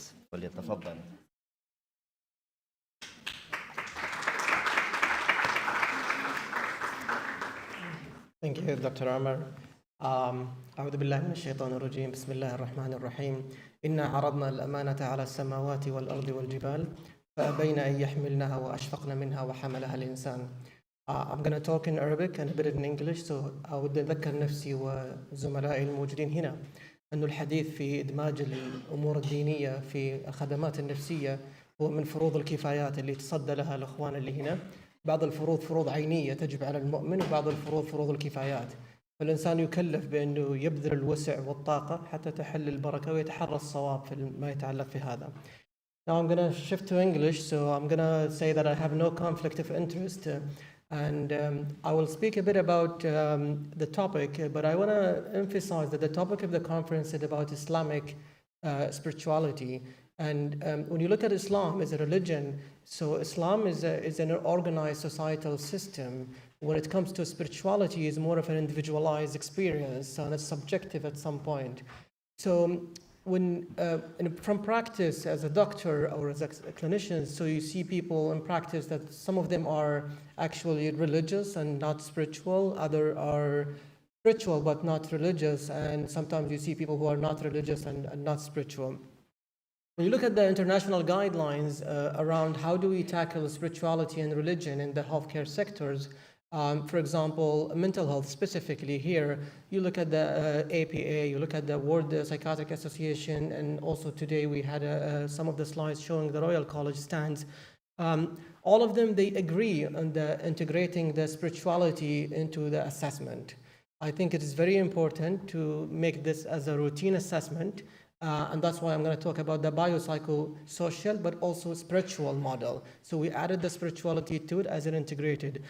But it's not as simple as that. Integrating spirituality and religion into the assessment, it's quite a complex thing. So when you integrate it to an assessment, then you need to also integrate that in the treatment and treatment planning. And I think I was talking to Dr. Amar, maybe for next year, we also, during the break, we were talking about having, I think, a debate around some fundamental differences. And because my previous speaker talked about treatment right away, I think we need to have a discussion about the paradigm and assessment and how we integrate that. I want to quote Dr. Abdullah here is in front of me, and I would like to thank you and the contributor members to the book that came 2 years ago. It's called The Clinical Applications in Islamic Psychology. I think it's worth reading if you haven't read the book. I'm going to just quote from the introduction what you said, because I think it's actually true. It says, I'm just going to make a quote. The contemporary field in its current iteration is still relatively young and may even be growing faster than it is ready for. Many aspiring psychologists are looking to learn the fundamentals of Islamic psychology and eager to jump into practice, yet the field is still far off from being in such a state as to offer a solid foundational footing with clear guidelines. Within this period of rapid growth, what is needed is an organized effort to assess what developments have happened, pool collective experiences, and create alliance among individual psychologists, practitioners, to establish a precedent for ongoing sharing, dialogue, and collaboration to advance our collective understanding properly and to formally move into the next phase of the development of the field. I think us meeting here for the second time is a collective effort. And I would like to thank the organizer, because I think we need to have more of these symposium and more of these dialogues and talks and more in terms of the literature, because we are Muslim in a Muslim society 100%. I don't want to take this. I'll speak to my topic about how did we actually integrate and have a, like, I would say, spirituality informed care in a way. When we talk about some of the actually modality that's being proposed in the book, it's actually a different paradigm. But I think it's different when we talk about a care that is informed by spirituality. The previous session, they were talking about its patient right in the countries here, especially, I'm not sure about the Middle East, but I'll talk about the Gulf. It's a patient right to get some religious counseling or guidance or a spiritually informed care. The religion and spirituality has a dual role, and which makes it more complicated in the psychiatry and mental health. So it does support the patient, and it does also help him to provide him a social support. It builds his relationship with God and with others. It provides a lot of reframing, like what we've seen in the previous slides. But it's more complex than that, and I think we might need also to talk about the assessment. The way that we approached it is that first we started with an assessment. So how are we going to assess all the spiritual, because when you look at the biopsychosocial model, if you're not familiar in the healthcare, you usually talk about the biological aspects and you break it down into what are the predisposing factors, what are the precipitating factors, what are the perpetuating factors, and what are the protective factors, and then you took all the biological aspects. And then when you go to the psychosocial factors, you break it down also. What are the psychological factors and what are the social factors? So speaking of the spirituality, so we need a tool for an assessment, and I think there was a session yesterday proposing some of the tools. However, there is no evidence based around a solid and standardized tool that's been studied and translated and replicated. collectively, some of the providers in Saudi and in Qatar, so they have come up with an assessment tool. And the way the one that we adopted and we use, even though it's not evidence-based, but it's something that's very helpful to inform the care that we give to the patients, is something that look at the three main things. The first thing that it looks at the person identity, and in terms of religion identity, Islamic identity, and the other two aspects goes into practice and look at that, how is he practicing in terms of his relationship with God, like al-janab al-ta'abbudi, and what about the other practice when it comes with others. And then the counselor would sit with the patient and would ask him these questions. For example, I'll just give an example of how we do the assessment initially. So you'd ask the patient, are you from a family, هل أنت من أسرة تعظم شعائر الله? So if he said yes, then he grew up in that family, that's part of his identity. And then you say, أسرتي تلتزم بالأمور الدينية. Then you answer yes, no, occasionally, and then you make some comments. So this is in a way trying to capture the situation when it comes to the patient subjective and internal and practices and spirituality. All the patients that we see are Muslims. So when it comes to the religions, they are Muslims. But in terms of their personal experience and their internal states, so that's why there is a huge variation. Then the key positions of people that we see how much this person is religious and what are the aspects specifically. When we go for the interventions, so the interventions, because we do more of an individual and group sessions, but even the hospitals here in the healthcare sectors are because it's in a Muslim country, so you see most of the time the mosque and then the prayer rooms. So if it's in a rehab center, for example, so most patients would pray together. So that's a practice they do together. It's part of the program. And rehabilitation, usually it's about 3 months for addiction. So people do pray together. When it's Ramadan, so people do fast together, make sahur together, make salat tarawih together. So some of the practices happen from within that context of the rehabilitation. I want to give an example of a few things that we actually do. It's more than just practices in the hospitals. The way that whenever the hospitals take the patient problem and analyze that problem and that complexity into biopsychosocial spiritual model, so usually you need a multidisciplinary team. People come from a different background to look at that individual, because globally there's a movement for individualized and patient-centered care. And nowadays they are talking about precision medicine, precision psychology, and the more that you can be precise about your assessment and your proposed treatment plan, the more that you're going to help and benefit that individual. So the way it works in the mental health and addiction is that a multidisciplinary team, usually composed of a consultant psychiatrist, a psychologist, a family therapist, a social worker, and then we have a spiritual counselor. So now that spiritual counselor contribute to the MDT discussions. And I mean, of course, we have other disciplines, if I forgot to mention any other discipline, like expressive art therapists or nursing, but the idea is that you have people from different backgrounds who would sit with the patient and his family and have a better understanding of his complexity before you do and try to design a treatment plan. Once the MDT, and the majority of people who are in practice here, actually they're Muslim, so they can make an observation even if they are not a spiritual counselor themselves. But the spiritual counsel will bring more into the insight in how we actually integrate that into the assessment and the treatment plan. I think one of the things, though, also the current practice we do is that we've integrated that in the electronic medical record. And that's not actually applied in other services.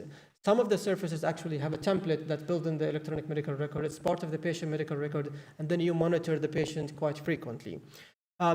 Standardizing operating procedure is something is very important when it comes to looking at the biopsychosocial model, because even though you're doing more of a spiritual counseling, so you need to have a framework for how the spiritual counselors are going to do what they are supposed to do.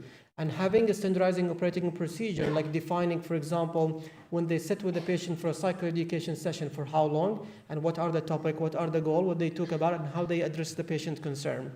One of the ethical dilemma that came from the previous presentation is that we should still hold ourselves to a standard where we shouldn't do more harm than good. The intention, most people here, I bet they have a good intention of helping the patient and the patient family. But when it comes to the mental health aspect, the boundaries is a big topic. And boundary crossing and violation, and it requires more of articulation when it comes to related to spirituality and integrating that, especially if we're going to go to the paradigm where actually assess and diagnose, looking at the Islamic literature and propose a treatment planning that suits our culture. And I do believe that we have something to show the world and to showcase of.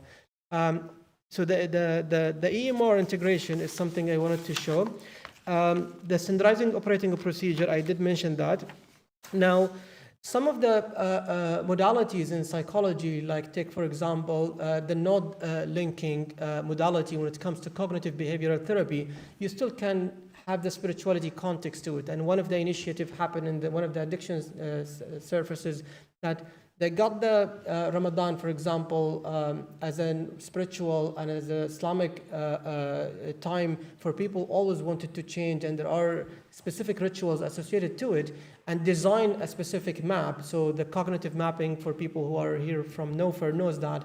So you can engage the patient and train the therapist in how they can deliver that session, whether it's individually or in a group. And you can actually expand that because you look at the modality of whatever school of thought you've come from, and then you can tailor that using the same framework and paradigm, which is that the one we use is cognitive mapping. We still integrate also the spirituality into doing the recovery activities. For example, patients, when they are in recovery, they can do a peer support, they can go to Umrah together, they can go to Hajj together, and they can do other activities, part of their peer support activity, recovery activity. So I want to actually conclude that we need to bridge the gap. There are lots of gaps, to be honest. And one of the gaps is when it comes to licensing, for example, and qualifications and training. So articulating what is the role of the therapist or the spiritually or Islamically spiritually informed therapist, whether he's a psychologist or from a religious background or from Islamic studies background. So what is his role in terms of how should we give the license so we ensure he held himself to a standard where he doesn't do more harm than good? One of the colleagues here asked a question earlier about ruqya. If the psychologist is trained in ruqya, so should we allow him to do ruqya himself with the patients? It's worth asking the question, I think. Should we train psychologists and psychiatrists and doctors in doing ruqya themselves, or we do a split treatment? And I think that the question of split treatment comes also between psychiatrists and psychologists too. There is a lot of question to answer, and I think a training, more articulation of the integrating spirituality from an Islamic perspective, because it's very important to us as a therapist. If you are a Muslim, so this is one of your core belief and your core value. So you would like also to take some of your core beliefs and values, but in a professional way that you do help that individual and his family. I think that's all I wanted to say today. So I would like to thank you all for this opportunity, and I will be on with discussion.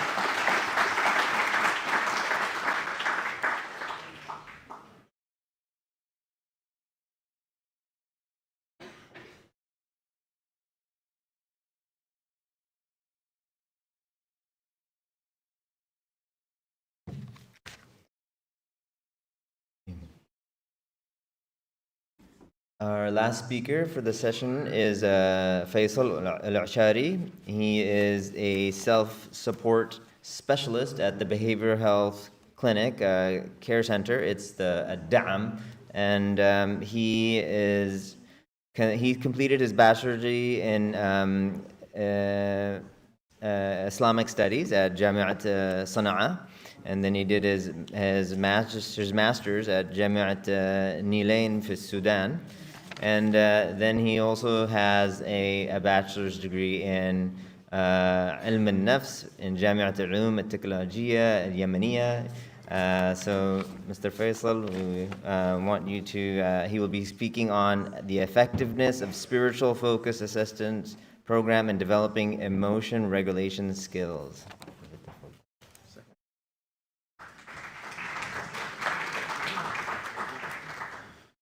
السلام عليكم ورحمة الله وبركاته. الحمد لله والصلاة والسلام على رسول الله وعلى آله وصحبه ومن والاه.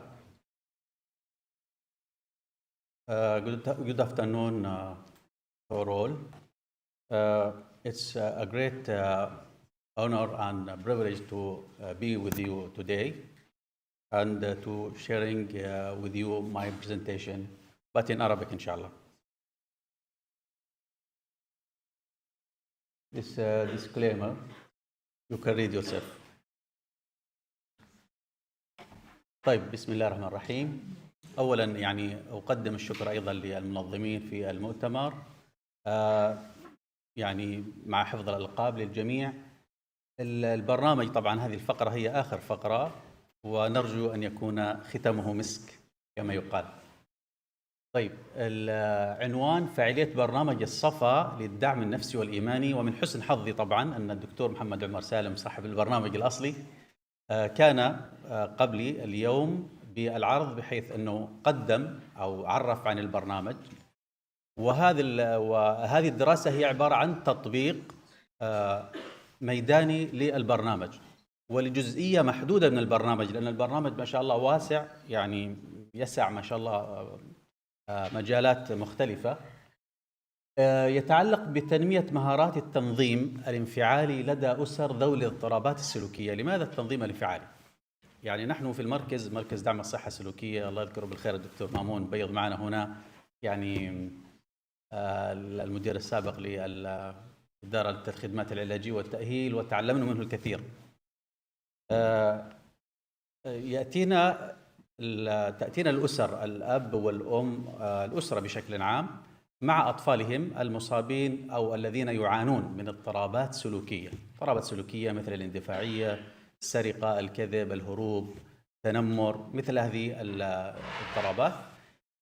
فيحصل ماذا؟ يحصل هناك انفعال أو غضب وعدم تحكم بالانفعالات من قبل الآباء والأمهات، فيسيئون التعامل مع مين؟ مع الأطفال. طيب، كيف نحل مشكلة التنظيم الانفعالي عن طريق برنامج الصفا للدعم النفسي؟ اي نعم، البرنامج المستهدف فيه اساسا، يعني الدراسه التي عملتها على الاباء والامهات. طبعا الاطفال يتم استهدافهم كذلك، ولكن انا اتكلم عن فقط نطاق الدراسه، يعني ليميتيشن بس.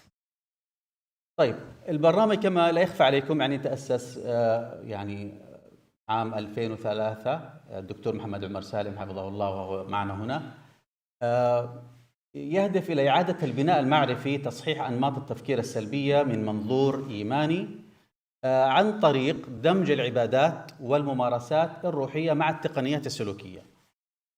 ثم عندنا أو لدينا أدوات نفسية سأعرض لكم جزءا منها ما يتعلق بتنظيم الانفعالات بعد قليل. طيب، هذه الخريطة عرضها الدكتور قبل قليل، وهي مهمة جدا، وهي في الواقع هذا يعني إن صح التعبير يعني قلب البرنامج، برنامج الصفا الذي يتعلق بالمحطات، محطات الدعم النفسي والإيماني. واجتهد الدكتور محمد عمر سالم بتوزيعها على متعلقات الزمان ومواجهة ملمات الحياة وعلاقات الذات، وكذلك منظمات الوجدان، وكلها مهمة في الواقع. ولكن يتم استهداف الحالة أو لنقل الشخص الذي يعالج، يعني يعمل له إن صح التعبير assessment ما الذي يوجد عنده من نقص. هل يوجد عنده مثلا يتعلق بمنظمات الوجدان أو علاقات الذات أو متعلقات الزمن أو ملمات الحياة. طيب، هذه فقط نظرة تراثية إن صح التعبير. نحن يعني علم النفس الإسلامي يعني كجذور، نحن نتحدث عن الجذور. هؤلاء يعني آباء مؤسسون، وفي الواقع يعني ما شاء الله التراث كبير جدا، وهناك مؤسسون كثر، ولكن من أبرزهم مثلا من تحدث عن التوكل والصبر كآليات للمرونة النفسية. ومن أبرز كتبه مدارج السالكين، اللي هو مين شرحه؟ الإمام ابن القيم، تحدث فيها عن هذه الآليات. أيضا الإمام الغزالي الذي يعني ركز كثيرا على مفهوم التخلية والتحلية، وأبو زيد البلخي أيضا الذي هو رائد العلاج المعرفي وميز بين الحزن والقلق المرضي. فبرنامج الصفا هو يعني عبارة عن دمج واستمداد، دمج أدوات العلاج CBT مع استمداد الخلفيات الثقافية الإسلامية. طيب، الفجوة العلاجية هنا العلاجات الغربية فعالة لكنها تفتقر إلى الصدى الروحي للعملاء المسلمين، والوالدين هم وكلاء التغيير الذين نحن ركزنا عليهم هنا في هذه الدراسة. طيب حجم المشكلة يعني حسب دراسات، طبعا بعض يذكر أن يعني تصل إلى 8% وليس فقط 5%، أنه من الأطفال العالميين يعانون من اضطرابات سلوكية. هنا الحل المقترح، طبعا هذا كدراسة وإلا هناك طبعا حلول كثيرة. البرنامج الصفا الذي هو ذكرنا برنامج تدريبي علاجي يدمج CBT مع المحتوى الروحي الإسلامي والنطاق تخصص الدعم الذاتي بمركز دعم الصحة السلوكية الذي يعني أنا أعمل فيه. وعلى فكرة هذا المسمى من إبداعات الدكتور مأمون الله يجزاه خير. الهدف تمكين الوالدين من مهارات تنظيم الانفعال للتعامل مع الاضطرابات السلوكية. طيب لماذا الدمج بين هذين بين العلم والإيمان؟ العلاج المعرفي السلوكي كما لا يخفى عليكم هو المعيار الذهبي اليوم في موضوع العلاج المعرفي السلوكي، العلاج النفسي. برنامج الصفا هنا دمج مفاهيم من التراث بأدوات حديثة كما ذكرنا، وتستهدف البعد الغائب الذي هو أعمال القلوب كمركز الإدراك، أيضا القلب كمركز للإدراك والعاطفة في المنظور الإسلامي. طبعا لن نتحدث عن القلب أين مكانه، هل هو في الدماغ أم في الصدر أم كذا، هذا موضوع آخر لا نريد أن نخوض فيه. نحن نتحدث عن ما يسمى بالقلب. طيب هناك أدوات يعني صح التعبير تتعلق بقضية تنظيم الانفعالات في CBT. نحن نتحدث عن CBT لأنه عندنا أيضا DBT وعندنا يعني مناهج أخرى، لكن نتحدث عن CBT فقط. وكان قد أيضا أشار إليها في البرنامج الدكتور محمد عمر سالم عن لوحة المشاعر. أنا أضفت إليها جدول، يعني هذا من ابتداعات جدول التفريق ابتداعات، يعني اللي هو التفريق بين الفكرة والشعور، لأنه عندما هو أساساً الجدول فيه لوحة المشاعر. أول شيء لوحة المشاعر قبل أن يفرق بين الفكرة والشعور نعلمه كيف يقرأ مشاعره، يعني نعطيه لوحة فيها وجوه أو فيسات فيؤشر عليها، مثلاً أنا حزين، أنا سعيد. نحن نتحدث مع الكبار وليس عن الأطفال، طبعاً الأطفال من باب أولى، لأن كثير من الناس أو بعض الناس لا يحسن أن يقرأ مشاعره، يعني ما يعرف يعبر عن مشاعره. أنا منزعج. طيب منزعج بماذا؟ هل أنت قلق؟ هل أنت حزين؟ هل أنت غاضب؟ هل أنت محبط؟ يعني ما هو نوع الشعور الذي عندك؟ أول شيء هذه أول خطوة. ثاني خطوة هي التفريق بين الشعور والفكرة. إذن فأول شيء تقرأ المشاعر، ثاني شيء تفرق بين الفكرة والشعور. هذا على سبيل المثال. عفوا سيأتي الآن هذا دكتور، هذا الجدول أنا وضعته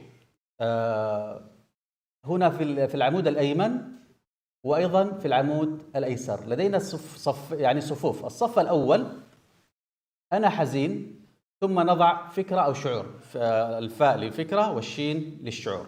تمام. أنا غير كفء، هذا مثال. أنا حزين، هذا شعور. طيب أنا غير كفء، هذه فكرة. تمام. نطلب من المريض أو من العميل أو من الأب أو الأم أن يملأ بقية الجدول. فنسأله مثلا أنا متوتر، هل تعتقد هي فكرة ولا شعور؟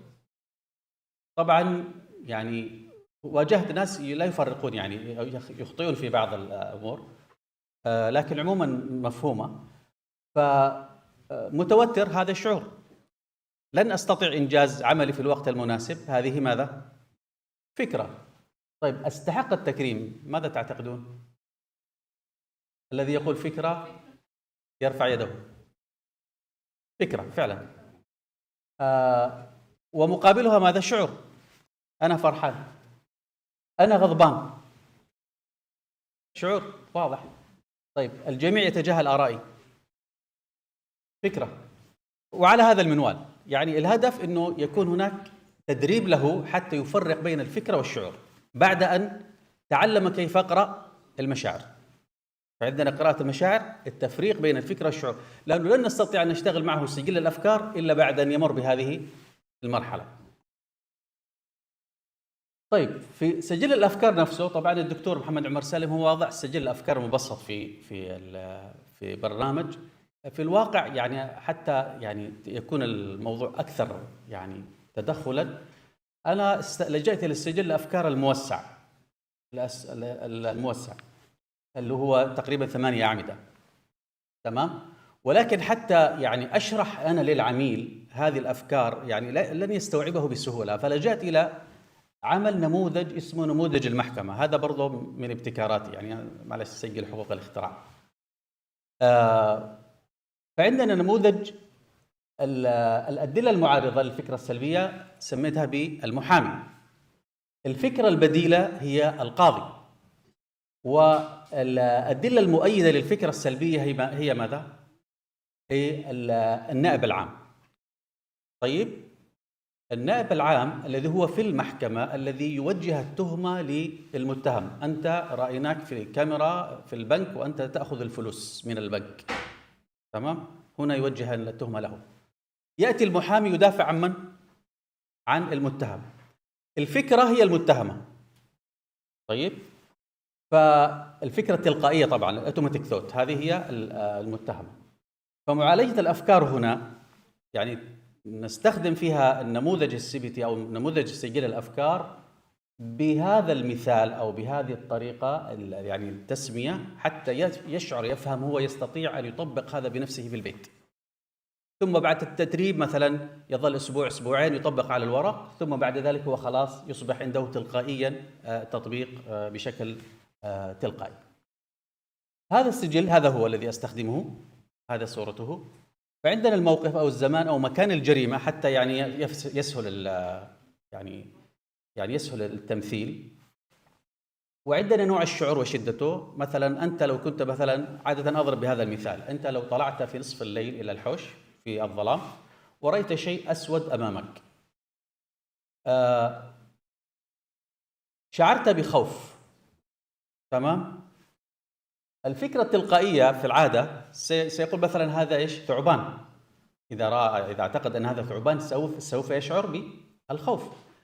طبعا الفكرة التلقائية لابد أن يصفيها ويصل إلى أنه أنا سوف أموت. هذه الفكرة. طبعا هذا ثعبان والثعبان يلدغ وبالتالي فيه سم وسوف أموت بسبب هذا السم. لا، هذا فقط هو يعتقد، هو شاف شيء أسود لا يعرف ما هو، هل هو ثعبان أو شيء آخر. ممكن تأتي فكرة أخرى أن هذا ليس ثعبان وإنما هذا حبل الغسيل سقط في الليل يعني من الهواء يعني مثلا. هنا الشعور لا يوجد يعني خوف. طيب ثم يضع الشدة. بعد ذلك تأتي الأدلة المؤيدة والأدلة المعارضة. الأدلة المؤيدة مثلا هو النائب العام، يقول له مثلا فعلا الثعابين فيها سم والسم يقتل، هذه فكرة مؤيدة. المحامي سيقول لا، الثعابين ممكن 30% منها سامة، البقية غير سامة. فهنا إيش؟ بدأ يضعف يعني تضعف الفكرة. ثم المحامي يعمل الموازنة بينهما، يقول صحيح أن هناك بعض الثعابين سامة ولكن كثير منها 70% غير سامة، وبالتالي يعني قد لا يكون هذا ثعبان سام وقد لا تموت. فهنا يضعف الشعور بالخوف. القاضي يقول يعني يأخذ أدلة النائب العام وأدلة المحامي ويوازن بينهما مثل ما يفعل في المحكمة، تمام؟ فيقول صحيح أن هناك ثعابين سامة ولكن عددها نسبتها بسيطة، بينما الثعابين السامة غير السامة نسبتها أكثر، فبالتالي احتمالية أن تلدغ بسم تعتبر إيش؟ أقل. هنا ضعف الشعور. طيب حتى ما نطول عليكم بس. طيب منهجية الدراسة انتهينا أو عرفنا موضوع سجل الأفكار ونموذج المحكمة فيه. هذا ممكن بعدين يعني أعمل دراسة مستقلة فيما بعد، لا أحد يسرق هذه الفكرة لو الرجال.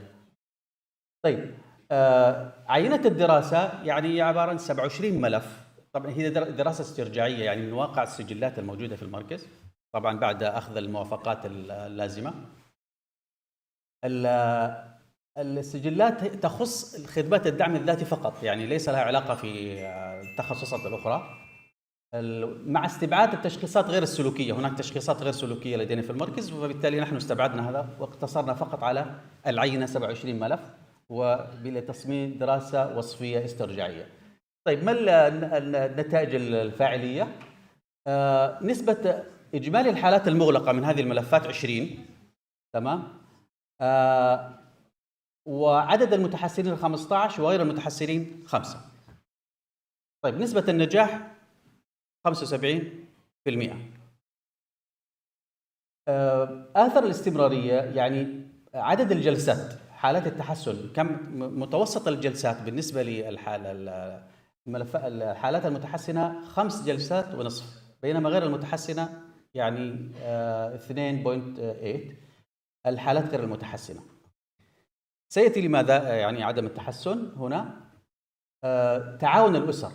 عندنا أسر متعاونة، بسبب تعاون الأسر كانت نسبة النجاح 88% و2 عند الأسر المتعاونة.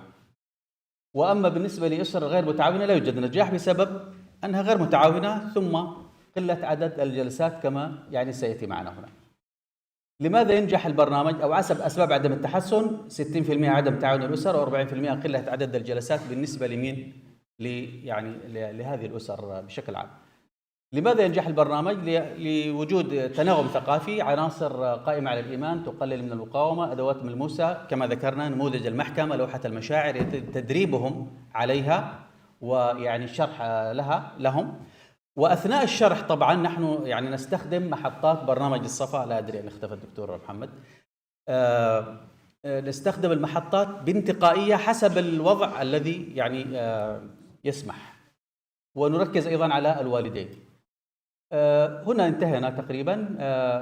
75% كما ذكرت نسبة تحسن، ومزيج فعال من السلوك والإيمان، وأيضا بين المعالج والأسرة يعني شراكة. ندعو لتبني وتطوير هذا النموذج المعرفي الإسلامي السلوكي كمعيار للرعاية النفسية. وهذه تلخص يعني تقريبا البرنامج بشكل عام، يعني اللي يحب ياخذ لقطة صورة، لأنها تقريبا كل البرنامج في هذه الشريحة. وشاكر لكم وجزاكم الله خيرا.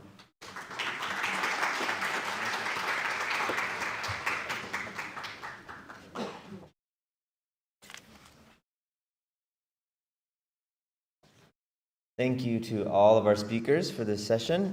We still have some time for some Q&A, so I would like to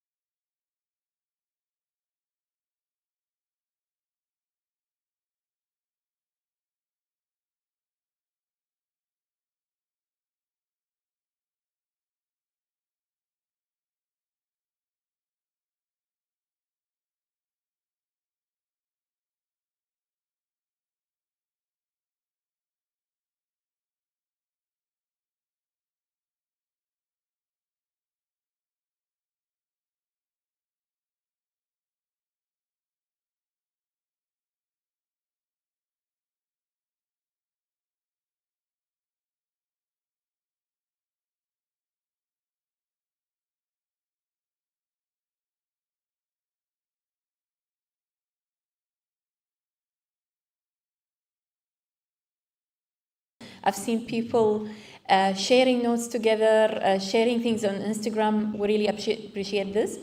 Coming to the end, I would like to invite Dr. Homan to the podium to conclude this event. Please, Dr. Homan.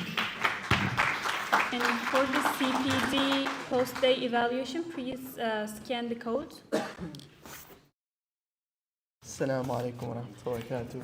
Yeah, before I begin my concluding remarks, actually, I just wanted to invite Dr. Abdullah Rothman up to share a little bit about the International Association for Islamic Psychology. He's joined us this weekend, alhamdulillah, despite his busy schedule. And I think this is a really important platform and association that's international in nature that we would like to invite all of your participation in, so that we can continue to kind of work together, continue these sorts of discussions and collaborations on an international level, inshallah ta'ala. So Dr. Abdullah, if you can take maybe 5 minutes or so to introduce us to what the association is. And he is also a partner, IAIP is also a partner up here, as one of the organizing partners of this particular symposium. Jazakallah khair, Abdullah.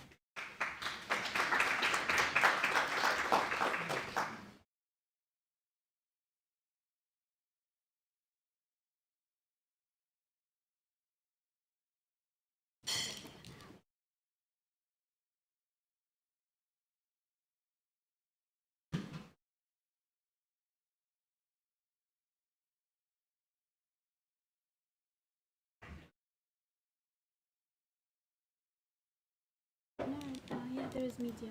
And the last. Applause for our panel.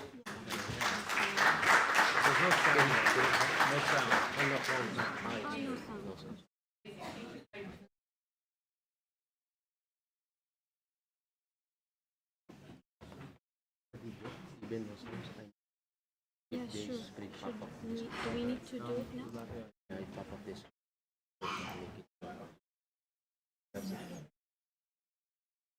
Only like that? Yeah. Yeah, is it? Okay. Do I just click it or do I? Yeah, just click it. Click it. With the clicker? Yeah. Just forward. Yes. Oh, okay, See. good. Right here, Doctor. Good. Just forward, backward. For the video, also forward. Okay. Okay. This is forward? Yeah. And this is backward. Yeah, Okay. yeah. Bismillah ar-Rahman ar-Rahim. Assalamu alaikum wa rahmatullahi wa barakatuh. It's sorry to restart after the break there, but it's an honor to be here with you all, and I want to thank Dr. Human for inviting me to just say a few words. I'll keep it brief, but mashallah, it's always so good to come. This is my third time coming here. I know this is the second symposium, but there's always more developments each year here as a pioneer in doing this work, but also just globally, seeing the development of the field is really exciting, and seeing all of the different projects and people contributing.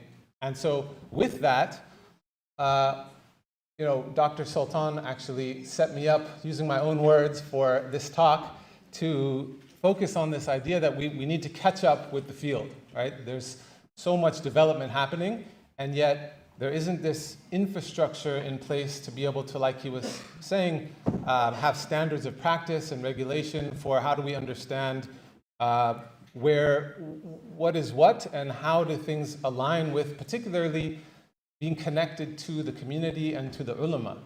And so, like anything, when there's new developments and pioneering, like in the West, we say it's like the Wild West. There's people just out there doing things, and you can't tell, are they doing it from a place of rooted silsila of knowledge? Do they have guidance? Are they connected? Or are they sort of off on their own? And when there's people looking for help, it's how do they know what is legitimate, and how do we regulate that?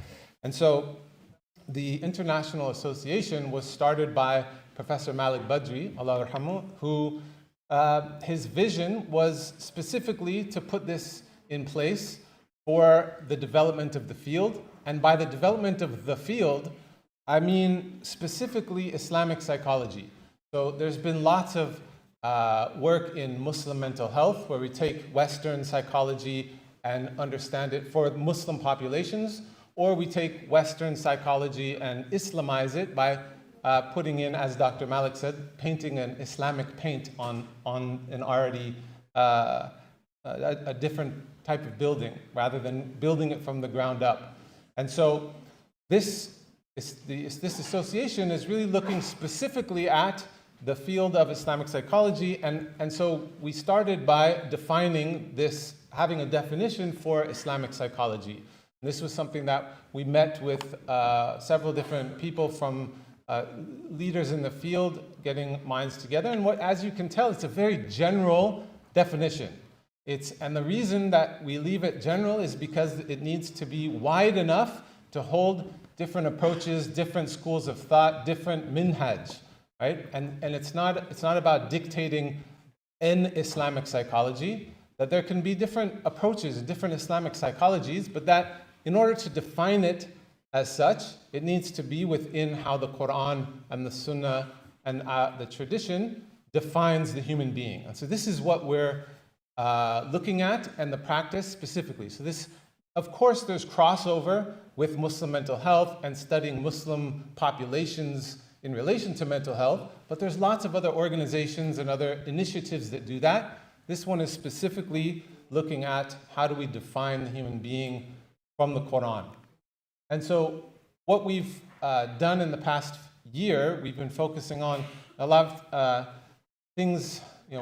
The association has kind of been dormant in a sense because we've been really trying to put in place the infrastructure that's needed to, as Dr. Sultan was referencing to what I said about catching up. And so we focused on two main areas: strengthening the organizational governance, and we'll talk about how specifically that means of the community, not any particular insular group of people, but building an infrastructure for the field. And then advancing the field's legitimacy through having professional standards, codes of ethics, and ways of holding people accountable. And so with the organizational governance, this is about putting in place a system that can hold future generations. So Professor Malik, when he put me in charge of this, he gave me this, well, I was going to say burden, but I think amana is the better word for it, to carry forward for you all, to take forward so that there is an infrastructure in place that people can, the field itself can decide what is needed next. And building this infrastructure to create some of this structure that allows for differences of approaches. So with the governance, this is putting together, it's a nonprofit organization, so having bylaws, but having leadership that is not just one group of people, but that there's a system. So Dr. Malik put me in charge, but my goal is to set it up to pass it on to somebody else, and that the people would decide who's the best person to lead that, and that there needs to be representation of different ways of thinking, different schools of thought, so that it's representative of the whole community. And this part of it is really important, that it's inclusive. There is not one way of doing things, and the multiplicity and the differences are a benefit. This is a mercy. The differences of the Ummah is a mercy, and this is how we grow the field. And so one of the things, I'll just go over two really quickly things that we've been working on. One is the Code of Ethics, which we developed a document through a series of in-person meetings, as well as a process with including leading scholars in the field to come up with a starting point. And this document then will go into continuing to refinement. So essentially it's like a living document that has to be given input by people that are in the field doing the work, that need to develop it, right, as a community.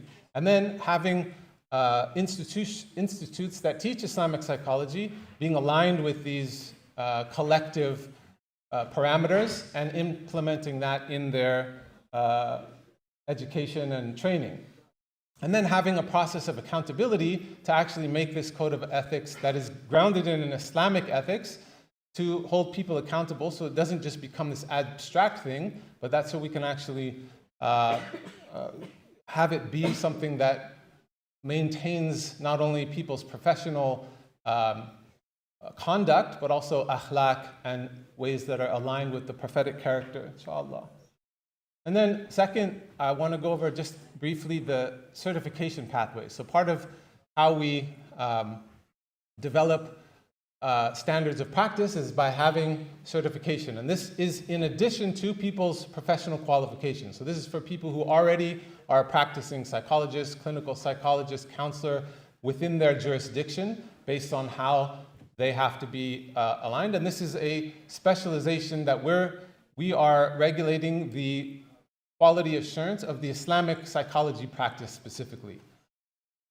And so there are certification for institutions as well as practitioners. And in the future, maybe there will be for educators and scholars. But for now, institutions, there's 3 different types. An academic program, a practitioner training program that may not be academic, and then sort of a hybrid. So some examples of programs that currently exist that are candidates for this certification. Just to give an example, the academic programs, Cambridge Muslim College, Charles Sturt, have Islamic psychology programs that don't do practitioner training specifically. Khalil Center and Dar al-Shifa have different methods that they teach, TIIP and the Shifa method, which is not an academic program, it's professional training. And then something like where we are here at Hamad bin Khalifa is a hybrid. It's both academic and professional training. And so when people graduate from these programs, then they can be certified as practitioners based on the education curricula minhaj that's set by those institutions. So IIP doesn't regulate the type of Islamic psychology that they're being taught, but that it falls within the general parameters of what can be considered Islamic psychology.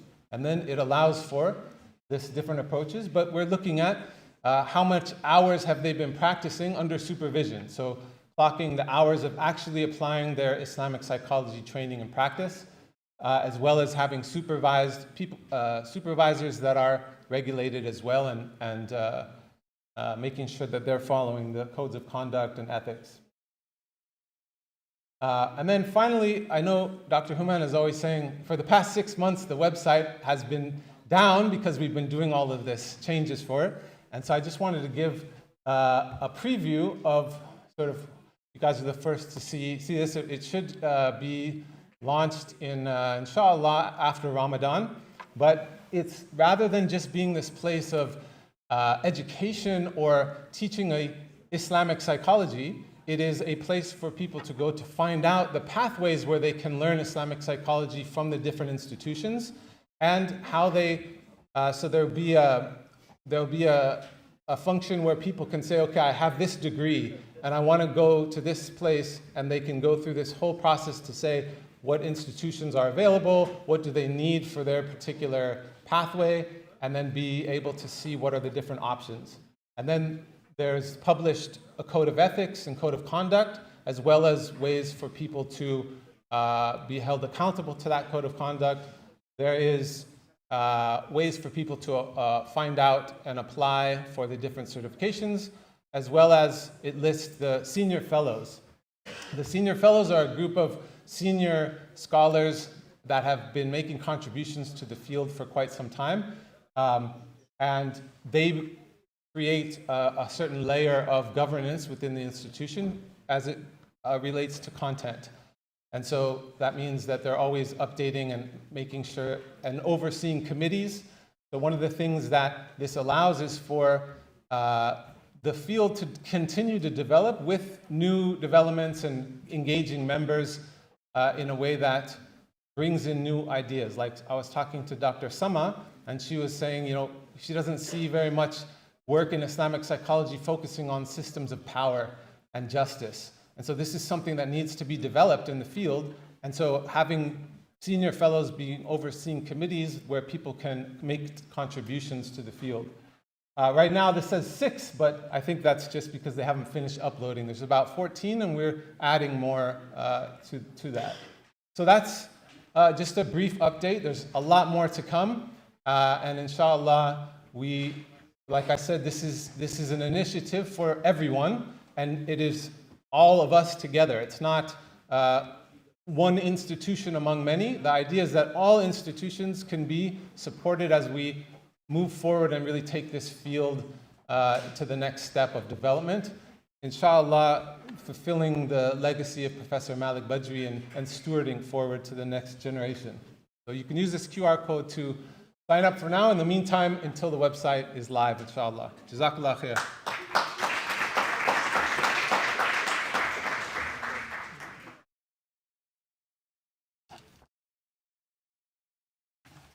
بسم الله الرحمن الرحيم الحمد لله وحده والصلاة والسلام على من لا نبي بعده. Assalamu alaikum wa rahmatullahi wa barakatuh once again.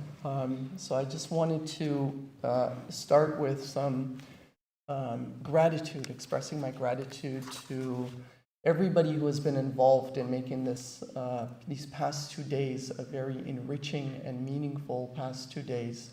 We sincerely appreciate the juhud, the energy, the distance that you've traveled, your attention, and also your patience and forgiveness with us, right, as well, in terms of sometimes going over or not, having some things in order.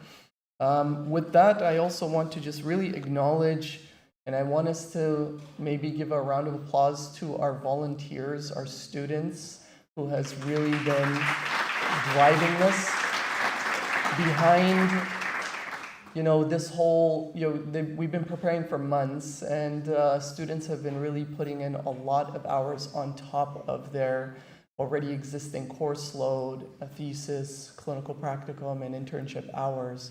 So, we really appreciate that. And I also just want to highlight them by name as well. The head of them, especially, I want to give a special kind of acknowledgement to Aisha Noor, who is right here, mashallah, who, mashallah, yes, right here, mashallah. So she has really gone above and beyond. She's really gone above and beyond, alhamdulillah. So give her a round of applause. She's been stewarding this whole thing, inshallah. And Yaqub, I want to acknowledge him as well. Yaqub's the person behind the scenes. He's made this whole engine run, mashallah, and he's been steering kind of the whole team. Sometimes he's had to dispute with the volunteers to get them in line, and then, but then counterbalance that with a lot of compassion as well afterwards, inshallah. So, alhamdulillah, it's been a great team building exercise. So Yasin, he's holding up the camera. Can you stand up? Can you just stand up? Also, our students can be visible as well if you need, if you like more information about the program, you guys want to connect with them, inshallah. Dalal Al-Mullah, where are you? She here? She left, okay. Oh, she left, she's not here right now. She was our, our moderator for the sessions. She introduced everything. Dr. Khalid Al-Marzouk, despite the fact that where is he? I don't know if he's here. He's way back there, mashallah. He did a career shift. He's a physician actually by training, but decided to switch gears and go from working on the body to working on the psyche, mashallah. So he's with us. Essen, where's Essen? No, okay, she's not here. Essen, she's still working, mashallah. So Nimra, where are you? Nimra, if you could stand up, please. Ali Zahin, where are you? He's all the way back there beside Khalid, mashallah. Seljan, where is Seljan? Seljan's back there, mashallah. She's working on her thesis, really trying to graduate this and defend by May, so make dua for her. Aisha, Rimi, if you can stand up. Hannah Malik, where's Hannah? Is she with us? No, okay, she's not with us. Sarah, yes, you. MashaAllah. Ahmed Al-Courtright, where's Ahmed? Ahmed's back there, MashaAllah. Yeah. Nurmina, where's Nurmina? Yeah, she's right here, MashaAllah. And Sayyid Jamal, who can forget Sayyid Jamal? Sayyid Jamal, can you please stand up? You know, if we had more time, I'd ask him to summarize it in poetry and rap for us, but. And Wafi, where's Wafi? Wafi, the one who's been asking a lot of really good questions, ones that you were wondering, like, where did he get these critical questions from, mashallah? So he's part of our program, alhamdulillah. He's been trained well. And also, if I can just give a special acknowledgement to Ru'a. Please, Ru'a, can you please stand up? She is from Qatar University. She's representing Qatar University. She is like the heart of Islamic psychology here in Qatar and Doha, mashallah. She's been really active in putting on their own conferences, events, and she jumps from one event to another. In the middle of this, she pulled me aside to talk about the next event that we're going to be doing and planning that already. So I know that she puts in a lot of hard work. She asks me to meet with her on a weekend. Usually it doesn't happen in Qatar very often. She's one of the few people who actually do that. People tend to have good boundaries here. They tend to not be responsive on the weekends and on leaves. But mashallah, Ru'a is an exception, and her team is exceptional. Allah Ta'ala give them the best of this dunya and the akhirah. Also, just the CIS team, I want to give quick acknowledgements to Irshad. Irshad, are you here? Where is he? Irshad, mashallah. He is the tech guy behind the scenes, communications, all the social media, the pictures, the videos, live broadcasts. He's making it possible for hundreds of people, inshallah, thousands of people, to be able to have been here virtually who are not able to join us physically. Mona Al-Imadi Sabika, are you here or no? Okay, Sabika, mashallah, she drives the whole engine. She's Irshad's boss, mashallah, and she's not here at the moment. Nawal Al-Kuwairi, Jihad, Noor Mahfouz, Sophia from the HBKU comms team, and Abdullah Hawal, mashallah. So let's give a final round of applause to all of them. And then I just wanted to again acknowledge all of our partners, IAIP, ISIP as well, the International Students of Islamic Psychology. Please connect with these organizations, to Khalil Center, to especially the CPD team that has made this possible. For the continuing professional development for healthcare professionals, and Qatar University's health CPD for their invaluable support and contributions and making the CPDs possible, right? So all these psychologists and practitioners that are coming in from different places over the past 2 days, you know, alhamdulillah, not only do they get the ajr of being here, right, fi dunya wal akhirah, also in this dunya they get the recognition for it, inshallah, and they can keep their licenses active by coming to a place like this, alhamdulillah. So for next steps, really, you know, I think this, inshallah, I think you would probably agree with me that this has been a very enriching, uplifting the past 2 days. It's an opportunity for us who are like-minded, who are invested in Islamic spirituality, Islamic psychology, our identities as Muslims, and being, you know, appreciative and grounded in our Islamic civilizational values, and have a personal mission to bring this to the healthcare setting, to the mental health care setting, to our patients, to our colleagues, to our institutions, and to be with individuals who share those values and share the same vision under one roof, in one place, doesn't happen very often. And we tend to be individuals who are often marginalized. You know, these kinds of conversations tend to be marginalized. And a lot of sentiments that I hear from people is that it's such a breath of fresh air and inspiration for us to be able to be together where we can speak comfortably and freely and share ideas and to support one another, instead of being sometimes feeling isolated in our own institutions, feeling like we're swimming against the current. And so, alhamdulillah, Allah Ta'ala has given us this opportunity to be able to come together, and it's only the bidayah, it's only the beginning, inshallah. And so it doesn't end here. Hopefully it's not just 2 days of inspiration and self-congratulation for us, right, as the organizers, and congratulating ourselves for excellent, symposium.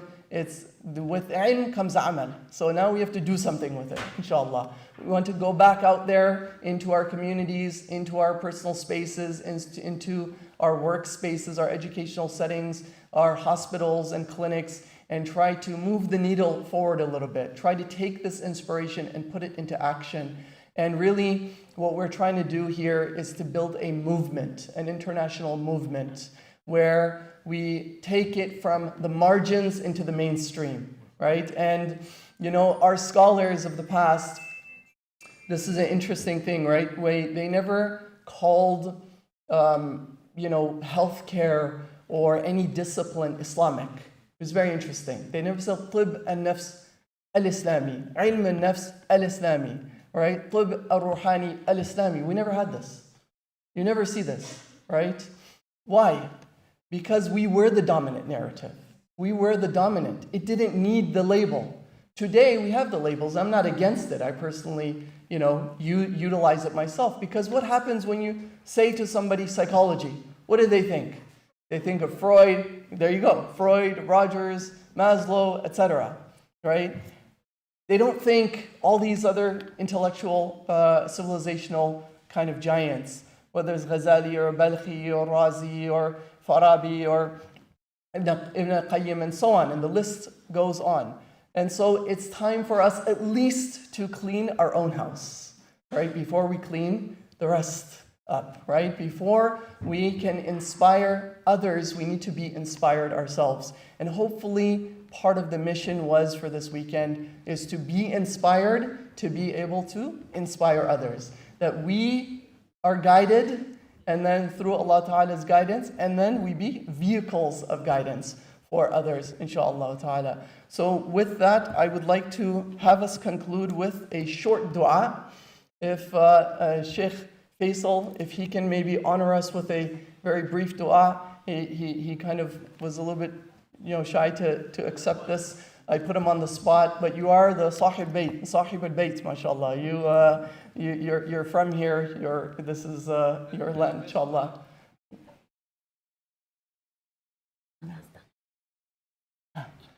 And then a quick note for the speakers, right after Salat al-Asr, we're going to go up to the smart room to the discussion. We're going to have our discussion panel, inshallah. It's a closed discussion panel.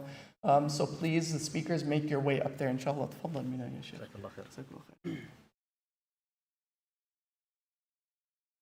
اللهم صل على محمد وعلى آل محمد كما صليت على إبراهيم وعلى آل إبراهيم وبارك على محمد وعلى آل محمد كما باركت على إبراهيم وعلى آل إبراهيم في العالمين إنك حميد مجيد. اللهم اجعل جمعنا هذا جمعا مرحوما وتفرقنا بعده تفرقا معصوما ولا تجعل فينا ولا معنا شقيا ولا محروما.